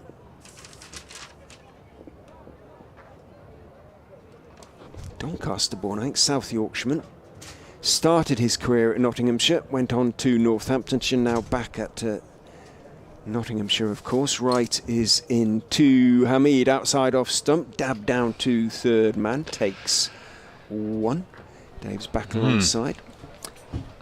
Football on BBC Radio Nottingham, so we'll to wait a little bit. All the Forest team news. And there is a lot of team news whenever Forest are concerned at the moment, presumably. There's a stat yesterday that they've spent more money in August than they have in their entire history. In 1 month. What bizarre. it is to have a wealthy owner. Yeah. In goes Wright and bowls short up into the air. It should be a 6th wicket. It is a 6th wicket. Hutton went for the pull, got the top edge. It was the simplest catch probably that Louis Kimber walking in will take in his career. And that is a 6th wicket for Chris Wright. Having gone past his previous career best of 4 for 20, the seamer now has 6 for 35. Having a day, isn't he? My word. And not from a position of 230 for 4. Notts have lost 4 wickets for 6 runs, 230 for 5 when Patterson White got out, 230 for 6 a couple of balls later. Fatih Singh fell for a duck, Dane Schadendorf out for 2, 234 for 7, and now 236 for 8 as Brett Hutton goes for 1. All 4 to Chris Wright, who had 2 overs left. Lewis Hill, I'm sure, would have wanted to perhaps use him a little earlier, but he kept back those 2 overs and then brought him on at this phase of the game, perhaps hoping to get a Seba Mead and just disrupt the Nottinghamshire progress towards the 47th over. Well, he's got the wickets at the other end. He's winkled 4 of them out in double quick fashion, and now we've got Dane Patterson coming in at number 10, which means the Notts debutant today, Toby Petman, will be he's number 11 on the card. Whether we get to see him or not remains to be seen, but you'd imagine there's a good chance with 5.1 overs left. Hamid watching on from the non-strikers end on 87 not out, and must be wondering how they've lost their way so quickly and so dramatically. Well, Patterson's job is just to keep this one out, really. It's Yep. Wright's last ball, get Hamid on strike and see what the captain can make of it. Now, I suspect Hill might be saying to Wright, do we give him one here? Well, Worth thinking about, but he doesn't. I don't know how much you've seen of Dane Patterson. it's hit or miss, isn't it, yeah, with Patterson? Yeah, I'm going to say he doesn't tend to be looking just to either block or Wright look for is one. in Oh. to him. Well, he does He block did. that one. He's aware of his responsibilities. He jumped backwards, but that is the end of Wright's bowling, and what a day it's been for Chris Wright. He's getting low fives and high fives and all sorts from his various Leicestershire teammates because he's finished off figures of 10 overs at 1 maiden, 6 for 35. Terrific stuff from Chris Wright. He's looked a class apart. He did the start of the innings. He bowled a maiden early on. Just his second over was a maiden. Got rid of Ben Slater. Followed it up in that first spell with Sol Buddinger's wicket. And you just can't overestimate how important it was just to send back those two. They're both very quick scorers, can get the innings off to a dynamic start, have done on occasions, but not today. Here's Mulder.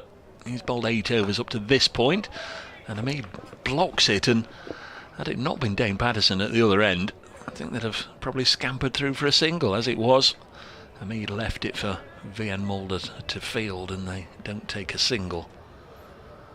I think Dane and Vian know each other pretty well, so might be interesting if Patterson does get down to the business end to face him. On a friendly basis, or Yeah, I think so. Yeah, he's a lovely chap, Mulder. 236 But a fierce for Sam. competitor. And, yeah, same with Dane. I think he's talked about him in glowing terms. But Hamid tries to force something. In the end, he can only just nudge it to mid-on and take a single, despite coming down the track a couple of paces. So Dane Patterson on strike. There are, says he, frantically doing the maths, 28 deliveries left in the innings. It would be an atrocious waste if Dane Patterson has a hoo-ah and either misses it or hits it straight up in the air, with Hamid on 88 not out at the other end. There is the need to muscle a few runs, admittedly. It's difficult, isn't it? To tell him to go out there and go for the big shots and see if he can whack a quick 30. Let's see. Down the leg side, well, he's probably, for my mind, done the best thing. Got off strike. Absolutely. There's a leg by, so he didn't even need to do that. 238 for 8 as Hamid comes back to face the music, face the bowling. He's got 3 balls left in this over, so maybe a 4 or a 2.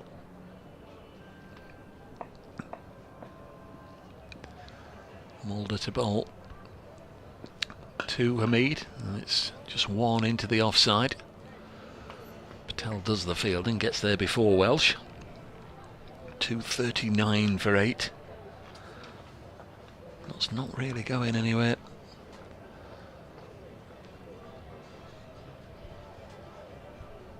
What a day for Chris Wright. 10 overs, 1 maiden, 6 for 35. As Mulder to his 9th over comes in, and that's just got a little big on Dane Patterson. Over the shoulder of the bat. Some extra bounce there. Might have been the effort ball, bearing in mind it was Dane Patterson on strike. It's a little bit of a glare from the Notts quick. Might see those two renewing rivalries later on when roles might be reversed. 239 for 8. Yeah. Give that one a bit extra, I suspect. Yeah. So 1 ball left in the over. Wouldn't suspect he's looking for a single. He's chopped it to backward point. Perhaps he was, and Hamid says no. End of the over, 239. So another fairly dry over as far as the Outlaws were concerned. We've had 43 overs now, just 4 left. And, well, it's fanciful to talk about anything probably above 260. And even then, they're going to have to work hard to get there, and Hamid's going to have to play some shots.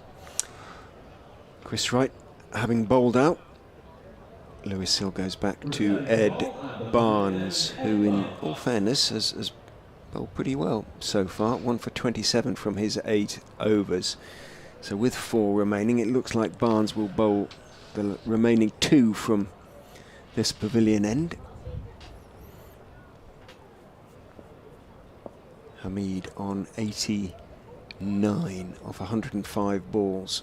As I was going to say, held the innings together, and he kind of has in a way, but Barnes is in, bowls a horrible delivery, full down the leg side that was almost a wide under normal conditions, certainly a wide under these. They were useful 3 overs that Aaron Lilly bowled, actually.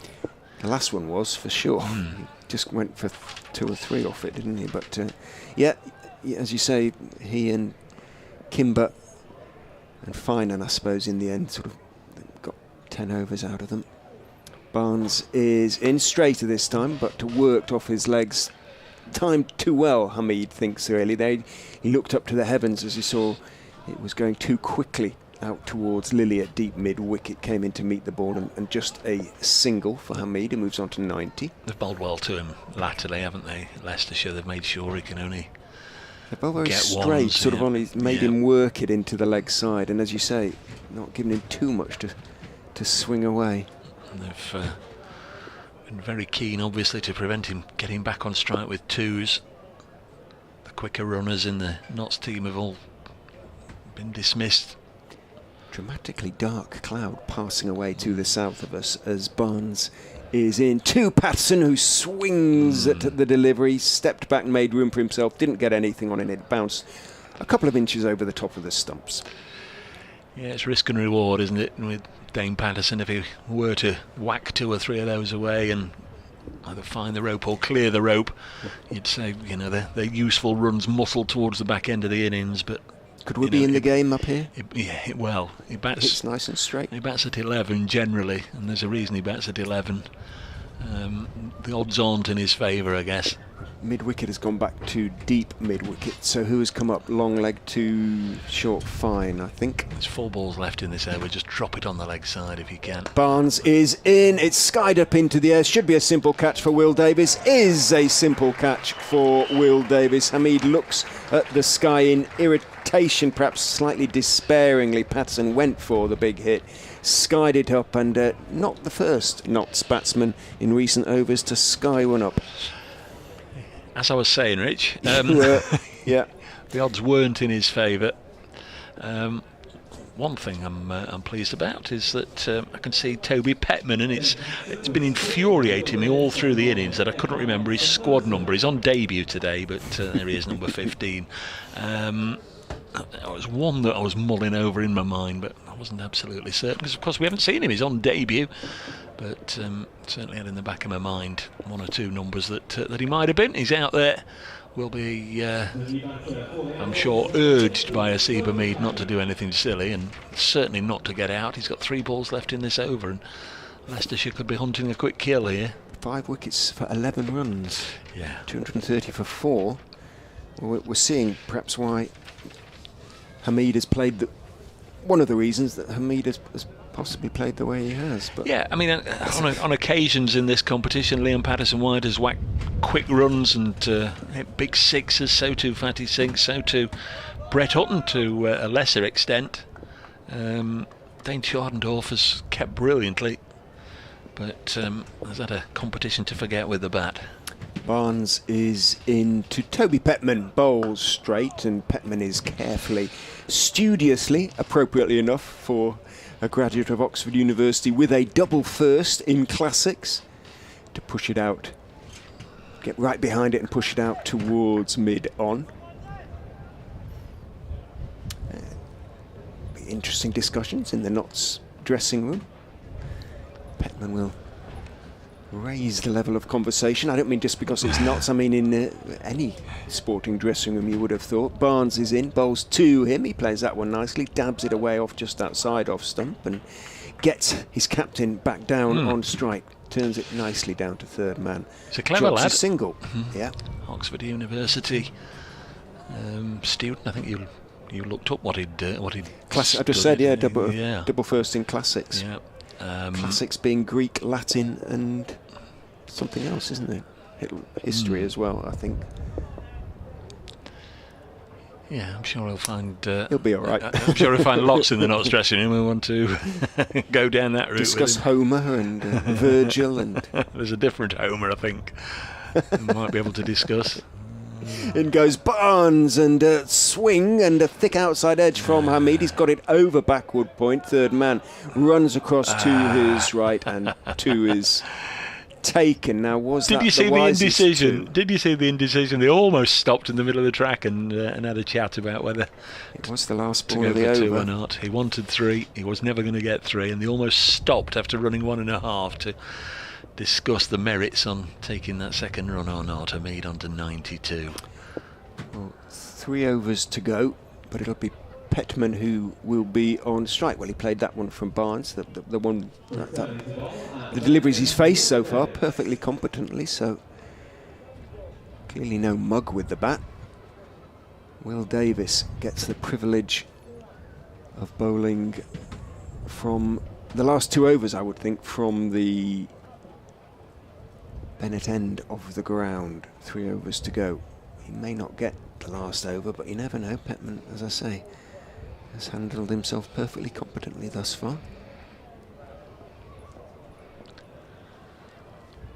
So here is Will Davis, and then to bowl to Toby Petman, who pushes it into the offside, fielded by Patel, who shies at the non-striker's end because Hamid was trying to steal a single, had come a long way down and has to go a long way back because Patel missed the stumps with the throw.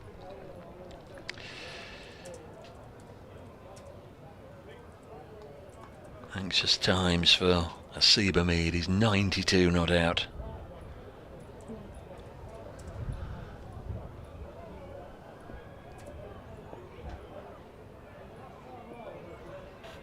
There is Davis, bowls to Petman, can't get this away. Remains on 1, 244 for 9. I guess it wouldn't be the biggest disaster for Asib Hamid if Petman just made sure he didn't get out and it was a maiden. I mean, obviously they like runs, whatever they can muster are going to come in useful, make Leicestershire's task a little harder. But the important thing here is not to get out. Davis bowls and he's had a fiddle at that one.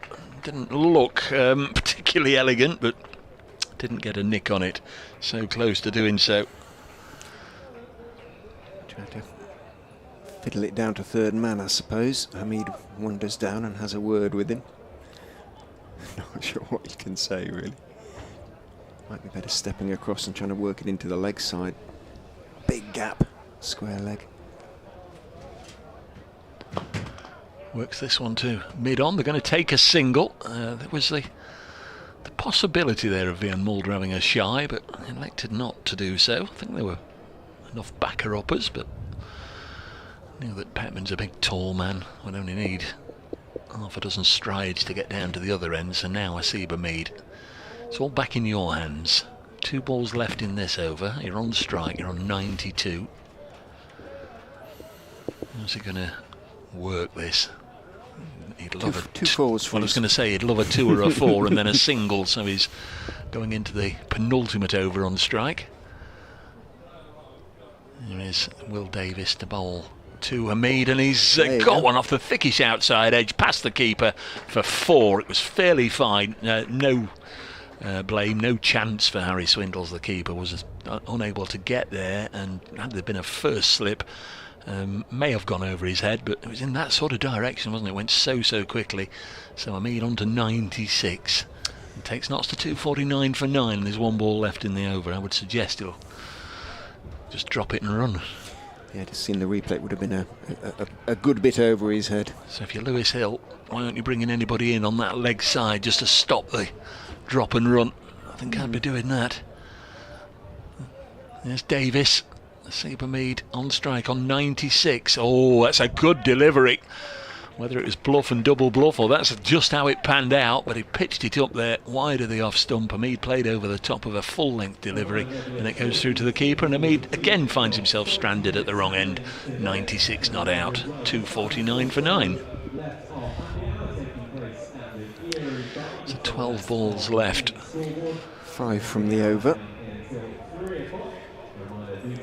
Maybe Hamid can just get it up to 265, 270. I don't think that's a... I think they'll feel that they can defend the score. It's certainly not out of the question. Of 47 overs, remember. Leicestershire should be okay. The cut-off says 257 and the board also says... In fact, it's a little strange in that it says 257 cut-off but 14:53 the time. In goes Mulder and bowls a good Yorker, or Yorker length delivery, fullish anyway, and Petman on the back foot just blots it back down the wicket to the South Africa international. Yes, that's a good point. You'd think it'd be one or the other. 24-hour clock or not, essentially, yes. It's just in case Mannering is in the ground, isn't it? In case you struggle with the 24-hour clock. Should say 14:57, but as you say, this should be fairly comfortable one way or another. Mulder is in. Petman is working it out towards mid-wicket, but more or less straight to mid-wicket to Aaron Lilly, so another dot ball. 10 balls. Legitimately. Legitimate deliveries to be bowled in the innings. Crack, it's been a long innings. 4 hours Feels that since way. the match started. Feels that way. Could be a late finish, folks, if it goes the full distance. Mulder is in. Petman outside off stump drives and drives well. Steers it out through the vacant point area, and I think that's the first delivery that has actually gone over the damp patch that caused the 30-minute or so delay. Tiny damp patch, relatively speaking, to the outfield as a whole, but there you go. So out they go. Hamid on 96. 3 on the leg side have been dispatched right on the rope. Here is Vian Mulder to bowl to Asiba Mead. 250 for 9. He's flailed at that one a little bit. It was short of a length, popped up almost chin height, and Hamid was trying to slap it away tennis-like, bottom edged it down out onto the offside. Doesn't come naturally to him, does it? He's just too correct a player, really. He's faced 110 deliveries. Been a super knock. This would be his second century of the competition were he to get there. There's Mulder. Bowls and heaved away on the leg side. Fielder out there, they'll only get one. Mead on to 97, 251 for 9. What about Stevie Eskenazi of Middlesex? Got his 4th century of the competition yesterday. Now that is a man in form. Yeah. Middlesex in good shape with Sussex. To be an interesting one. They play each other, those two teams, on Tuesday. The final game. Might be scrapping it out for top spot, mightn't they? 251 for 9. They might. Leicestershire might. Yeah, but their run rate, net run rates are so much better. There's Mulder to bowl to Toby Petman. Defends it nicely. That's the final ball of the over, so got 1 over left. 251 for 9. Vian Mulder's figures being read out. 1 for 45. He's done very well indeed. Once again, that's a very acceptable run rate of his bowling. 1 for 45. 251 for 9. Hamid has 6 balls left in which to get 3 for his own century and as many as he can for his team scores. Yeah, the reason Leicestershire's net run rate is as ordinary as it is because of that one horrible defeat at Sussex, when they really didn't bat with, to Paul Nixon's anger, with any real sense at all. They didn't chisel out a score. They could have put Sussex under pressure, but kept playing the same way, kept attacking and kept getting out, and as a consequence they lost in very short order. So it is Davis to finish. Fine, and then left with just the 5 overs. This one past Hamid's bat. He's not happy with the bottom of it. Has another look at it, but a dot ball to begin with. And that will suit the Foxes right down to the ground. The man at third, Rich, is very fine. You remember he got a boundary in the last over that flashed past the keeper. Been a few down there, haven't they? Yeah, really fine. Ed Barnes down here. Hamid was sort of feeling for that, just trying to run it in that area. There's Davis, bowls, Hamid, same again, through to the keeper, ... to begin the final over of this Notts innings. 47 overs aside, 251 for 9 they are. Looks under par, but you never know. You never know until both sides have had a go. A couple of top order wickets and a little bit of scoreboard pressure. We know what this contest means to Leicestershire. Chris Wright with 6 wickets. There's Will Davis looking for his first. Bowls, and Hamid has got it away onto the leg side. He's probably only going to get one. Petman turns, but Hamid says no. And I wouldn't be at all surprised if he ends up 98 not out at the non-striker's end, because there's only 3 balls left. That's asking a...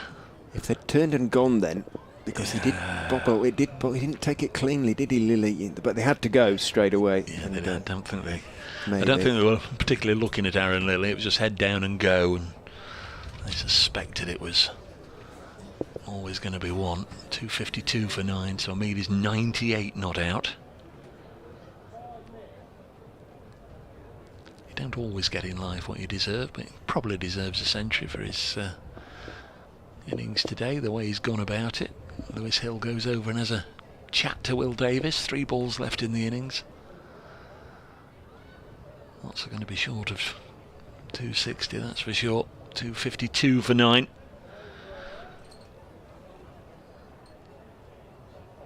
Minute to 3. Didn't look up. Leicestershire obviously started this over in ample time. So there's Davis in to Toby Petman, who's hit this up to mid-off, and they do take a single. So well done, Toby. Yeah, well done, that man. He's on to 4, and Hamid on 98 not out.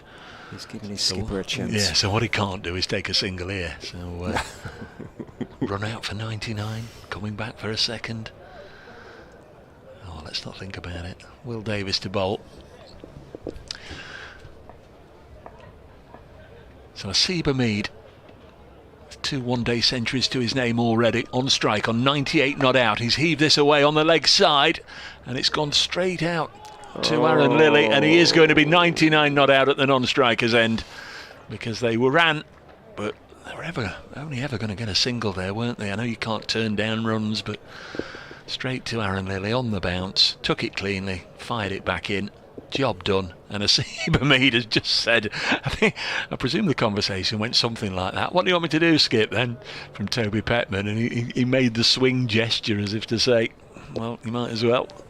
And if he slams this out the ground, Toby Petman will be wishing he'd done it earlier. 254 for 9, last ball of the innings. Petman on strike, and he has hit it out into the deep on the meat side of the ground. Welsh does the fielding, single taken, and Toby Petman is 5 not out. But folks, let's just feel for the fella at the other end. Asib Hamid is 99 not out, and Notts are 255 for 9 at the end of their innings. Leicestershire will need 256 to qualify for the knockout stages. A win today would be enough, but I think we ought to let you hear some of the applause for Asib Hamid.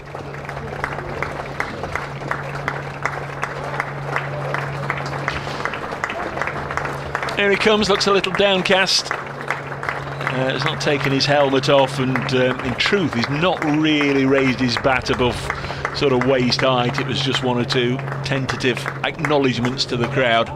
That's been a splendid innings from Asib Hamid. I think first and foremost as a skipper he'll be a little disappointed his side haven't got more. 255 for 9 is the score. Hamid's 99.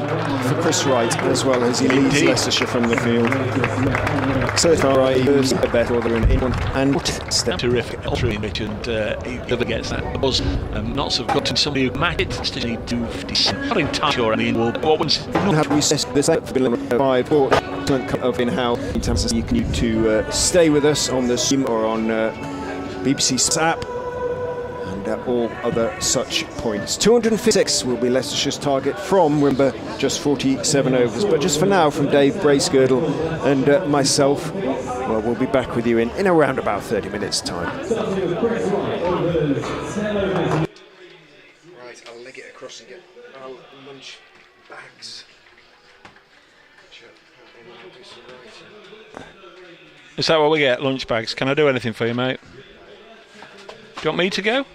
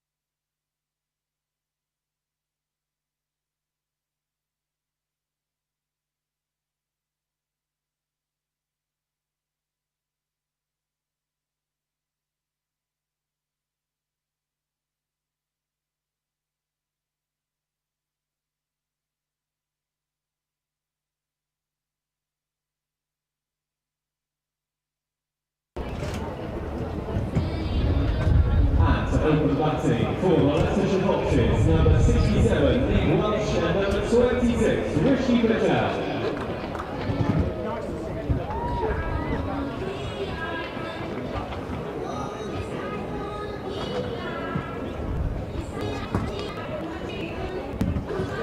Every welcome on the ground race road in Leicester, the Royal Coach between Leicestershire and Nottinghamshire, about to after what feels like to have been a short lunch, perhaps as a consequence of their 40-minute delay due to an issue of the cover, partly broken where ground walk and source were down, but the consequence 4 minutes. Deduct of Nottinghamshire innings and will be deduct from this game, reduced to a 7 over. I can tell you that the lead, although Nottinghamshire scored 155 and Nedstead on Duckworth Louis, need 260 to win the game in 47 overs, so 4 added to the total that Leicestershire will need to score. Not a huge difference, but you never know, might make all the difference. Dave Bracegirdle of BBC Radio Nottingham, Richard Ray of BBC Radio Leicester, your commentators on the game. We are set fair, bit of dark cloud around, but essentially we shall go through now to the end of the game, and opening the bowling for Nottinghamshire from the Bennett end, Dave, is Toby Petman.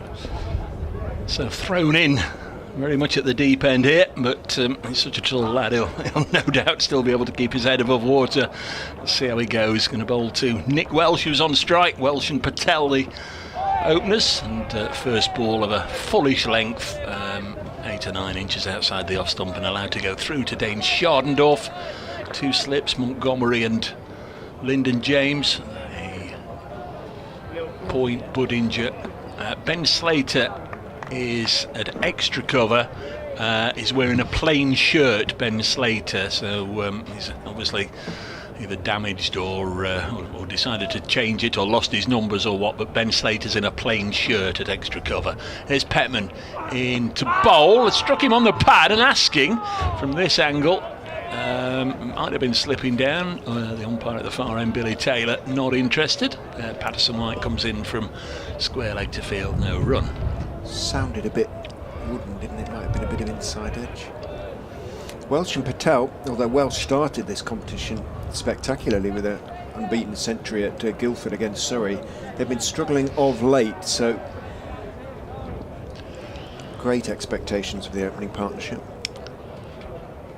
There's Petman, tall, right arm seamer, bowls a ball of fullish length, pushed back to him by Nick Welsh. I've got something on the 99 not out, a Seba Mead. It's the 3rd time in Nottinghamshire's history that somebody has finished on 99 not out. The first was Bashir Hassan, 1982 at Trent Bridge against Warwickshire, and the most recent and only other, I'll tell you after this ball, as Petman is in now, and Welsh drops it down almost by the off stump and sets off for a non-existent run and is sent back. 1996 was the second occasion at Trent Bridge again against Durham. Paul Johnson, 99 not out. So it's the first time in 26 years, 3rd time that it's happened to a Nottinghamshire batsman, and the first time since Paul Johnson in 1996 that he's finished, or a Nottinghamshire batsman's finished 99 not out. Here's Petman, a fine over so far, in for the 5th delivery now, wide of the off stump, allowed to go through to Schardendorf. Never crossed my mind, but when I did my update for Radio Nottingham, Colin Frey, who's at Goodison Park for Everton versus Forest, straight away his thought was, he'll be regretting the fact it wasn't a 50 over game. He could have got it in those last 3 overs, but of course it didn't manifest itself like that. He didn't get to 99 after 47 and then they trooped off, but I guess it's one way of looking at a game from afar. Terrific knock. I guess if he did, as Petman is in, final ball of the over, and he's begun with a maiden. There was only one in the Notts innings, bowled early on by Chris Wright, the 3rd over, but this time it's the 1st over, so that's a good start. I guess if you can say, where was the moment lost? The moment was lost the penultimate ball of the innings, where he decided to take one to go from 98 and get down to the other end. I think he could probably always see that it was going to be hit straight to Aaron Lilly, so he might on another day have said, no, stay there, At least I'm on strike for the last ball and I'll give it a go. It was after 29 overs that we had the delay. So at that stage, I think it was announced fairly promptly as well that the overs would be off. So Brett Hutton in pavilion end to Rishi Patel, who's working the straight delivery off his legs out to the aforementioned numberless Slater, who is at mid-wicket. Brett Hutton 9 wickets in this year's competition. Zach Chappell was the leading wicket taker. He's obviously not going to get any more in this innings with 13. Dane Patterson 10. Liam Patterson-White 8, despite missing a couple of games on Lions duty. Hutton turns, 2 slips as he goes in and bowls to Patel, playing straighter this time, but again very leg side by preference. Rishi Patel works that one down to mid on, and there's no run. Where's that going? Has he actually said Derbyshire? Derbyshire. Yeah. And I guess he won't have to move. No, well, we reckon he'll be just the third to play for the 3 East Midlands sides, Derbyshire, Leicestershire, Notts. Hutton is in. Patel is driving straight this time, but straight to mid off. And again, no run.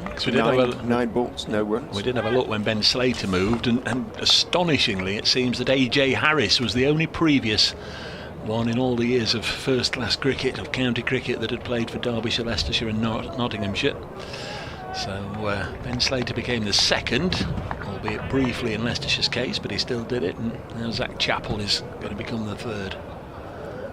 Hutton is in, drops short. Patel tries to whip it away into the leg side. He's appealing for a catch. He's given it. Thigh pad, and he has given it out. Must have been an insider. He's looking at his thigh pad in disbelief there. He's looking towards the square leg umpire as well, but Rishi Patel, well, when you're not in form and things aren't going for you, that's the sort of thing that happens. He obviously doesn't feel he hit it, but umpire Newell, after a long delay, raised his finger, bounced out into the offside, point came running in, got his hands underneath the ball, held on, and Leicestershire, in pursuit of 260 to win the game, couldn't have made a worse start. They're 0 for 1 and we're halfway and more through the second over. Yeah, I know you were looking at in my direction for the catcher. I think it was Sol Budinger, Rich, who threw himself forward at point. He's usually in that position.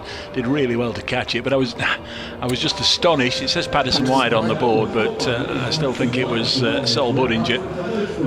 We'll see on that. But it's 0 for 1, but I was staggered that it was given. I didn't think there was an awful lot going for it for the LBW, and I thought there was less going for it for the catch out onto the offside. Well, I think that Rishi Patel was equally, as you put it, staggered. But he's on his way, and as I say, his unfortunate run continues. That is, let's see, Rishi Patel has now scored 49 runs in 7 innings, so even I can work out that as an average of 7 for the unfortunate Rishi. I was talking to his mum briefly during the interval, and well, she will be very downcast now, but it brings Louis Kimber to the wicket early. Kimber, if Rishi Patel has been out of form, Kimber has been in spectacular form with the bat. If you just look at them now, Budinger is at point. Liam Patterson-White's in the covers. I'm pretty sure it was point. Budinger diving forward. They have got Patterson-White on the board, but I thought it was Sol. We will see. Is into Kim fanging out into that and run to that catching it and makes the dot. Still no runs for the Foxes. Right, sunshine. Hot sunshine now down here at the Uptonsteel County Ground, but the wind is taking the noise away from the football ground basically, so we won't hear if there's anything going on there. Outside off stump, he's bowled. Kimber has gone. Leicestershire are 0 for 2, and the man in form gets an inside edge, pushed rather vaguely at that one. It shaped a little bit, the outswinger, pitched around middle, looked to be swinging towards off. Kimber poked rather at it, didn't really put his weight into the shot, got an inside edge onto the stumps, and Leicestershire in dire trouble, chasing 260 at the end of the second over. They're none for two. Just what Notts needed, absolutely just what Notts needed. Whether the game's back on an even keel or not, I would suggest it's certainly lurched more towards it. Was it second ball, Louis Kimber? 0 for 2, so already more maidens in this innings than in the Notts innings in total. Double a couple wicket of wickets, yeah, double wicket maiden for Brett Hutton. What a start for the Outlaws. Just what the Nottinghamshire doctor ordered. I would think it would be Lewis Hill, but understandably perhaps there's a slight delay as Hill timing strapping his pads on quickly. He's running out to the wicket now. He's had a busy old day, Lewis Kimber. Always feel a little bit for the batters. Of course, the same for Asiba. Some things did him 0 for 2.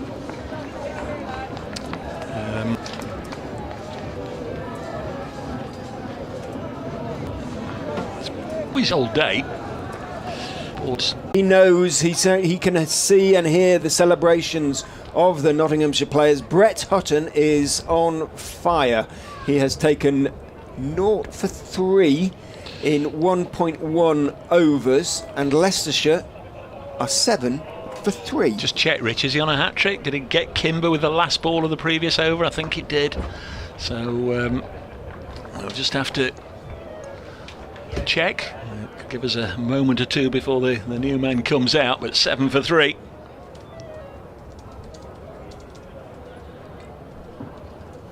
That looked pretty adjacent to me.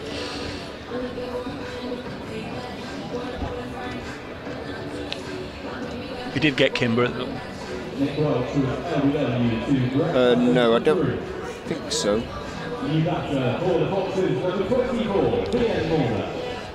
Let's have a look. When did the wickets go down in the previous over? Yeah, 1.4 and 1.6. Oh, I'm going the wrong way. I'm counting the wrong way. Yeah. So he is on a hat trick.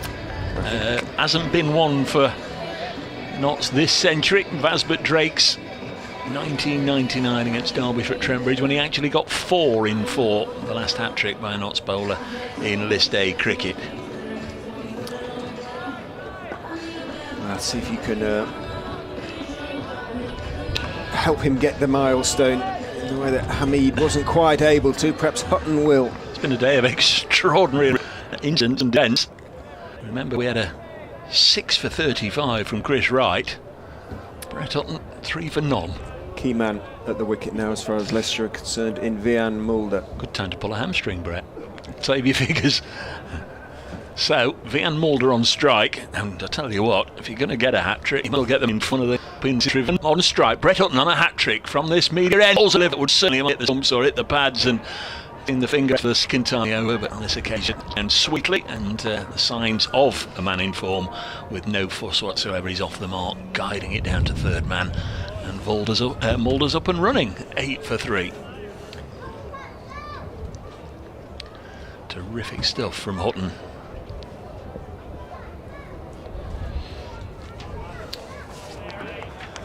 So he's now got Lewis Hill to bowl at for the first time. Hill has 4. Suddenly that 260 looks a little more than it did during the interval. Next one is cut to backward point, where Budinger fields. That was where the catch was taken, surely, Rich, wasn't it? Do you not think? Came running in, got 2 hands underneath it, didn't he? And, well... Did you not think it was point? It looked closer to going in, but so many sort of converged on it that, or not so many, but people moved towards it that honestly wouldn't like to say. I'll take your word for it. There's Hutton bowling now, dropped back to the bowler, 8 for 3. They desperately need an innings from the skipper, and of course Mulder as well. He's getting used to, I suppose, finding himself digging Leicestershire out of difficulties. But this is a serious difficulty. 8 for 3. He must hope to have his feet up for a bit longer. There's Hutton. Great start by him. Bowls. Oh, very nearly chopped on. Just came back. A little bit of bounce. Lewis Hill. Tentative prod at the ball. Inside edged it back past the leg stump. The old Harrow cut, Chinese cut, call it what you like. Very nearly played on. If the DJ's prepared to start a little bit early. That gone onto the stumps. Cut-off time, interestingly, is 6:40, so that gives you all just a little bit of a guide, and us as well, as to what time the match at the moment is expected to finish.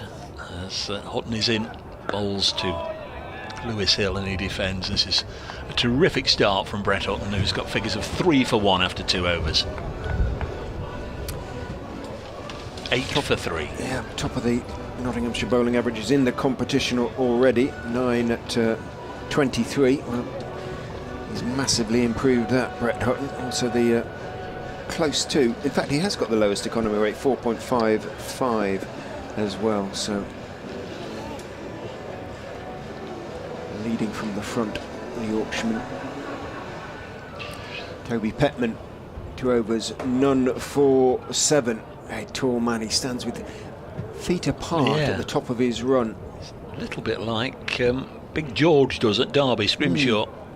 And charges in and bowls to Mulder, just steps forward, calm ball as it just leaves him outside off some, wanders forward, prods at the pitch.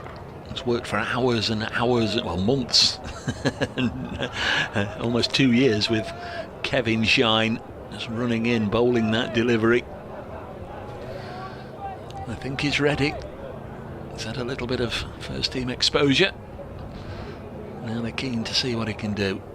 Decent start from him. He's in again and bowls and left alone. Is this your end? I beg your pardon. Getting excited. Right. Enjoying it. I didn't think it was. I thought we swapped over because it was the hat trick. But then you kept going throughout that over, Okay. so I thought, well, okay, I'll Okay. nip in, but I don't mind whichever. I'm easy. Okay. Petman just it is always good to see a young prospect getting his chance and doing well. Charges down the slope and bowls. Mulder looks to drive, doesn't put his full weight into the shot, steers it out to Hutton at mid-off, and there is no run. I thought I heard the ice cream van going down Milligan Road a while ago, but I don't think it'll come up here, do you? the teas and ice cream store, no, because there is a teas and ice cream stall or room or shop or whatever you want to call it, outlet perhaps, as part of it is in the ground floor of the meet. I'm sure that's doing good business. As Petman, quite a straight run, is in and bowls, meets a very straight bat from Vian Mulder, just leans forward, the South African back down the pitch it goes. These two just have to battle through, survive now, pick up what they can, try and get some of the hardness out of the new balls, so to speak. Hamid is practicing his throwing in spectacular fashion. If the ball's going to go to him, he's going to hurl it at the stumps at 1,000 miles an hour, judging by that. Petman is in. Mulder shuffles across, looks to cut and does cut it away off the back foot. Out in front of square on the offside, out to the extra cover boundary, and it's going to make it all the way. And there's a relieved cheer from the Leicestershire faithful. Mulder at least has got going to a certain extent. He moves on to 5 from 6 and Leicestershire into double figures, 12 for 3. Nice shot, didn't try to overhit it. Didn't think for a minute, it quite timed it as well as he would have liked, but made Hutton, I think it is Hutton out there at mid-off, chase all the way back to the extra cover boundary. Looks like we're going to get bursts of music after every boundary at the end of each over now, which I don't think we did during the first innings, did we? No, I don't think so. I'm not as conscious of it. In goes Petman and bowls. Mulder is forward, just pushing the delivery off stump out into the offside. Slater quickly closes on the ball end of Petman's over, his third, none for 11 from the young man. And then he sits down in mid-pitch because I think he may have lost a spike or something. The 12th man has come running out with another boot. So something's happened to that right boot. 12 for 3 after 5. Same stage, Notts have got 22 on the board. I don't think Leicestershire will be too worried about comparisons at the moment. No. We just don't want to lose any more wickets, No, really. that's right. Certainly in the power play and a lot beyond, because after Mulder, well, kind of through to the all-rounders, Lilly, Swindles, and then the bowlers, Barnes, Wright, Davis, and the unknown that is Michael Finan. Yeah. Some similarities in both lineups, really, and with the 3 low 8 innings, Lord back, Sylvia and Mulder. Uptonsteel over him, and he's got away. So far, and this goes again. Gone. What it was at the top of the pad. We'll need some confirmation, I think, on that one. 12 for 4. I'm not entirely sure. I could clearly see him hit it, and I'm not entirely sure. I thought the LBW might have been hitting the stump, so we'll wait some confirmation. It's gone on the board as caught Schardendorf, so presumably there was an inside edge, but 12 for 4. Lewis Hill has gone for 4. And also, could be disappointment. Could be. He looks unimpressed, but he's gone. And Leicestershire in all sorts of strife here. If you'd said to me, if a slow motion replay showed me that it brushed the pad on its way through to Schardendorf, I wouldn't have been in the slightest surprise, but they were very confident, and up went the finger. For sure. Yeah. There comes Harry Swindles in at 6. 12 for Leicester. Hutton, 2.1 overs. 1 maiden, 1 run, wickets. Anything Wright could do, Hutton can do better, it seems. Swindles has a huge to do with Vian Mulder here. Mulder and Patterson exchange words as Patterson walks back towards mid-on.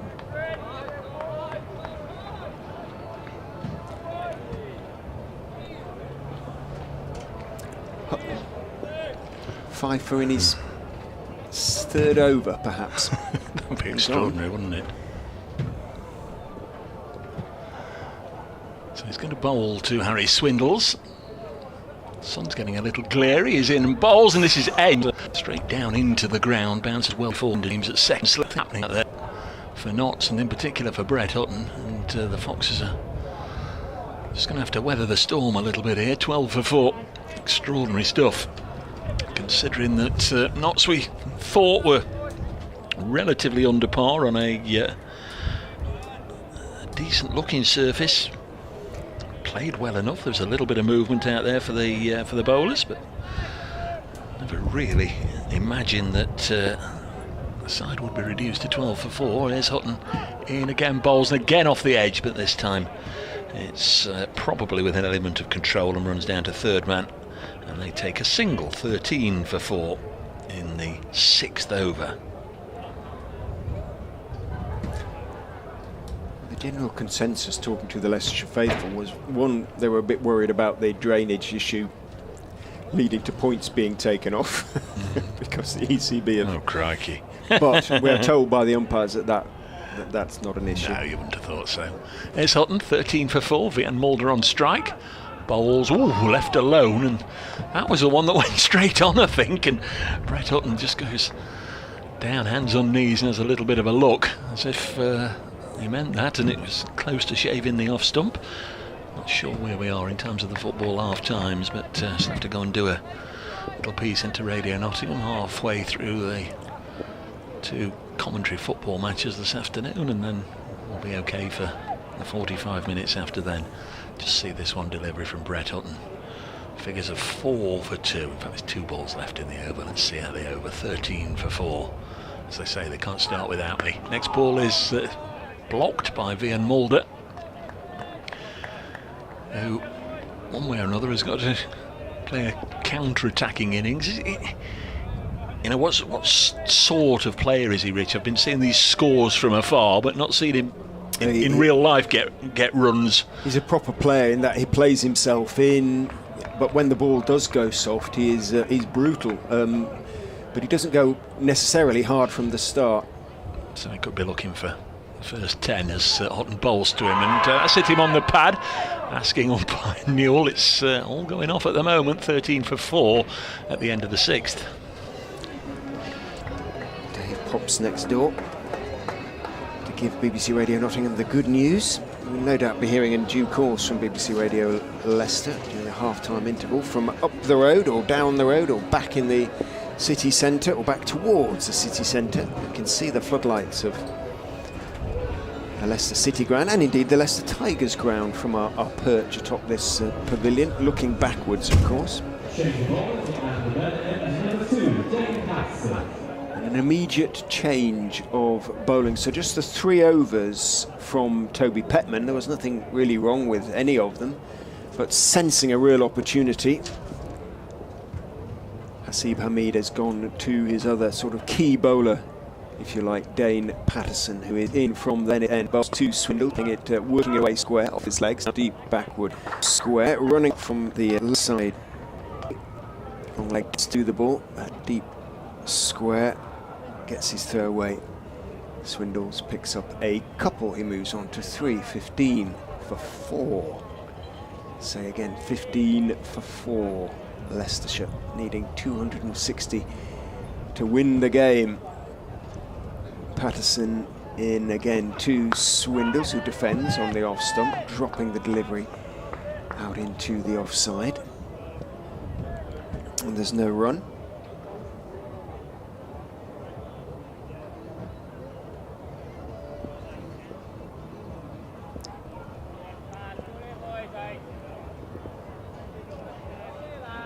Two slips, of course, alongside Dane Schardendorf.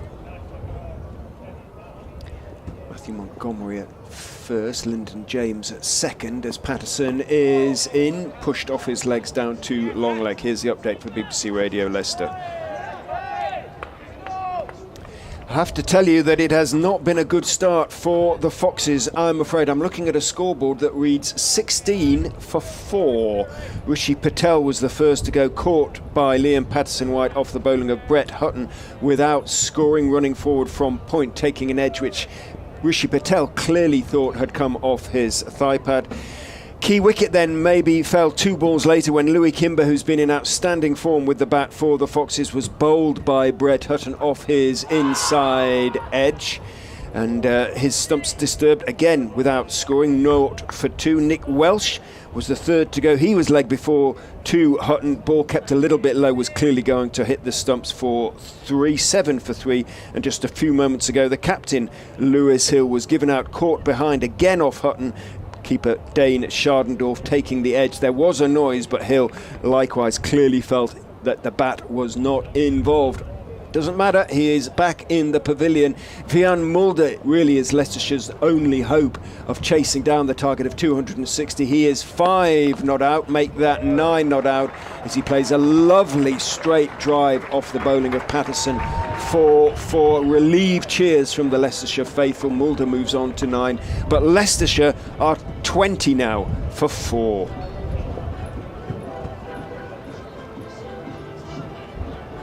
Ouch, says the presenter down there at the Leicester City football ground. That was a lovely straight hit from Mulder. Didn't put any real effort into it, just it was a full delivery, played very straight through mid-off for 4. Patterson is in, he's cutting, and that one's going to go to the boundary for 4 as well. Lovely shot. It was short, a little bit wide, up on his toes. Mulder cracked it away to the point boundary, so consecutive boundaries for Vian Mulder. Takes the score on to 24 for 4 at the end of the 7th over.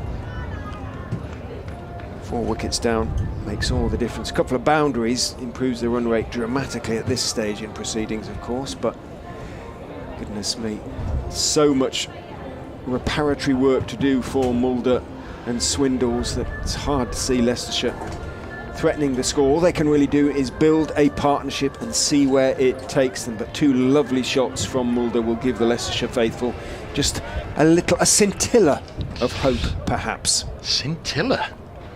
I didn't hear the score then from Leicester. It's just occurred to me from Leicester City, so I don't know what's going on there. Here's Hutton from our end of the ground, and a little fiddle at that one from Swindles as it goes through to Schardendorf. 24 for 4. It was a decent last over for the Foxes. 11 runs just to get their innings up and running. Two lovely shots from Mulder. But that was not a lovely shot from Swindles. Tentative poke. So how are Forest getting on with? 0-0. Just check for you. It is Leicester 0, Southampton 0. No score. As well. It's all happening down here. This is where the action This is it. And Marvin Humes of JLS to come as well a little later on. 24 for 4. Don't know what his cricket knowledge is like. This one is pushed to backward point. No run. Field by Soldinger. Or if you're scoring today, it's some white. You're absolutely convinced that there must be a not scorer in there somewhere. So presumably Word would have been passed, wouldn't it? Possibly. Yeah. And, It may have been, but would one of the players would they have corrected it by now? If they'd said, or has it gone down as Budinger in the scorebook? Yes, it's now changed. It's There now you go. all changed. Well called, sir. There's Hutton, bowls and pushed into the offside to Liam Patterson-White. He spears it back into the gloves of Schagendorf. Yeah, it's been changed everywhere. We look to Sol Budinger. To be fair, it was a little bit frantic and frenetic early on, and wickets tumbled right on top of each other. So I don't think the scorers or anybody else had a chance really just to check before they were having to write off the next one. Here's Hutton in again, bowls to Harry Swindles, who defends. So he's coming at 6 on our scorecard, or the sheets we were given earlier. We've got Aaron Lilly at 6 and Swindles at 7, where they've flipped round, and there's Chris Wright, Ed Barnes, Will Davis, and we don't know too much about Michael Finan, whether he's going to come in at 7, 8, 9, 10 or 11, so he's going to be the mystery element to come in and strike the winning runs on his first appearance. Took a catch, didn't get a wicket, but he will in the fullness of time, I'm sure. Proved to be a very good player. This one's clipped out to the nameless and numberless Ben Slater. It's a day for veteran seamers, because this is Hutton's list day best now. Hadn't taken 4 wickets. No. We may have taken 4 wickets previously, but certainly not for just 2 runs. Yeah, 3 for 24 is his best. Staggering start. Has he bowled 2 maidens, or just the one? No, he's bowled 1 and Petman's bowled 1. Extra slip or gully? 2 slips, almost 4th slip, gully I think. So he's 1 ball away from bowling his second maiden. He's in now and is frustrated by a bit of an inside edge. It is a maiden. So Broughton's 4-2. Is that 4-2-2-4? It is. 4 overs, 2 maidens, 4 for 2. 24 for 4.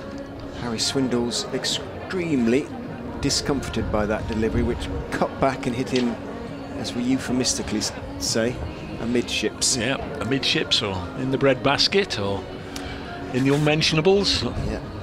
anywhere else you want to imagine. Return to bowl and then Toby Petman. So Patterson, having conceded boundaries off his last 2 deliveries, is being taken off 1 over for 11. I think they wanted to see if they'd swing from that end a bit as well. I'm going to perhaps. say, I presume they're going to bring him back from this end when Brett's finished. Imagine Hutton will have 1 more just to get to the end of the power play. Yeah, I'd be tempted to give you another couple, perhaps, if as well. Petman is in to Mulder, who's walking down the wicket a little bit. Petman may have seen him come back in a fracture water.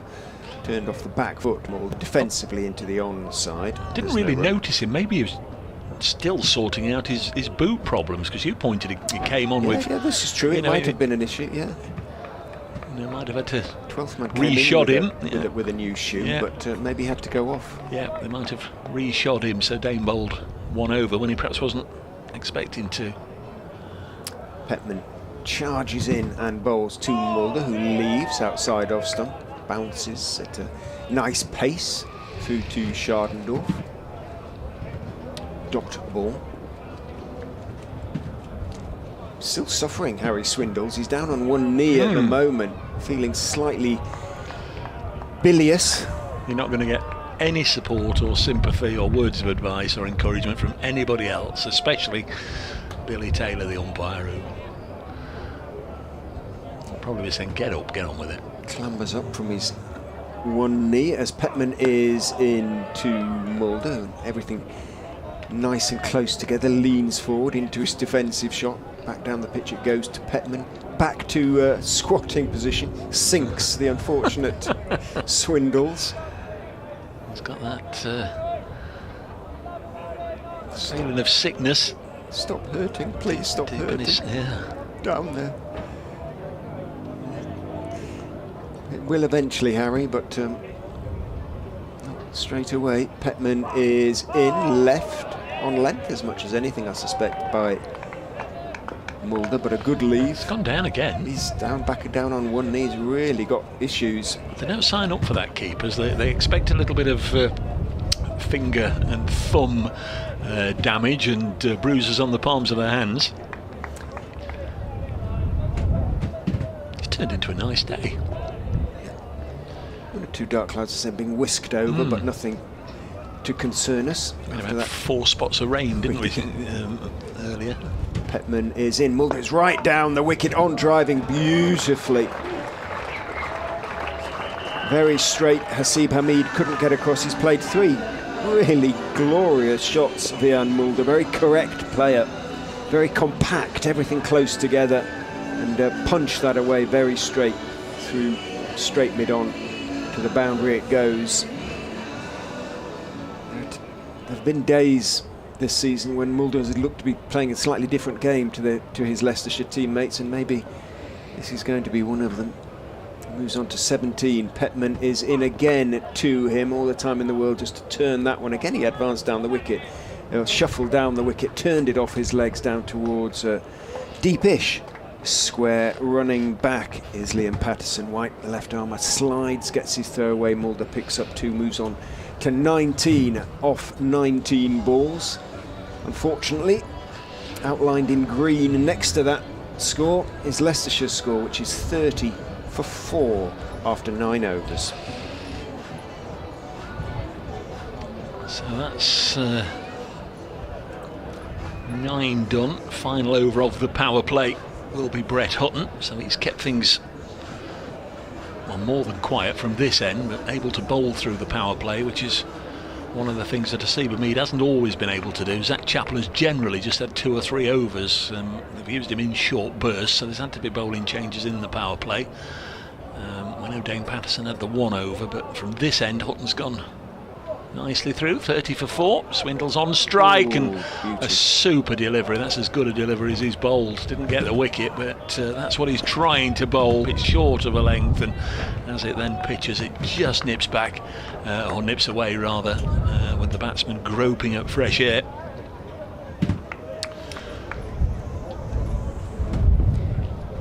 .30 for 4. Still the 2 slips in there. Montgomery at first, Lyndon James at second. What he's done really well as well, Hutton, is he's brought the odd one back, hasn't he, off the seam, and that makes it a nightmare for them. The 3rd slip's gone in there now as well. Buddinger's gone in there. This one's a little push and run up to wide-ish mid-on. Take the single. 31 for 4. Montgomery at first slip has been catching pigeons in there. He, prior to this match, he was second in number of catches. He'd taken 8 in this season's competition. Ollie Price of Gloucestershire had 9 going into this round of matches. If he gets one off Mulder, Notts will be almost home, you feel. Mulder's on 19. He faces Brett Hutton. Bowls one, leaves one alone that jags back. Good bit of bowling from Brett Hutton, this really is. 4 for 3 his figures at the moment. They're going to get damaged at some point, but what a terrific start, and the Foxes under pressure. What they would have wanted, of course, was a relatively smooth passage to 60 or 65 without loss or something like that at the end of the power play, and they can probably have controlled the remainder of the innings then with wickets in hand, but not to be. Hutton the second over of the innings, bowling a double wicket maiden and followed it up with another. It's just pushed into the offside. No run. I'm kind of classifying him with right in my mind, which is wrong, really, because he's only 29 still, Brett Hutton. He just seems to have been around for longer, really. I've watched him in the early part of his career, and then for Northamptonshire for, was it 3 years he was at Wantage Road, or maybe even 4, I can't quite remember, and now back here, and you think, oh, he's been around forever, but he hasn't. He was there for his first-class debut in Abu Dhabi, the pink ball game in 2011. Bowls now cut away, but uppishly it's gone for 4. It was lifted over Budinger at backward point and away for 4. Notts County champions in 2010, so they went to Abu Dhabi to play the MCC start of 2011, and both Brett Hutton and Jake Ball played in that match, making their first-class debuts in a pink ball match under floodlights, which was a little different. 35 for 4. Mulder's going to have to get a big 100 here, basically, if Leicestershire are going to get anywhere near this. Yeah, that was it. Uppishly, but he knew what he was doing. It was always going to handsomely clear Budinger. Hutton's gone for a boundary, and good response. Next ball's just worked up to Patterson at mid-on. There's no run. End of the over. 5 from it, and that's the end of the power play. 35 for 4 at the same stage. Notts had 48 on the board for the loss of both openers. Second power play in operation between overs 11 and 38, allowing a maximum of 4 fielders to go to that side the 30-yard circle. If you heard that on the effects mic, you now know the rules, so to speak, for the second power play in terms of number of fielders allowed outside the circle. It actually never crossed my mind to think that a 10 had short period. Oh, I see what you mean. So in big It'll be back in the Notts. Pet continues on the bowls to Swood is filling out to the side one off towards mid-wicket, where the substantially the sort of, he looks a really solid figure, Liam Patterson-White, doesn't he? Looks like he's a sort of prop or a hooker, really, a rugby hooker, something like that. Although it is the 11th over, they've still only got 2 outside the ring, which I like to see from captains, really. When you've got a side under pressure, don't ease off. You don't have to. Yeah, indeed. Petman is into Swindles, who's fiddling that one off stump out into the offside. It's the worst thing you can do, isn't it? Pushing up another couple out, and that obviously creates a couple of gaps in which singles can be taken. Yes. Gloucestershire did this on, well, they didn't do that precisely. When they had Leicestershire under a lot of pressure, they opened with their left-arm spinner, who turned it square for the first 2 overs at Bristol. But then he took him off, and by the time he came back on, the ball was sort of obviously much softer, and the seam had gone right down. Petman is into Swindles, who is playing nicely off the back foot, punching it slightly wide of mid-off. Throw comes in from Hutton, who can do no wrong, therefore hit thumbs. However, Swindles had made his ground. Looks like he's still looking like he's walking a little bit on glass, doesn't he, Barry Swindles? And indeed, his left hand instinctively goes down to the place that's hurting at the moment, and a slight adjustment is made. But he picked up 1 there, moves on to 6, gets Mulder back down on strike. Now, with that little bit of extra leeway, Hamid does send an extra fielder out on the leg side, down towards deep backward square. Petman is into Mulder, who is looking to work it down towards the leg side. Does do so. I think it was partly pad. It rolled very slowly towards the edge of the circle, just behind square on the leg side. Schardendorf running out from behind the stumps was the first there, and it is just 1 to Mulder. Again, I thought I heard the sound of the ice cream van there, but it's usually louder than that, the Mr. Whippy. I wonder if there's ice cream turf wars going on out there. I wonder if it's another one. They can get quite vicious, those, can't they? I'm told. The Glasgow ice cream turf wars go down in history. In goes Petman and bowls, and that's onto the hip of Swindles, turned down towards long leg. Doesn't take the ball cleanly as a consequence, and he also takes a while to pick it up as well. Fateh Singh down there, and he looks up to the heavens in annoyance because Swindles was able to turn for a second. as a consequence. He's got 90 on his back, but he's down on as 98 on the scorecard. He is 90. 90. Yeah, 90. Yeah. A mistake on the scorecard. But he's a very recognisable figure. Yeah, there's a nice piece done this week. I think it was John Colley who interviewed him, talked all about his alopecia, losing his hair as a youngster.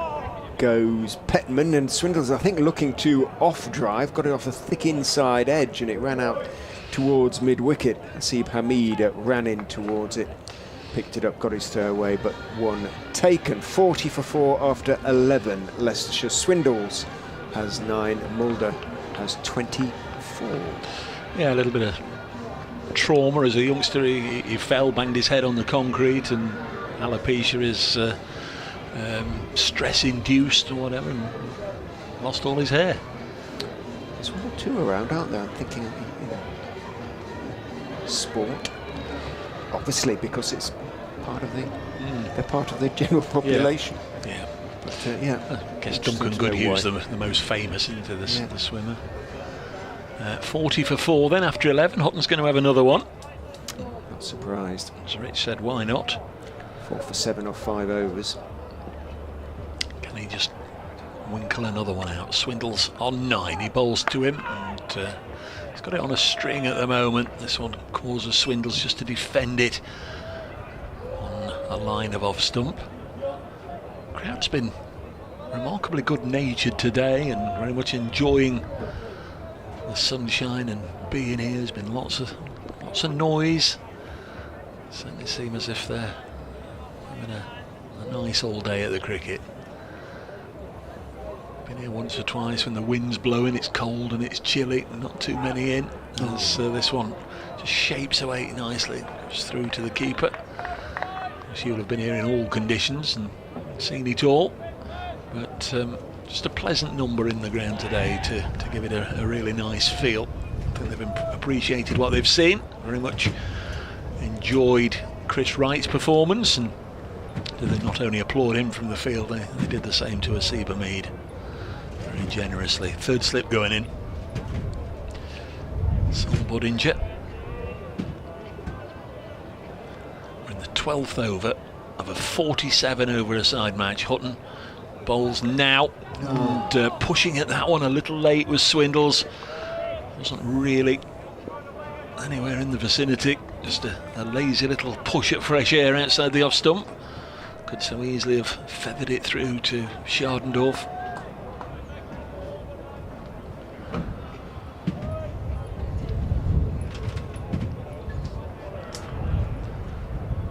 Men out, Patel for naught, Kimber for naught, Welsh for 3 and Hill for 4.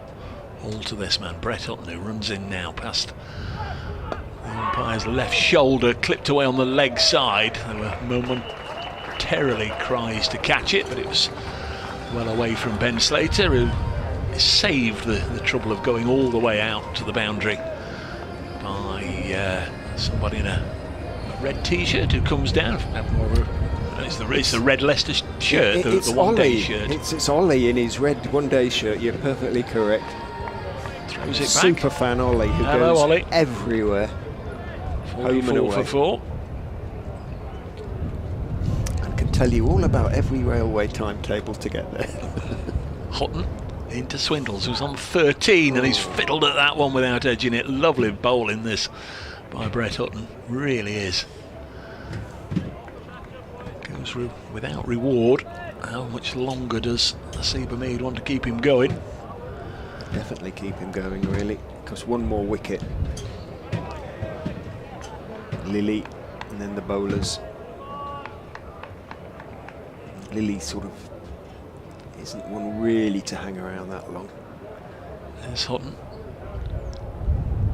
Bowled to Swindles, drives down the ground for 4. Lovely looking shot. I think it's probably time just to give Brett a rest. Understand what you're saying, Rich, and I think I think there are arguments for and against, but I would just say now, just well done, mate. You've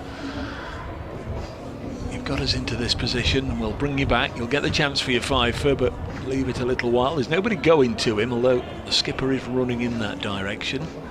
normally after a spell like that, if it was the end, you'd have one or two just deliberately run over and give him the old low five, but nobody's gone to him.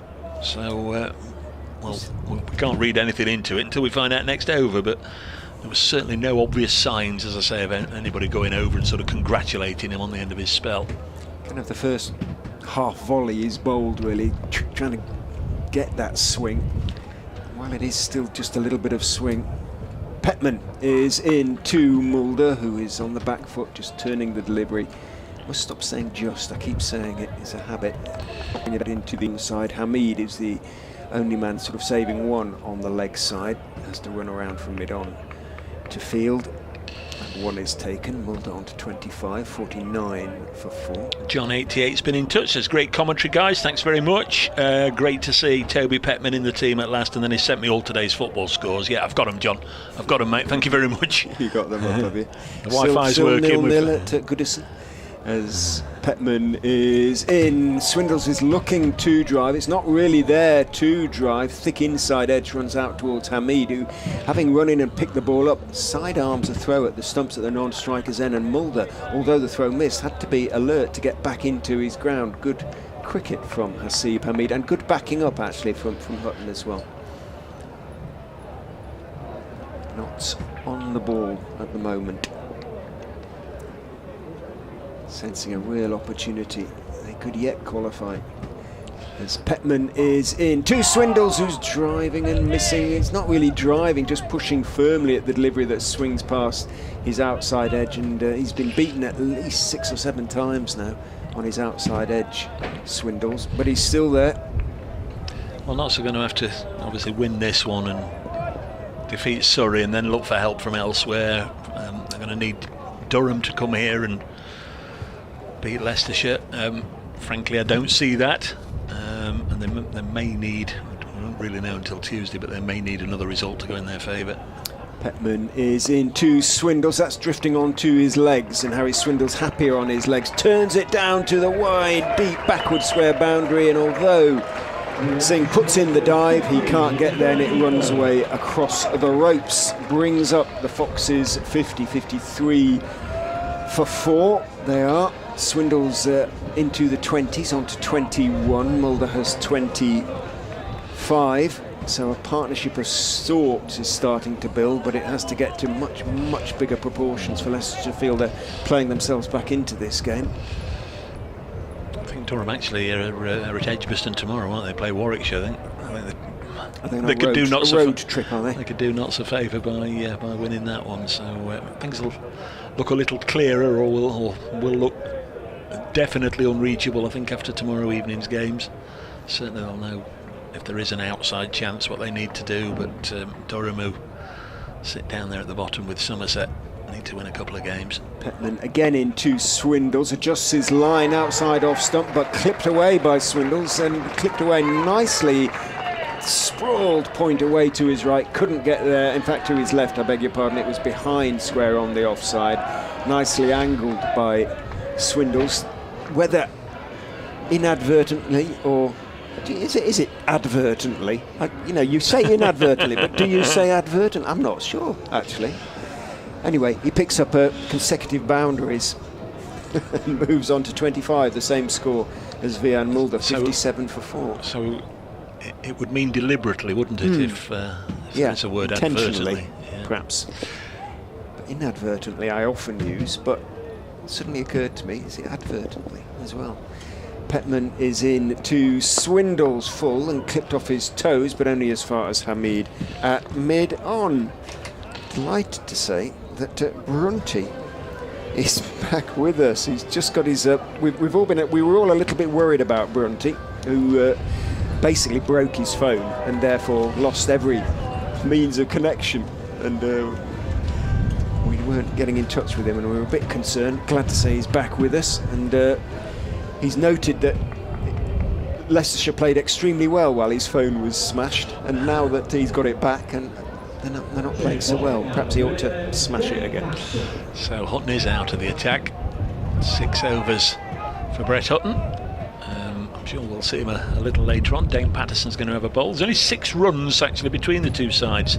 Right, Dane Patterson in. Bowled one over, which went for runs. Started second over with leg that did before. It's already taking more damage. He went for 11 overs from that one over he bowled. We just speculated that maybe Toby Petman, who'd been having a few problems with his boots, took an over out just to sort himself out with some new bowling boots, and that's why Patterson had the one over, perhaps when he wasn't ready. Here he comes again, into bowl to Mulder, South African to South African. We saw it the other way round earlier on, didn't we? Mulder bowling to Patterson at the end of the Notts innings, and this one's pushed crisply to mid-off, and there's no run. 61 for 4, Mulder 29, Swindles 25. Patterson White starting to warm up the cover boundary.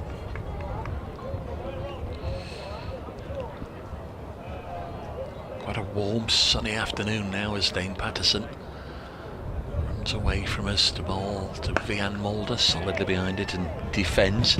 He was a victim of extremely hot conditions down at Bristol last Tuesday. Dane Patterson, very, very hot weather. Tuesday before last, and had to come off the field, had to get damp, cold towels on him and just look after him a little bit. And of course, he was getting absolutely no sympathy from the British lads, from the local lads. You're from South Africa, and it's too warm here in Bristol for you. 61 for 4. Next one cuts back and strikes Mulder in the chest as it then bounces on. One bounce to Montgomery in the slip cordon. Well, the slip cordon of 1. 61 for 4. Still Everton 0, Forest 0, but Leicester have just taken the lead, if you can hear extra noise around the ground or behind us. When we were down at Hove, Manchester United were playing Brighton at Old Trafford in the opening game of the season. There's Patterson, past umpire Newell, goes through to Schardendorf. And of course Brighton won at Old Trafford. Yep. Massive cheers every time there was a... They win 2-0. They did, yeah, 2-0. Twice. It was a good day for Sussex sport. Hove outfield, absolutely beautiful, like a just lush and green, and quite how they managed it. Well, we drew the short straw, I'm afraid. First week in April we were down there, first round of county championship matches, and I've never been so cold in my life anywhere. Next ball is just dropped off the thigh pad, I think, on the leg side. 61 for 4. The wind was blowing to such an extent as I was only staying on the seafront, not too far away, and as you try and walk up the hill, you took one step forward and then the wind was blowing you back too. It was unbelievably cold and bitter and nasty and wet. Never seen Brighton or Hove like that before. I'd like to go in the warmer months. End of the over. 61 for 4 it is. I haven't been brought up on the East Yorkshire coast. That sounds sort of rather warmingly familiar, to be quite honest. It was beyond anything I'd experienced before on the coast. It was awful. Going to get a little bit of twirl for a peak. Say 65 to 61, so they've had all difficulties and got back on out on level terms. Of course, round about this, Montgomery and Mead were setting off on their 100-run partnership, so is what they need do, and maybe a little more about on before. Yeah, they'll be in the pitch for Patterson down at the moment. So it is whether everybody finds. See, the footage is off the by Swindles, or in from the ropes by the time he fields it. Single taken. Swindles on to 26. Mulder twiddles the bat in his hand, looks around him. Mid-wicket is out. Deep backward square / long leg is out. Offside sweeper, obviously. Patterson White is in. Mulder is just pushing it into the gap in the covers, chasing in from that position out there. Ben Slater comes in and fields, puts in a nice throw to Schardendorf, bounces into the gloves next to the stumps. Single taken. Mulder is quite good at sort of milking spinners, if you know what I mean. He doesn't tend to waste too many deliveries in that respect. Patterson White is in, poking forward is Swindles. Thick outside part of the bat, drops it out towards Silly Point. Schardendorf claps his white gloves together. wicket. Patterson White swinging, and thick bottom edge from Swindles there. It was a sort of sweep, but not really. It was a sweep slog almost, really. Thick bottom edge, and it ran out into the onside behind square. He takes 1, moves on to 27. Wind gets up again. Trees are blowing around as in goes Patterson White, punched away through wide mid-on by Vian Mulder, out towards long on, and taking the mature trees that line the car park at the Bennett end of the ground, moving around quite a lot in the strong breeze. Patterson White is in, he's going to be caught. Swindles has lobbed up the return catch, and the recovery is choked off. Really ordinary shot, unfortunately, from Harry Swindles. He went back and lobbed up the simplest of catches straight back to Patterson White. 2 hands, round about waist height, perhaps a foot to his right. And as I say, before the partnership can reach 50, it's on 48, but Harry Swindles goes caught and bowled for 27. Yeah, grabbed it greedily, Liam Patterson White, and he enjoyed that. Just fooled his opponent into chipping up, coughing up that return catch.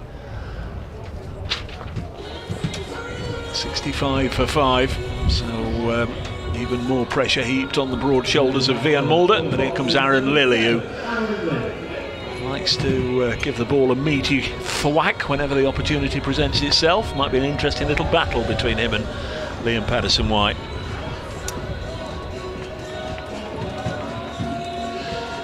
Not that sort of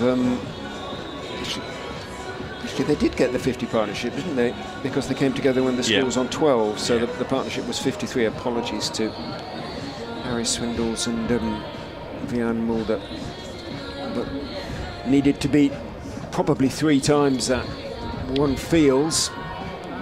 65 for 5. Still need another 195 runs, Leicestershire. 32 overs remain, that wicket having fallen to the last ball of the 15th over. Still going to be Patterson to continue. Once the music has been choked off. There we go. Here is net. Patton start his third over. Take things. Good fit. Bowls to Mulder. Happily Aaron Lilly. Concentrate. For 5 becomes 66 for 5. So Seba Mead will know Lilly's capabilities from their days together in Manchester. He's moving the third man just a little finer. Still a slip in position. Fairly regulation 6-3 field. Mead has now got the 4 fielders outside the ring. He resisted for a little while after the initial power play ended, before dropping a couple more out. But there's 2 boundary riders, a third man and a fine leg as Dane Patterson runs away from us. Past umpire Newell's super delivery, and a fiddle at that, just outside the off peg. I think you may be being generous to Lilly there. He was beaten to the wide. It was a great delivery. So another change to the field. Lyndon James pops into second slip, and Patterson White, who was out on the offside, does come back up into the ring. So once again he's decided we only need less than the required amount outside, or less than the allowed amount outside, and Patterson White, brought into the circle, does the fielding. There's no run. 66 for 5. Wickets going down at 0, 0, 7, 12, and now 65. 4 wickets to Brett Hutton, 1 to Liam Patterson White.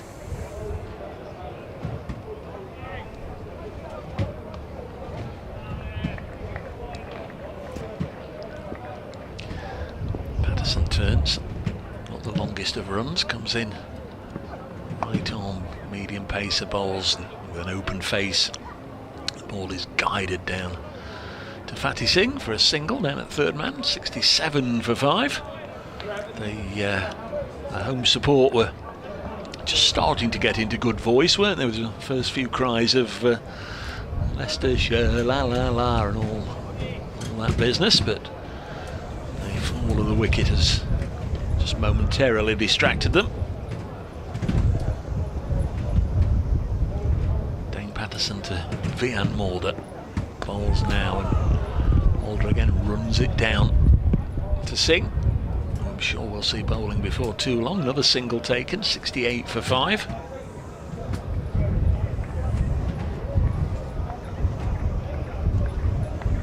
It's not going to rain, but the Duckworth Lewis, just for comparison, is that 148? It is.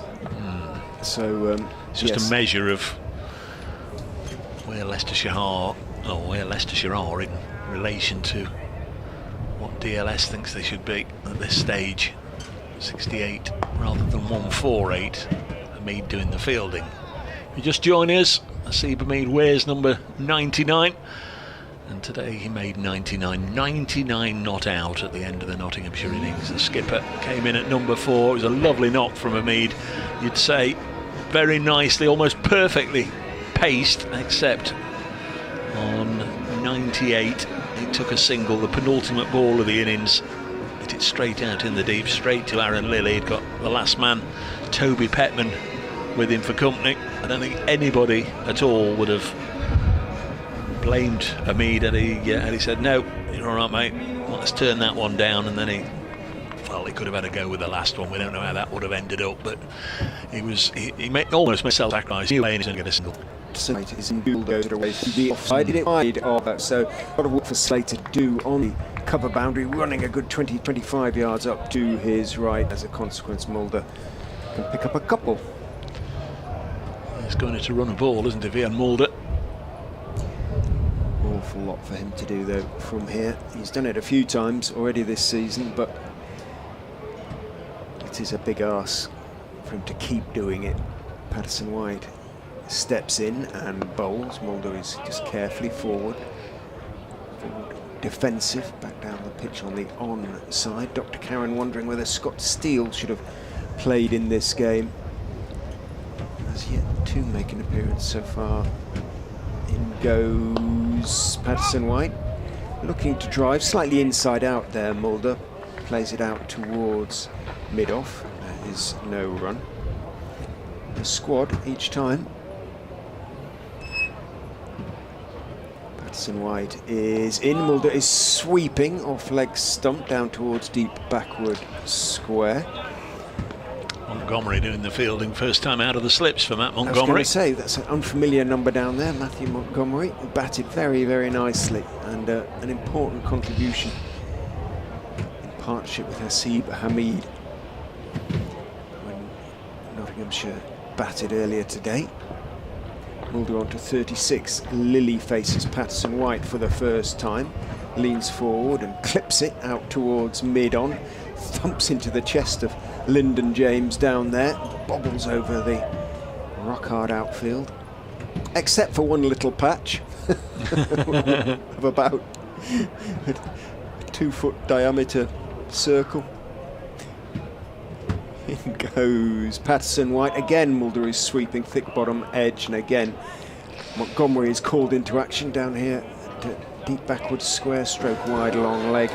One is taken. Mulder keeps the strike, moves on to 37, 73 for 5. Toby Petman, who's been off the field, comes jogging back on. And the 12th man, presumably, goes jogging off again. Who is it down here? That's Fateh Singh, so he isn't the 12th man, he's playing. Or is it Fateh Singh? No, that was Ben Martindale. Oh, beg your pardon, Mr. Martindale.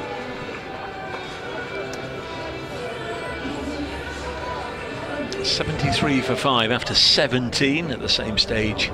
Notts was 78 for 3, so just 5 runs between them. But 2 big wickets.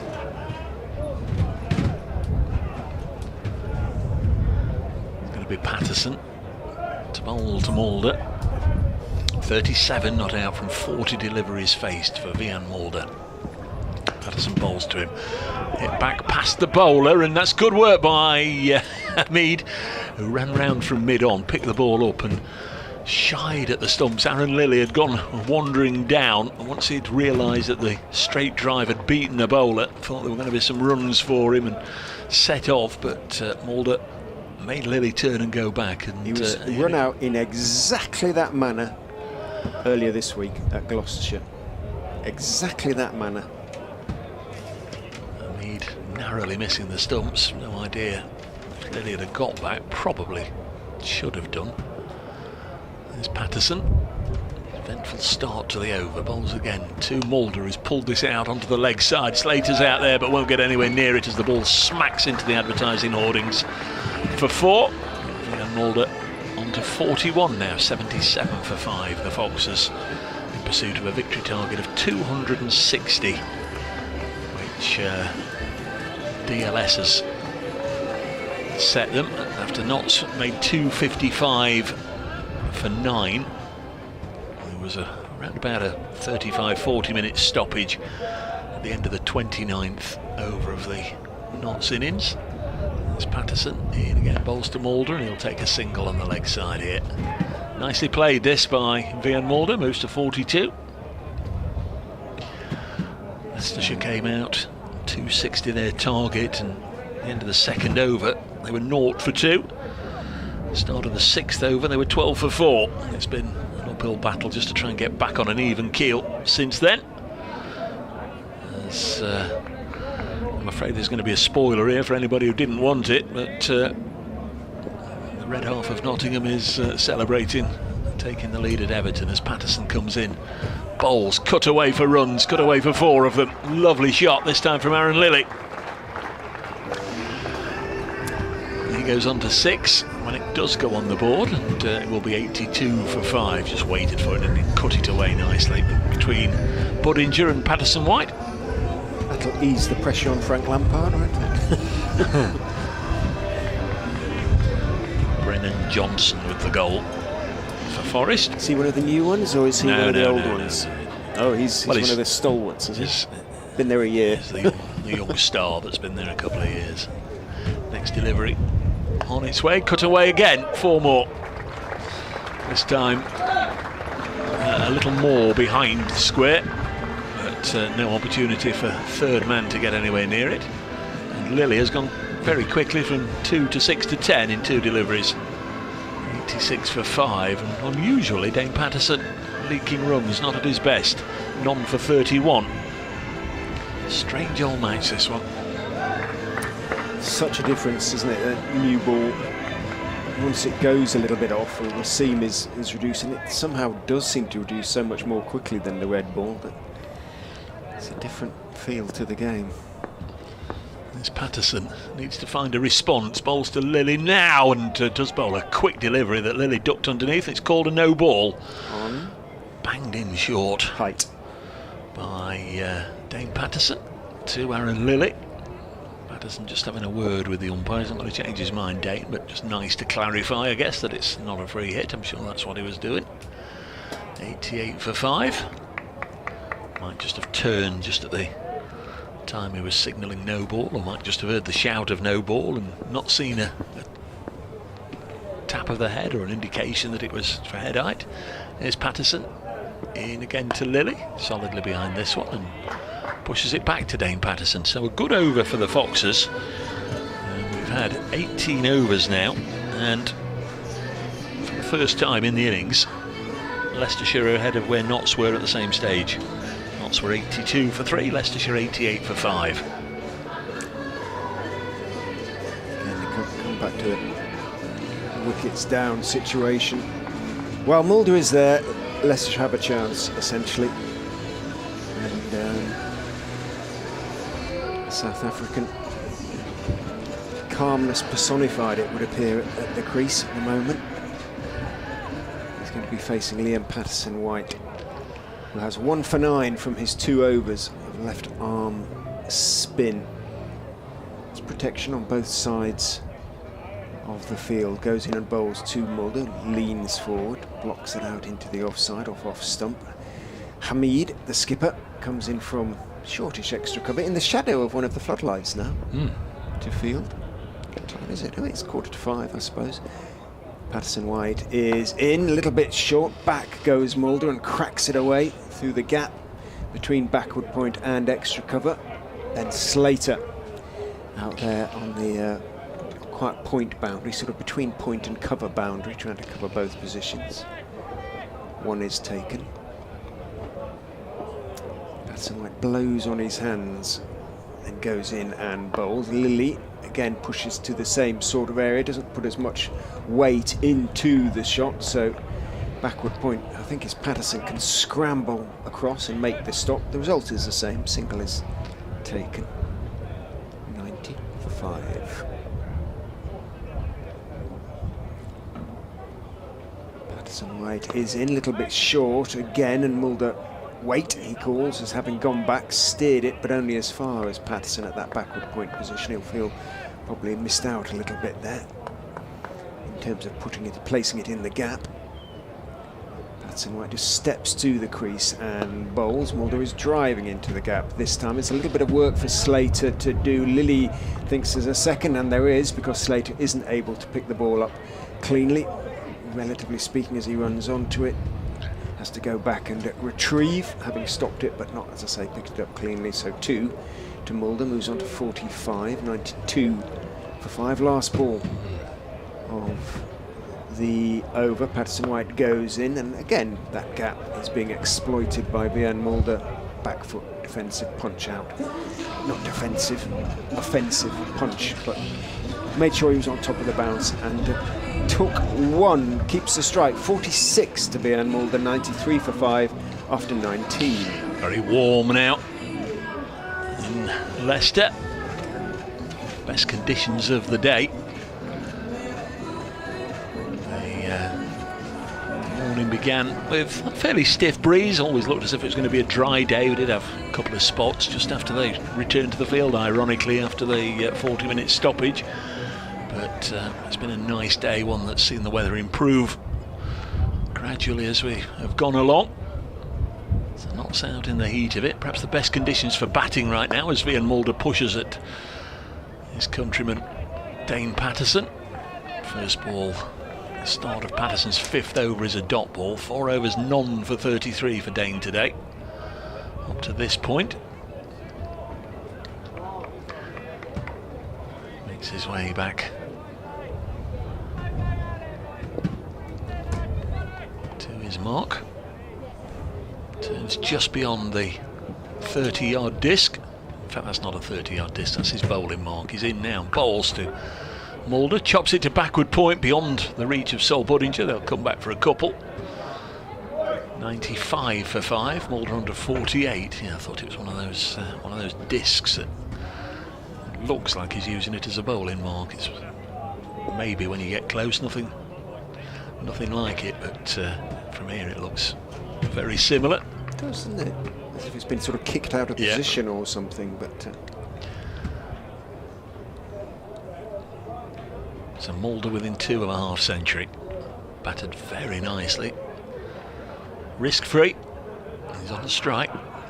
Bowls, now pulls it out into the leg side, and that will go for 4. No chance of Slater cutting that off. That's a very good innings from Vian Mulder. Gets a handshake from Aaron Lilly, gets a round of applause from Richard Ray, and from most of the contingent here inside Grace Road this afternoon. 99 for 5, Mulder under 52. Nice looking shot. Of 51 balls, and it includes 8 fours. Third player on the day to reach 50 after Matthew Montgomery and Asiba Mead. He's on strike again. He's cut this into the offside, and that'll go for 4 more. Will it? No. Good stop from Lyndon James. Really had to. It's not Lyndon James, it's Liam Patterson White out there. Really had to stretch himself to dive away and prevent that going over the ropes. Came back for a second though. 100 up for the Foxes. 101 for 5. That looked quite a long way off at 12 for 4, didn't it? But a long way from respectability yet. 2 balls left in the 20th, so what have we got? 27 overs left after this one. 159 required. Eminently gettable. Next one is Just pushed gently into the offside. There's Lyndon James. He hadn't been hiding. 101 for 5. 4 wickets to Houghton, 1 to Patterson-White. That's Vian Mulder's 4th half-century in 7 innings, to go with his century as well. So a century and 4 half-centuries in 7 innings. Call that pretty decent form, don't they? He's on 54. He's played against Notts before in his time at Kent. He was only there very briefly. This one's punched up to Houghton at mid-off, end of the 20th, 101 for 5. At the same stage, Notts were 95 for 3. In the middle of that possibly hugely important partnership between Haseeb Hameed and Matthew Montgomery, of 120 for the 4th wicket. A partnership that was put into some sort of context what followed, really. That's not quite fair, because Patterson-White made a decent contribution, scored 14, and out of a partnership of 54 actually. Might be 44. Might be spin at both ends. Here's Patterson-White, but Singh's just turned his arm over. And he goes and bowls, and Lilly is working it out towards mid-on, intercepted en route, diving across to his left by Sol Budinger, and then sort of shuffled back towards Patterson-White. In fact, I've lost Fatty Singh. That's not Fatty Singh. Who is in, and Lilly is trying to clip it off his legs. I think it just came off the pad, trickles towards short leg. Umpire Taylor walks out, then raises his right knee. It was indeed just a leg by. Leicestershire won't mind how they come. 102 for 5. Patterson-White is in. Mulder forward on off stump, defending out towards Haseeb Hameed. He sort of tidied up his beard a little bit, so to speak, just Yeah. trimmed it. It just looks a bit neater somehow. I don't know whether it's a deliberate thing or it's grown out a little bit. Patterson-White is in, on driven by Mulder, out too long on, single take. He had very long hair last year. It was very much a contest between Finn Hudson-Prentice and Rory Burns and Haseeb Hameed for the longest in county cricket. Patterson-White is in. Lilly is rocking back and steering it in front of point, out towards Slater on the point boundary, taking 1. Who's the Sussex player who has a mullet? It's Hudson-Prentice, who's gone down there from Derbyshire. Yeah, there's another one as well. Ollie somebody, I've forgotten his name. In goes Hudson. I was going to say Hudson-Prentice there. Is it Carter who keeps wicket Carter in the championship? And he's very proud of his mullet, and he says in his who's who that if it... What would you change about the pass? He said, get my mullet longer beforehand. 105 for 5 at the end of the over. Lilly has 12, Mulder 56, 21 overs gone. Yeah, the corresponding over in the Notts innings, they got 13 from it, so Leicestershire have just dipped behind for the first time in a wee while. Notts 108 for 3, the Foxes 105 for 5. So there is going to be a change, but it's not going to be the spin of Fatty Singh. It's going to be Toby Petman back on. Bowled his initial spell from the far end, if we can call it an initial spell, because he bowled 3 overs and then Dane Patterson bowled 1 over, but Rich pointed out he'd spotted him having a little bit of problem with his footwear, seemed to change his stud, and then we didn't really notice if he'd gone off the field, so he may well have done. Here is Petman anyway, 105 for 5, looking for his first wicket. He's begun with a big leg side wide, and that's gone all the way for 5 of them. Crikey, how to compound a poor delivery. Just bowl it so wide that the wicketkeeper can't get there. And 0 for 5 with still 6 balls left in the over. Not exactly what Haseeb Hameed or Notts, or indeed Toby Petman, were looking for. He's just kicked that bowling mark or whatever it is a little bit, as if that was to blame. 110 for 5. He's bowling to Mulder on 56, and Mulder hits it back past him. Needs good work from Asib to stop it, and that's exactly what is provided by the Notts skipper. 111 for 5 at Edgbaston on Wednesday. I went out for the toss, and Will Rhodes is the Warwickshire skipper, and he saw Asib Hamid walking towards him, and he said, "Hey Assi, are they the trousers of a 13-year-old? Because they don't quite go all the way down." You can see an awful lot of sock between the bottom of the trousers and the shoes, which is a nice way. It's Nelson on the board, 111 for 5. He said, in fact, he dragged me into it there because I said typical Yorkshireman.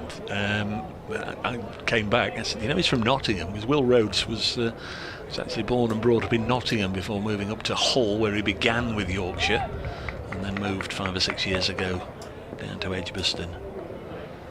So one that got away, Will Rhodes. He got a century on the day as well. Terrific innings. Here's Petman. Bowls now, and just leaving the bat out there to dry a little bit. Aaron Lilly gets nothing on it. He's not played any shots in anger yet, Aaron Lilly. It's his job to stay there. Yeah, it is. Really, just work it around and see where Leicestershire are after 35 overs, something like that. Long way, long way. 25 and a half overs remain.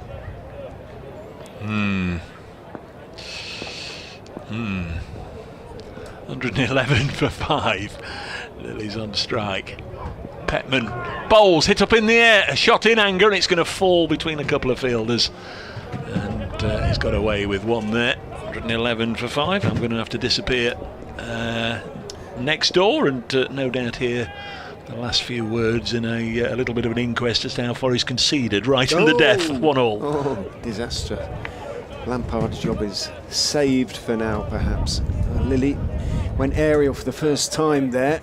A little bit early to be doing that. 113 for 5. Lilly on to 14 off 16 balls. Petman will be encouraged by that shot. Runs away from us. Very straight run. Bowls to Lilly, who defends the straight ball on the back foot out into the offside. James flicks the ball, running in from extra cover towards the stumps at the non-striker's end. Doesn't hit them. And backed up, running across by Montgomery, just to make sure that there are no overthrows. Shadows of the floodlights right over the pitch at the moment. Floodlight next to the electronic scoreboard, that is, as Petman is in. Lovely slower ball just outside off stump that bounces past the outside edge of Lilly's poking bat. He's going to change his gloves now. He's been out there for 25 minutes, 30 minutes or so. Lilly takes off his old gloves, has a word with Mulder. Mulder walks towards Leicestershire's 12th man, Nat Bowley, the off-spinner, and he played a couple of games at the start. Didn't really get much of a chance to show what he could do with the ball at Guildford and Radlett, but he showed what he could do with the bat, making a very good half-century at Radlett. May yet have an important role if Leicestershire do manage to qualify for the quarter-finals, depending on where they are playing, of course. 113 for 5 off 22. 8 off the over. 147 needed off 25. If they had only a couple of wickets down, they'd be reasonably confident, but they've got 5 down, and they need their extent overs. Probably more passes in. Do that drawing for out deep ball up, but has to pick on the roll so to kind of get those circumstances. Does eventually get it away, but Mulder has picked up a couple. Moves on to 59. Run a ball.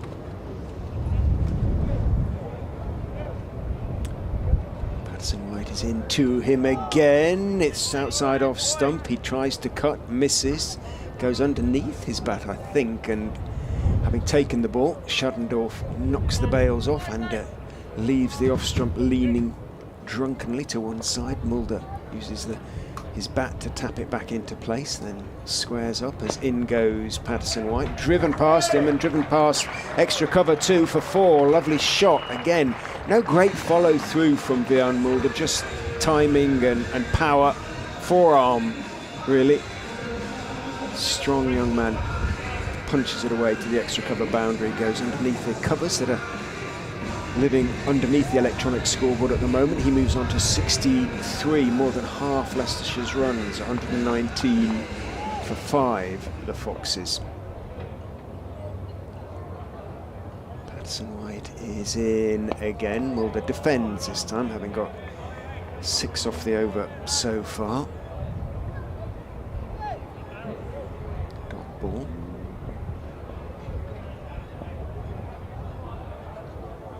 Patson White is in. Mulder is clipping out towards deep mid-wicket. There is a deep mid-wicket though, so it is only agreed just a single. Good throw on the bounce. 64 to Mulder, 120 for 5. Patson White is in to Lilly, who defends on off-stump out into the offside. Hamid runs in and picks up the end of the over, 7 from it. 5 wickets down though. Leicestershire, nothing in it in terms of runs. It's 123 for 3 at this stage. Leicestershire 2 extra wickets down. A little hiatus while drinks are taken. Although given that Lilly has just changed his gloves and has had a drink, everybody's waving at the pavilion. Where are the drinks? Where are the drinks? It is drinks time, says Lilly. Leicestershire didn't realise it was going to be a sort of official drinks break. So none were readily available. Somebody will be clattering down the steps from the dressing room now, presumably, on the first floor of the Grace Road Pavilion. Renovated and improved during Andrew Boyce's brief tenure as acting chief executive. Bowley has retrieved a drink and a water bottle as well. Runs out with the drink, whatever it is, sports drink perhaps for Lilly, water for Mulder.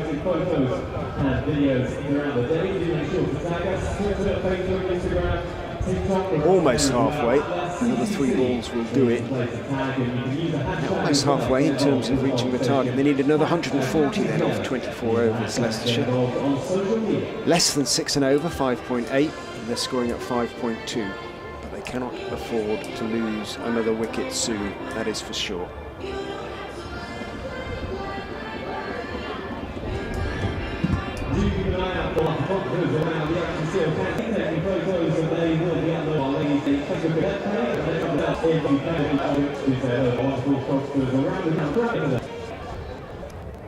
Oh, return and to mine, and he's possibly certainly told him the he missed it, but all of those do. Movie is 2 more leg war square leg, take the single. So if I made a note of his final figures, he was 3 overs for 30, and he bowled 5 overs in the end. For some reason, it isn't on the Cricinfo scoreboard. I do not know why. But he certainly did bowl. Looked lively, pace-wise. Petman is in to Lilly, who's stepping across the stumps, and it may have been in the air as it went towards mid-wicket, who dived away to his right. Got a hand to it, Matthew Montgomery. Now, whether he did so well, the ball was in the air, whether it was in the half volley, but I think that may have been a chance. There's 1 or 2 hands on Knott's heads out there. Lilly stepped across his stumps. He's starting to look a little bit skittish, Lilly. Just needs to keep playing the same way. Don't try and do too much. 16 off 20 for him. Picked up 2 there, slightly fortuitously. Petman is in, he's solid there. Leaning forward on off stump. Back out into the offside. I think that's James running into field, it is. Cover.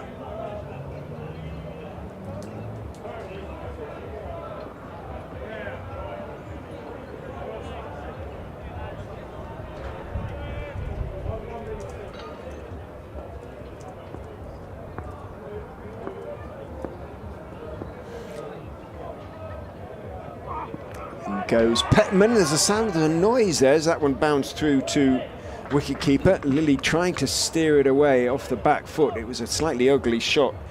Sounded like a noise to me, and Petman started to go up, but the wicket-keeper, Schardendorf, didn't really. So, might just have flicked the thigh pad or something.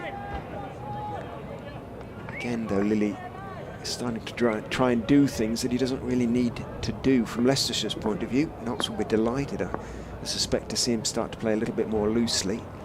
Petman is in, bowls to him, thick inside edge as he defends that one out into the on-side. Work for the fielder to do to run across from mid-wicket, so Lilly is able to take one. He does, moves on to 17. 1, 2, 4 for 5.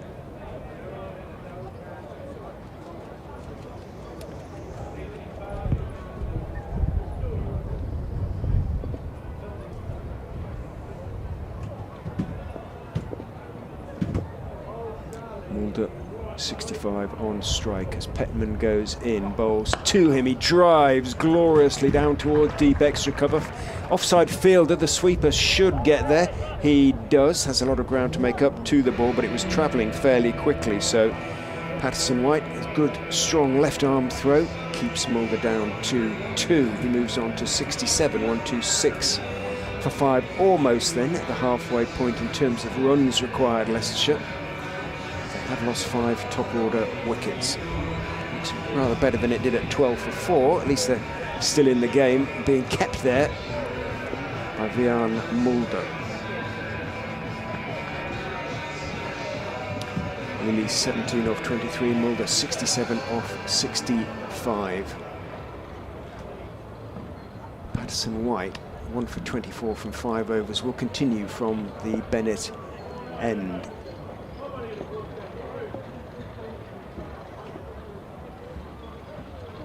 Comes in and bowls. Lilly trying to work it out off the front foot. Does so, doesn't time it, because doesn't time it. Patterson run in for backward point, has got quite a lot of ground to make up to get to the ball, and Lilly is able to take his single. Moves on to 18. Patterson-White into Mulder, who's forward, pushing it out towards point, but timing it rather better. Pursued the ball by Schardendorf, and he's so close to it that Mulder holds up his hand to Lilly, says no, mustn't risk the single. Patterson-White is in, bowls, clipped out into the leg side by Vian Mulder, out only though as far as a man at deep backward square, who comes running into field. One is taken. You heard the bellow of no from Mulder, making sure that Lilly didn't try and pinch 2. Patterson-White is into Lilly, who on drives in the air, bounces through a very straight mid-on, out towards long on. Lilly takes 1. 19, 1, 2, 9 for 5. Goals squabble overhead, all called to each other. There's only about 4 or 5 of them. Patterson-White is in, Mulder is driving correctly through the offside. A little bit squarer, I suspect, than he would have liked. In comes Slater from the offside boundary to field. Mulder takes 1, moves on to 69, 130 for 5. They are now at the halfway point, Leicestershire. 22.1 overs remain. Patterson-White is in, Lilly is hitting high and straight, and it is going to be 6. It has gone the distance. It was straight through long off, and it made it over the ropes to that far end of the ground, the Bennett end. So Lilly prepared to go aerial again, but he got all of that nice sound of ball off bat. Patterson-White goes for 6. Lilly moves on to 25, 136 for 5. Run rate 5.4, rate required 5.6. So these two for the Foxes doing a pretty decent job. 25 overs have gone now. 136 for 5 is the score. They've got themselves back ahead in terms of runs on the comparison, but again they have lost 2 more wickets. But Hasib Hamid is going back to his destroyer Hutton. 4 wickets to him already. Can he work the oracle for Nottinghamshire again? replaces Petman, who's bowled 8 overs, has taken none for 45. In he comes and bowls 2. Oh, Mulder dropped a little bit short, pulled, rifle shot sound over mid-wicket, who dived despairingly to his left, 2 hands in the air, couldn't get there. Hit very, very hard in the air and very, very flat by Mulder. It sat up quite nicely for him, and no real chance for mid-wicket to dive across, get there. Montgomery it was, and Mulder moves into the 70s, on to 73 now. 140 for 5, 120 now needed. He asks Hutton to wait. Hutton's delivery has been given to Petman, but they've got that wrong, the scoreboard. Goes Patton, driven for 4, over-pitched, crunched away by Mulder, who timed that one almost as well as he timed the pull off the previous delivery. What a lovely, lovely shot that was. Consecutive boundaries for VN Mulder, who I think I've said before is playing the game at a different level. Another level. Lewis Hill, the captain, called VN Mulder, referred to VN Mulder after the game against Gloucestershire, and you can see why. 77 off 70 for him, 144 for 5. Hutton, being treated with disdain, is in, bowls again, thick outside edge as he leans forward to that one, guides it really, slightly angled back down to third man, takes 1, 9 off the first 3 balls of the over. Mulder on to 78, 145 for 5. Suddenly it is just 115 now needed, and the rate required has dropped to 5.4. the run rate is now 5.7. Can Mulder take Leicestershire close or all the way? What a player he is proving to be for the Foxes. Hutton is in and bowls to Lilly over pitches on leg stump, clipped away but only as far as deep backwards square, where Slater is the fielder. Lee picks up 1, 10 off the first 4 balls of Hutton's 7th over. 4 for 15 he was at the start of this over. All of a sudden it's 4 for 25. Still pretty impressive from the Yorkshireman, but a different game when it's not a new ball and you've got a class batsman in as well. Hutton turns, runs in, bowls, and solid defensive press from Mulder. Back down the pitch on the onside. Lee had advanced down again, had to just hurry back in as Montgomery got to the ball quickly. Pats Hutton on the back, 146 for 5. Remains a score. Dave's back with us. Yeah, so Hello, sorry. stranger. Well, I know. Don't worry. I know what it's like on a Saturday. How many words do you need to describe you're disappointed at conceding a last-minute equaliser? Leicester lost as well. Oh, I say. There'll be wailing and gnashing of teeth as Hutton goes in and bowls, looking to force it back past him. He reaches down with his right hand, doesn't get anything on it, but it trickles past him rather. Hamid moves across from mid-off to field. End of the over. 146 for 5. 21 overs remain. 114 needed. I've just asked to sum up where we are, or a feeling for where we are right now, and I said if Mulder stays till the end, Leicester win. If Notts get him out sometime soon, Notts probably win. So it's very much game on here every time, every delivery they bowl to VN Mulder. That's not to take anything away from Aaron Lilly or those that are to come, but Mulder, the steady hand, the informed player, the one who could really hurt Notts over the next hour. Lilly might give them opportunities, but I think if they got Mulder out, Notts would certainly feel that they've perhaps got an end that they could keep quiet. Here's Singh going to come into the attack for the first time. So it's left a little late to bring on a fifth bowler. Singh from the Bennett end to Aaron Lilly, drops it on the second single, first ball. 147 for 5.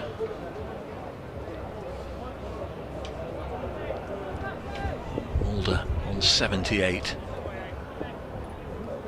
Magnificent innings, going at more than a run a ball. Faced 73 deliveries, Singh, tall, left arm off spinner, runs between the umpire and the stumps as he comes round the wicket to the right-hander, who shows him a great deal of respect. I doubt he'll know too much about Fatih Singh. They'll have had a little look, I guess. The analysts always busy at work in the days between the games. I'm sure there'll have been some tapes provided of Fatih Singh bowling. So he's had a little look, pushes this out into the offside to Slater, and a single is taken, 148 for 5. Dramatic start to the innings with 2 wickets going down in the second over, 0 for 2. 3 overs later it was 12 for 4. 148 for 5. Aaron Lilly cuts it to backward point to Dane Patterson. There's no run. Not seen Matthew Montgomery turn his arm over yet. Had it been a side chock full of left-handers, he might have had the right arm off-break bowler on. Lilly just kept quiet during this over, pushes this to mid-wicket, no run. So 2 singles from 5 balls. Next one is chipped out. I've completely lost it. Down the ground to long on, single. So 3 from Singh's first over. Notts will regard that as a bit of a win. We've had 27 overs, 149 for 5 at the same stage. Notts were 143 for 3.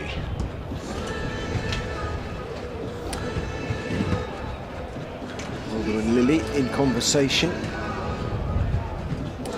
I know who's the more mature of those two, despite the difference in age. Mulder only 24, Lilly well into his 30s. In terms of the way he plays his cricket, Mulder is a very old head on young shoulders.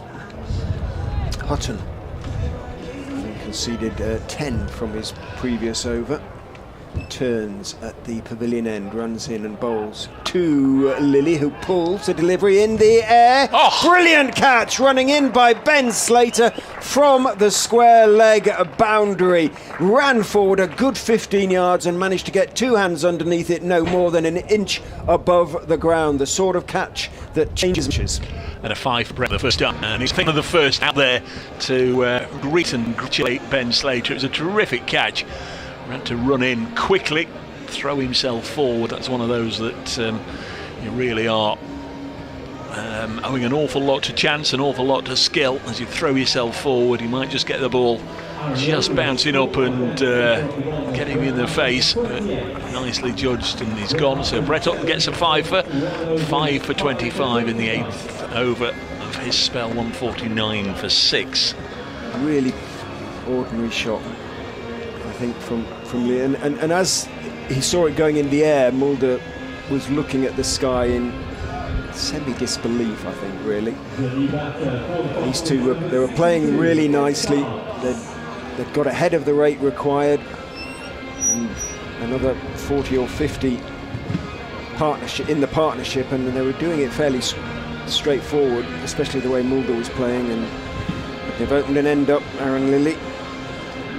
Again, he's got in and not able to go on to make a really match-changing contribution. And the first of the bowlers comes to the wicket. Barnes, he's adhesive batsman. He hangs around, but not in the way that sort of Lilly can. Lilly can hang around and score runs. Barnes perhaps less so. He's got a huge job on now. He's got to stay with Mulder, dig in. They still need another 111, Leicestershire.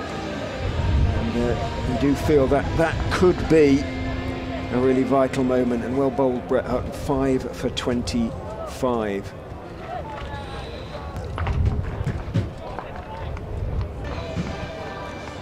Well, under normal circumstances the batters would have changed ends, but of course that doesn't happen anymore. No. So it'll be Barnes on strike to Hutton, who runs in and bowls thick outside part of that along the ground towards the dish stroke backward point.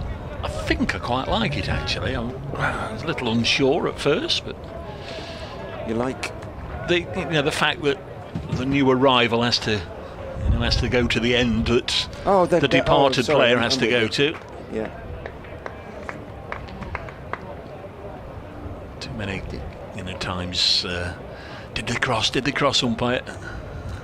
Hutton into Barnes, again is leaning forward, again it's good work down there at backward point / deep, tumbling away to his left. Good fielder, Budinger. Makes the stop, keeps Barnes on strike. Different feel again, the game has swung, changed. They needed Lilly to hang around, and as I say, Mulder's reaction when he saw the shot tells you an awful lot about what he thought about it, I suspect.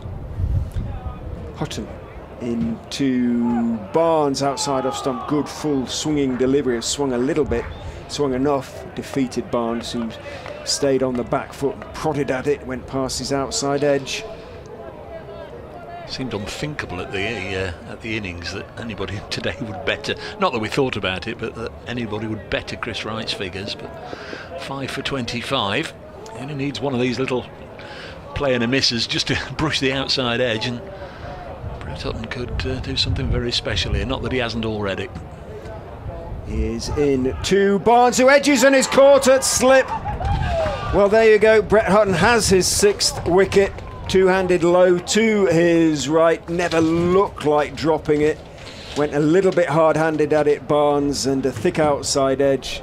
Two-handed Montgomery, well, Dave has been explaining what a fine catcher he is. I don't know if he's dropped any throughout the competition this season. He certainly didn't look like dropping that one, and suddenly it's 2 in and over, and it's a completely different field. And Leicestershire must not let down Mulder here, because he has batted beautifully. Was steering them somewhere close at least, and first Lilly gets out, and now having exposed the tail, Barnes comes and goes quickly. 2 in and over for Hutton, not for the first time today. Absolutely extraordinary, isn't it?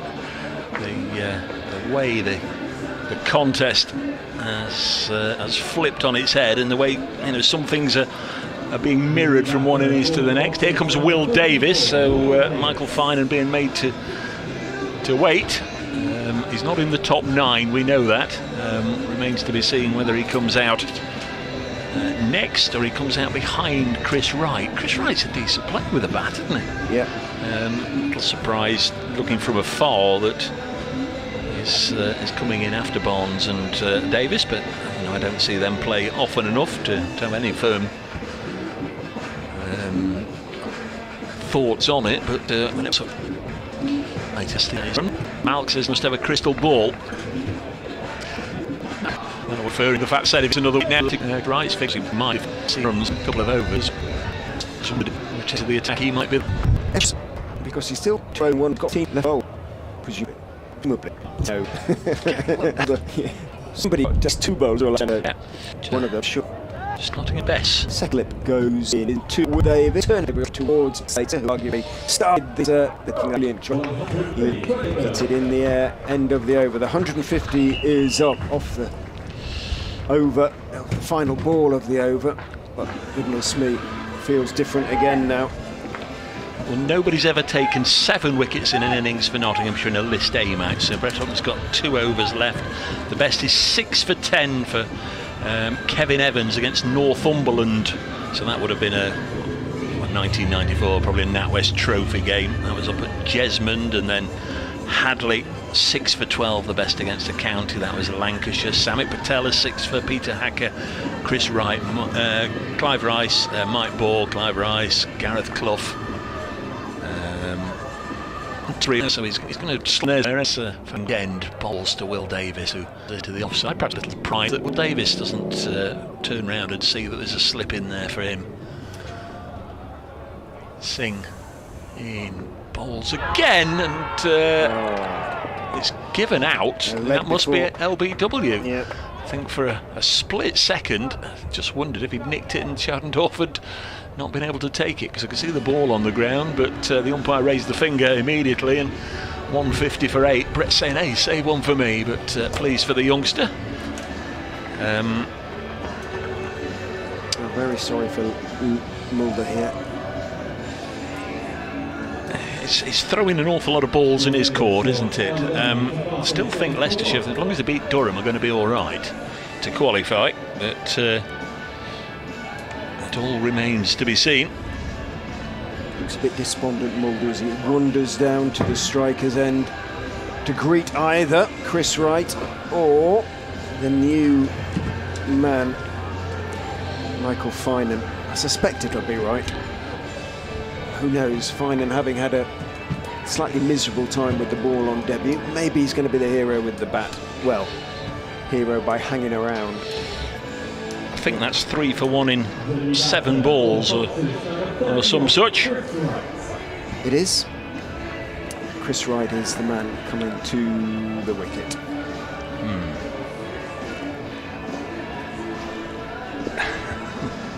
What's this? The boys are back in town.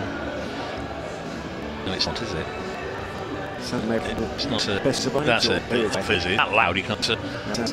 Best of my had a long chat with Chris Wright. Right, good way of surviving. Have 110, which sounds a lot when you've only got 2 wickets left, but they've got 18 in hand, Leicestershire, and still goes. The ball. This play restarts. Chris Wright just happy then. Seems to be Warwickshire's nut watchman, so you never do that. Perfectly capable and comfortable blocking, although he's just tried to muscle this one out for runs, but hits it straight to Brett Hutton. Well, he's got over 3,000 first-class runs. You know, he's no mug, is he? He's an idiot with the bat for sure. There's Singh. Balls, and he's cut this away, so he's off the mark. In fact, that'll go for 4. That's a nice-looking shot, and that just gets Leicestershire up and running again. Those 3 wickets went down so quick, I've not even made a note of any of them, but crash bang wallop, 2 for Hutton, 1 for Singh, and the game was transformed quite dramatically. In fact, Aaron Lilly, of course, was the first to go. It's 149 for 5 when he went 149 for 6. Ed Barnes and Will Davis have got another one. What was that? Chris Wright has danced down the track to Singh and has been stumped by a country mile. Look at Mulder. Absolute rush of blood to the head. What was that? From Chris Wright. He's been stumped for 4. And that is 4 wickets now for 5 runs in, well, an over and a half. You have a man at the other end going beautifully, and you have 18 plus overs remaining. Your job is simple. Look at Mulder's actually gesturing at the pavilion, going, "What was that?" You know, he's worked his socks off. He's batted quite beautifully, and he's watching his Leicestershire teammates implode around him, and he's entitled to be pretty fed up with what he's seeing. Yeah, to be quite honest. Yeah, he'll be bitterly disappointed, no doubt. To be left high and dry. How many balls left in the over? That is the end of the over, Rich, so he will at least be on strike. Presumably it'll be Brett Hutton to continue. 6 for 26 to Brett Hutton. Here comes Michael Finan. Well, young man, perhaps dreamed throughout your cricketing career of the day when you can walk out. Probably as a bowler, he didn't dream of walking out in this scenario and being the hero, but there's one very much up for grabs. Doesn't have to do that much, just stick around and let Vian Mulder slap 100 around the Uptonsteel county ground. Because if Leicestershire don't significantly add to their corps, it's going to have a dip on the net rate as well, and that's going to match it up. 4-9. Win them in game in this default though. So hot to bottom Mulder. Look for the shots first. Johnson! Another one! It kept low and more. That's a terrific innings from him. But Brett Hutton has had the day of his life. In fact, the day of any Nottinghamshire bowler in an all-time in List A cricket. 7 for 26. Absolutely extraordinary figures from Brett Hutton. Leicestershire have been bowled out for 154. And Notts have won this by 106 runs.